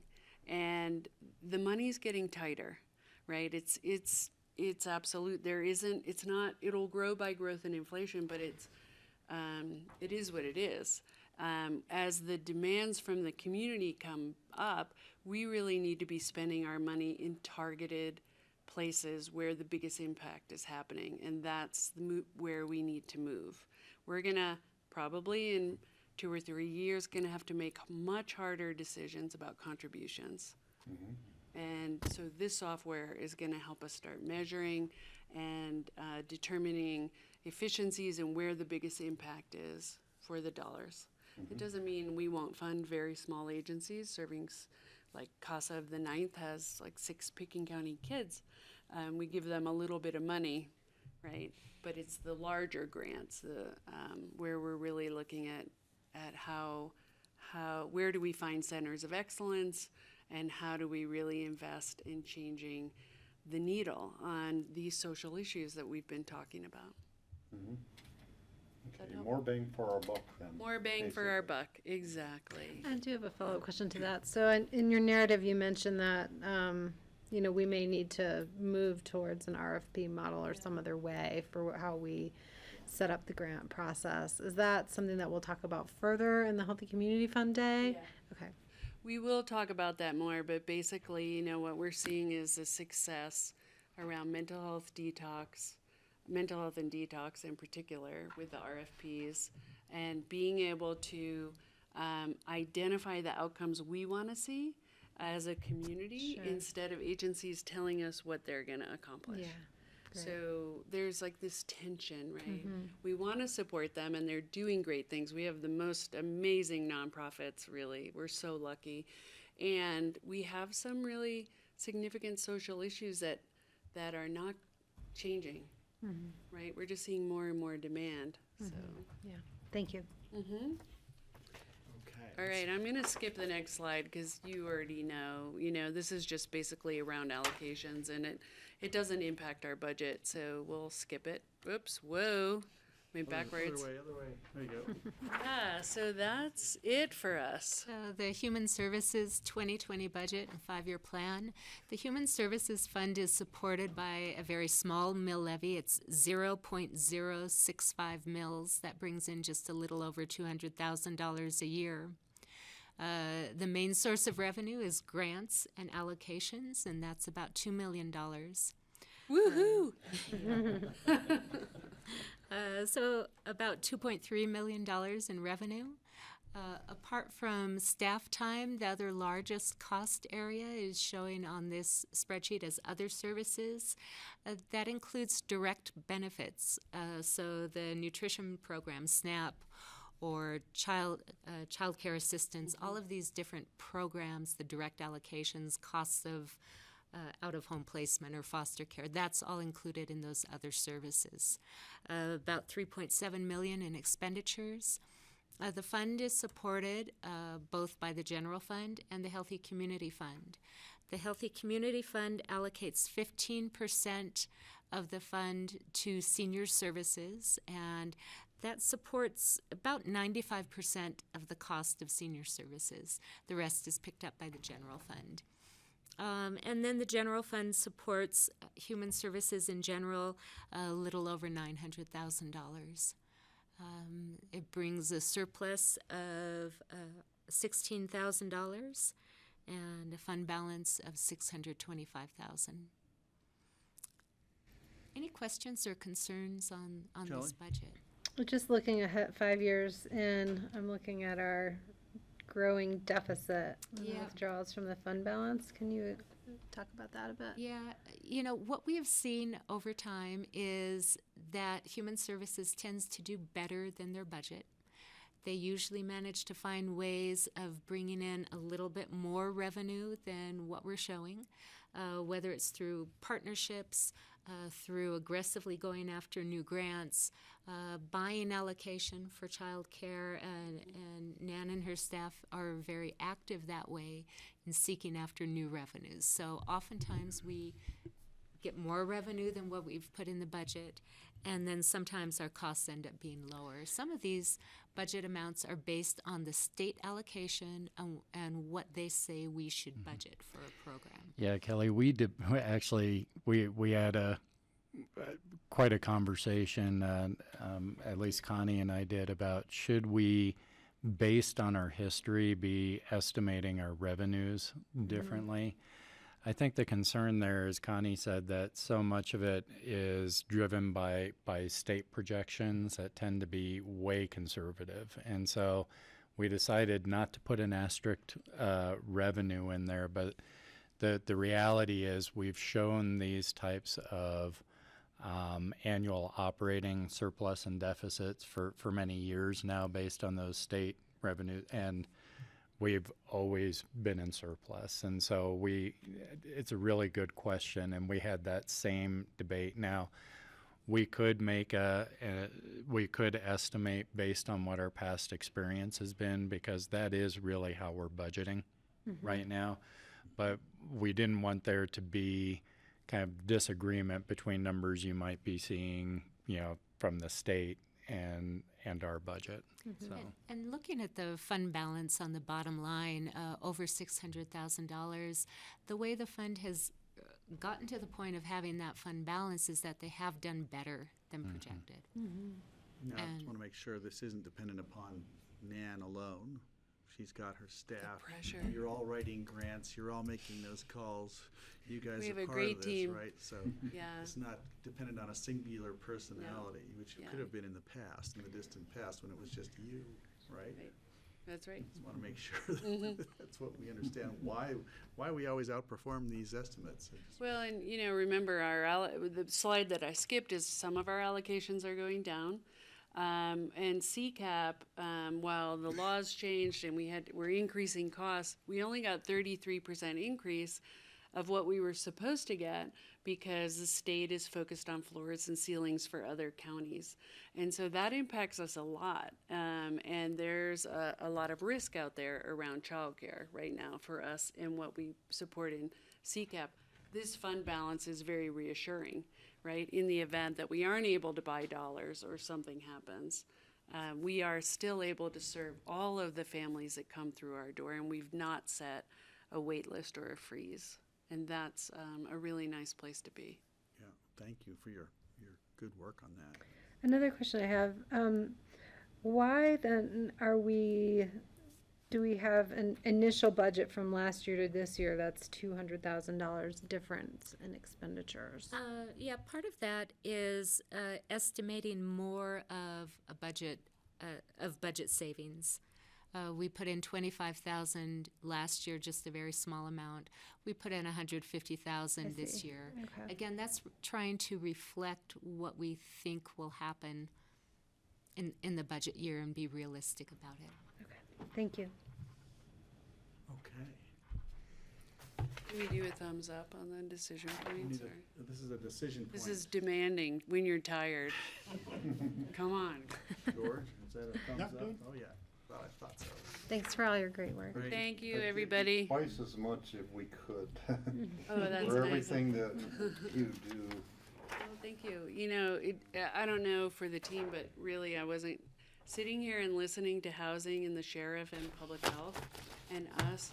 We really do belong in that circle together. Mm-hmm. And there's so many synergies, and I'm looking forward to having heard their presentations, having more conversations about how we work together to address all the struggles. And the beauty is we have great services here in Pickens County. We're very lucky.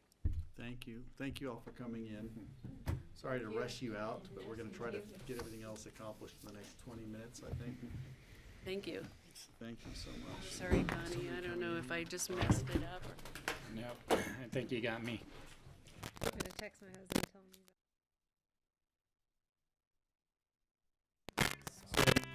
Joint meeting prep, it sounds as if there's not a lot to talk about. Well, actually, I have an update for you guys. So I've gotten more information since we talked this morning. So joint meeting on the 7th. We hadn't had time to necessarily discuss agenda items. There were a couple that came up through previous board discussions. One was revisiting the APSHA governance discussion. That was a conversation that we had started with the IGA and had not concluded.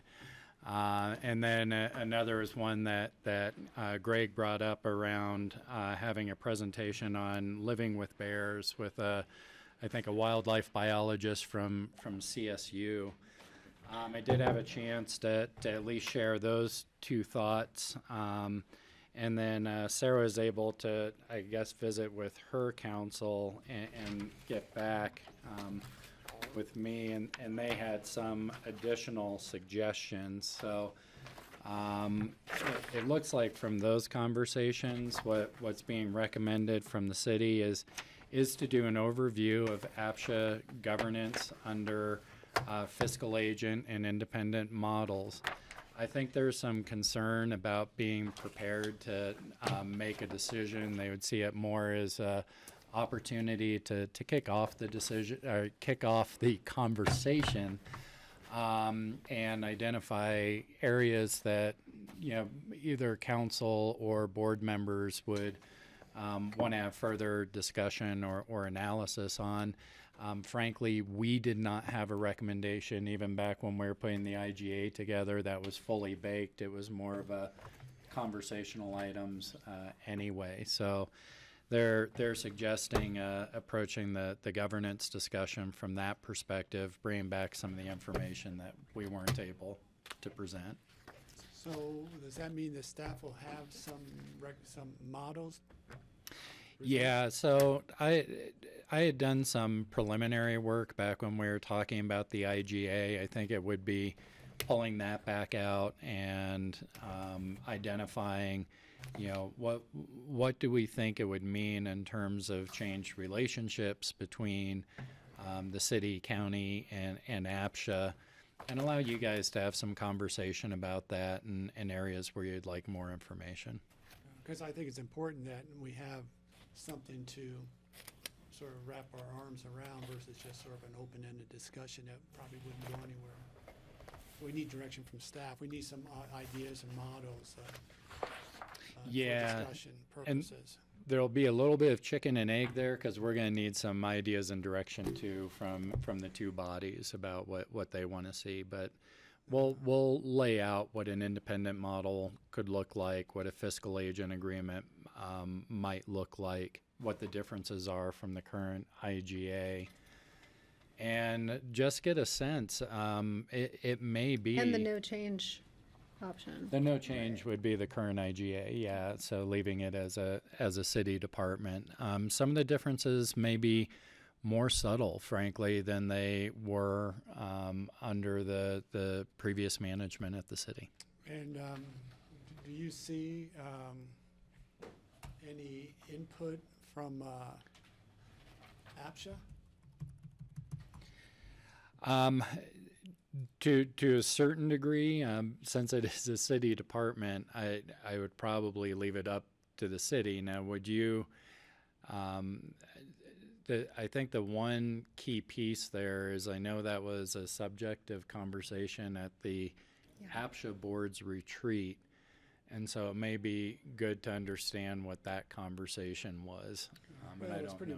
It was pretty much one-sided. So that I guess my concern is that perhaps if we want to be able to look at this with an open mind, that we wouldn't necessarily have comments specifically from the director for APSHA. I would expect that it would probably be in the same profiles when we were talking about the IGA changes. It's really an agreement between the city and the county that creates APSHA, and so right now I would imagine that's where the conversation would stay. Okay. I do think the other members of the APSHA board would like to weigh in. It was on our agenda last Wednesday, and I had asked to move it because the memo presented was not what our memo was. So I thought at the very least, if the rest of the APSHA board was going to weigh in on it, it should be the same information that everybody is taking in, and not APSHA staff's interpretation of what the models are. Right, and it may be more beneficial for the APSHA board to take from the discussion with the city and the models and bring it back to the APSHA board as an agenda item to discuss, because then they'll have a lot more information. Mm-hmm. So I don't know how we. You guys discussed in terms of that process or not, in terms of. I think I don't know. They want to weigh in on it before a decision is made. Whether that happens before our joint meeting, it would have to be that November 6th. They as we, so. They as we, yeah, but, others on the board who are not us. So whether that's before we see it again, or I guess for the first time really, or before we make a decision. But we could bring that up for discussion. But I do think it should just be the same information, so we're all having the same conversation. And I'd imagine this is going to be at a pretty high level right now, just understanding the differences between the models and how they might change the relationship. That's good. The city did add on to that a request, one, to update us on their housing projects that they have in the pipeline right now, and to get an update on ours. Nan, I'm glad you stayed around because they didn't have it on their list, but I think the housing stability work that we're doing would probably fall into that, as well as updates on Basalt Vista and Phillips and that sort of thing. Didn't we just have an update from the city projects, from the architects, like a month or two ago? Mm-hmm. Someone was in and gave us an update? I don't think it was on all of their full scope of projects, what they're proposing at the AABC. But it was, but yeah. Anyway. Mm-hmm. We'll hear it again. And Maybe Water you heard it at Place. APSHA. And it was, yeah. Yeah. Was it at APSHA? I thought it was here too, though, but yeah, we heard it at APSHA. Maybe we're getting confused on that. I think they also want to hear from us about ours.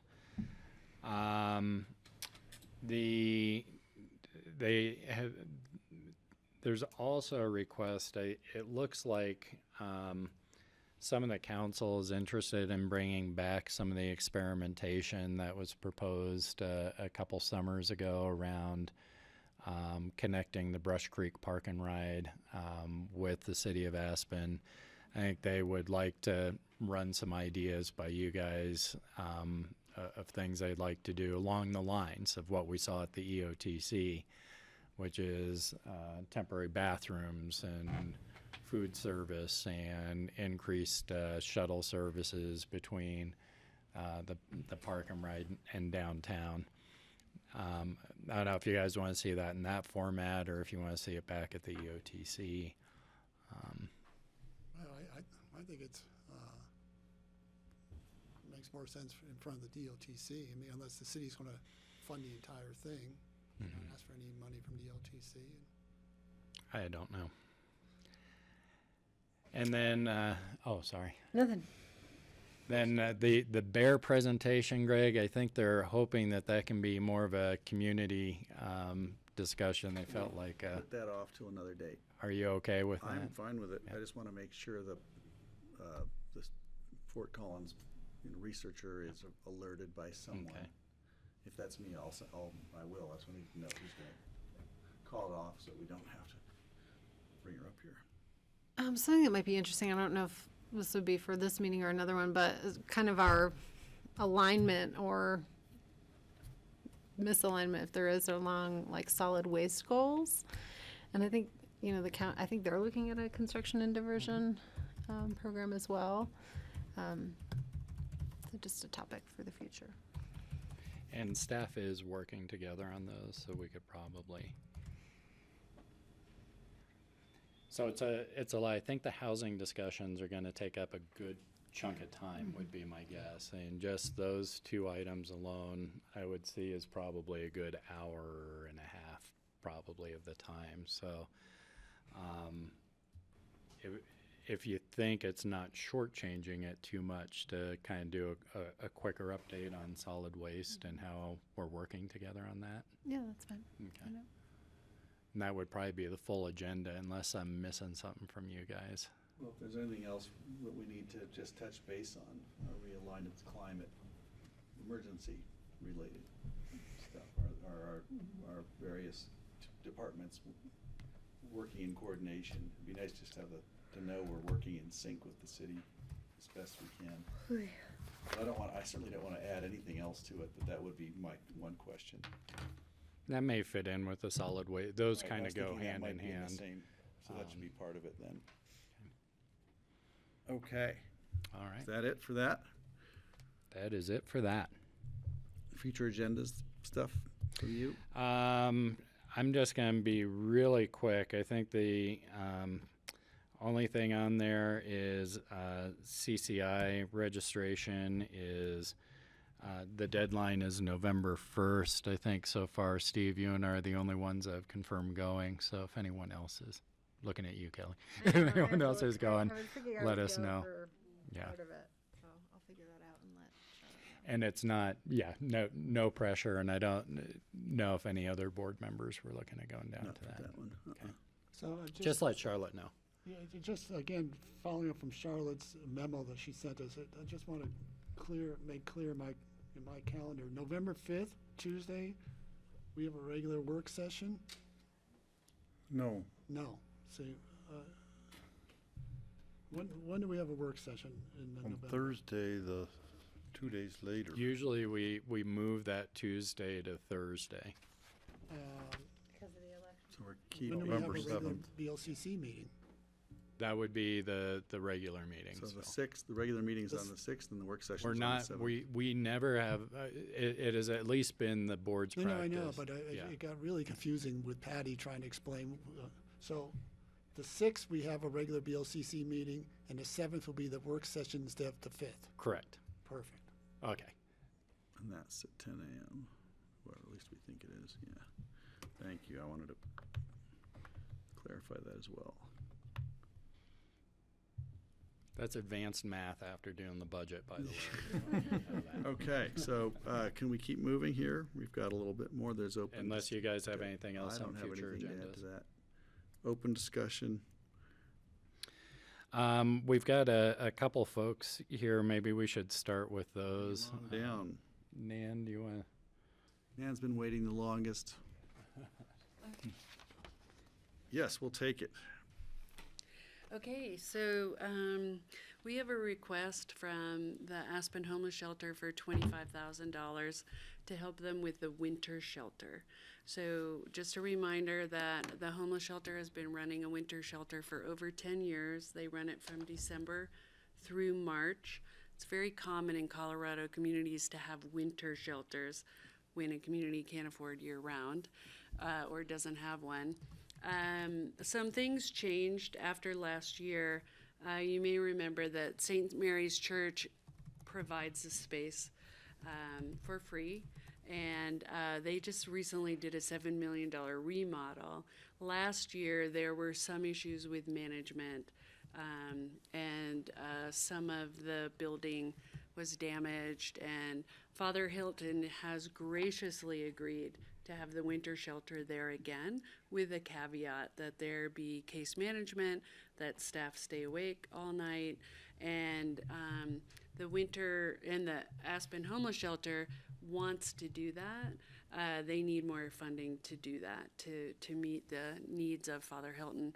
So they're asking for $25,000 to cover case management, to pay their staff more to stay awake overnight, and they budget $14,000 for this, but they're anticipating that it's going to cost them about $39,000. My recommendation, and I've talked to the homeless shelter about this, and to Don Bird, who was on the committee with Father Hilton. Vince is out of town, so I couldn't talk to him, but I have talked to him through his development director, Dasha, is to agree to that $25,000, but to request that they actually invoice us real costs in the event that they're not able to hire, or there's turnover, or this estimated budget may be higher than what they need. But so that we would agree to fund it, but as a not to exceed, but they would need to submit monthly invoices for it. And our thought is that it would come from. So there's a couple options, and before I go into that, I'd also just note that this is consistent with the conversations that have been happening with the housing stability group in terms of case management and need for more oversight and such to provide these services than what we've had. If the board's inclined to support this recommendation, we have a couple of options. One, we have strategic initiatives funding in my department. That's kind of money that was set aside for really almost contingencies, items that come up that the board would like to support that were unforeseen but are consistent with values and the strategic plan. We have $32,000 left in that line item, so we could pull the full $25,000 from that. It'd leave us about $7,000 through the end of the year. I'm not seeing anything else coming up, but that's also a point of the fund. It's for the stuff you don't see. But we are getting near the end of the year, and that would be appropriate. The other option would require us to do a supplemental appropriation, and it'd be to come out of fund balance from the Healthy Community Fund. At this point, we'd recommend coming out of strategic initiatives. Why wouldn't we pull it from the discretionary fund? That is only budgeted at $10,000. I think that sounds like a good suggestion. I'm just wondering, what will this case management look like? And are there some opportunities there to kind of have some outcome-based request of this fund? Great idea. So, there's one thing that I forgot to mention is that the homeless shelter, Aspen Homeless Shelter, asked for more funding from the Healthy Community Fund. You're going to see the recommendation of the Grant Review Committee is to fund them at $75,000. They've been funded at $40,000. So, and that's for case management. And in that contract, I think we can really look at outcomes. The thing about emergency shelter and night shelter is it's a Band-Aid, right? In our continuum of care for housing stability, it's one thing you want to have, especially in a winter seasonal environment, but it's really just keeping people safe and alive. There are other services that we want to build in, like through the Healthy Community Fund, that case management, that's hopefully going to help start us housing people and connecting people to resources. The case management at the night shelter is going to be making sure that everyone's hooked into the day center, and for those who aren't, that they have a plan and that they're connected to people. So then, this 25,000 would fall within like their 2019 allocation, Yeah. but they're spending it all in 2020. Well, they want to start hiring now. Yeah, they need to start hiring now to train. So it's interesting, out of your strategic initiative funds, if we could use 19 and 20 funds. I don't know if that makes a difference if you have 2020 funds, but if we have them bill us monthly, we probably need about 10,000 in 19 and the rest of it in 2020. And so I don't know if that answers your question, but yes, I guess I'm just looking they're at, spanning years. So the grant that they're requesting for next year is the January to March component, and then the kickoff to the next winter season. Do they divide it? Their work up? So what happened was they applied for Healthy Community Fund dollars. They didn't know if they were going to get the money or how it was going to be recommended. And then separately, they had this meeting with Father Hilton, and Father Hilton said, if you're going to run the winter shelter, here's what I need to make sure that the space is safe and clean and and people are safe. And so the request came in at the same time. But in my discussions with Don Bird and with the homeless shelter staff, they don't seem to be duplicative, but that's why I think we need invoicing monthly, just to make sure we're not double paying for anything, which was not their intention, but they only have so much capacity. So, does that answer your question? Are we okay with that? No. And we'll take out strategic initiatives. Great, thank you. Great, thank you. I apologize, but I've been told I need to be somewhere in about 8 minutes. How many? 8. I don't think I have. Is it 9 minutes away? No, it's 5 minutes away, but I'm just getting nervous. Can I skip out on your part of the conversation? You can talk to these guys, and I'll catch up. Thank you. You asking for permission? You're a big event, and I can't even stay for you. Not to take anything away from Nan. Yeah, no pressure. So, So maybe I'll go ahead and tee up since Greg is during budget presentations, the question of the housing impact fee came up and just where we're at. And Oh, I actually had it from last week, work session. yeah, I mean, just to piggyback off John, I brought this topic up, and from our discussion today, I thought it would be good to hear where you are in terms of bringing back some recommendations. I know you had a consultant, and I didn't know if you're getting sort of tied up with a bunch of other things, and whether we should have you continue, if you're ready to present it to us, or should we turn it over to Phyllis and to Kara to sort of finish that up? Well, right now it's just down to drafting, so it's hard to, I wouldn't recommend turning it over to anybody, and that would really just be doing me a favor, and that doesn't make any sense. So, and I'll just have to own the delay because, I was just too easily pulled away from it, to be honest with you. You just need a chunk of time to sit down and work the formula through and that side of thing. But at any rate, so but I took a look at, it's pretty much done, and I think that it depends on what you guys want to do with your schedule. I've scheduled it with P&Z for the 19th of November. They've seen it already, but there's been a lapse of time, so it's probably appropriate just to stop in with those guys. This does represent a code amendment after all. And at that point, we'd be, if the board wants, we can do a first and second read on the 2 meetings in December and have it done before the end of the year. Yeah. It just, I think it just depends on, it's glad to hear that you're ready to roll with it. That was my main concern, and we may be just too tied up through budget, but we could certainly get to it in January, because January is always quiet. Yeah, we may want to, we'll work with John and get it scheduled, and it may change our estimates in the housing fund too, as far as revenues go, because the revenue estimates were based on our existing fee schedule. So. Great. All right, well, I'm still going to use that date for the P&Z just to touch the base. Yeah. And so it doesn't matter when you guys schedule it, it'll be ready at that point. Good. We await it anxiously. Okay. Thank you. Thanks. That's it. Thanks, Jen. And then I think you're chairing now, Steve. So I have one more item. Maybe I'll mention it now, and maybe we can discuss it when we have more of the board here. Joe DeSalvo said that the Huts for Vets has asked if they could get another used Tahoe from the Sheriff's Department.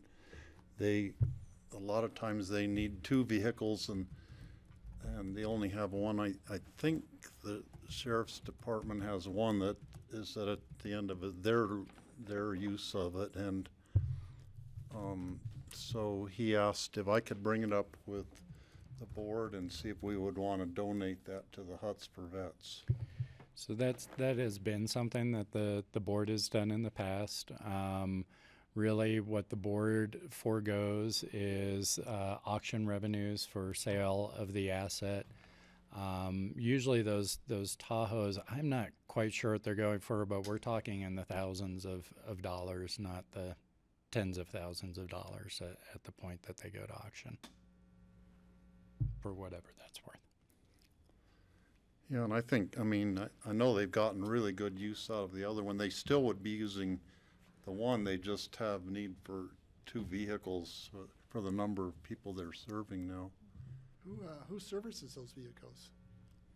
Do we service them? We don't service them, no. It's usually they're taking care of them at that point. It's the high clearance four-wheel drive is, I think, what really works well for them to move veterans who may not otherwise be able to get up there. Yeah, I'm okay with that. Yeah, I'd be in favor of it. Okay. So, anything else? I think we are done for the day. Thank you, Grassroots. We are adjourned.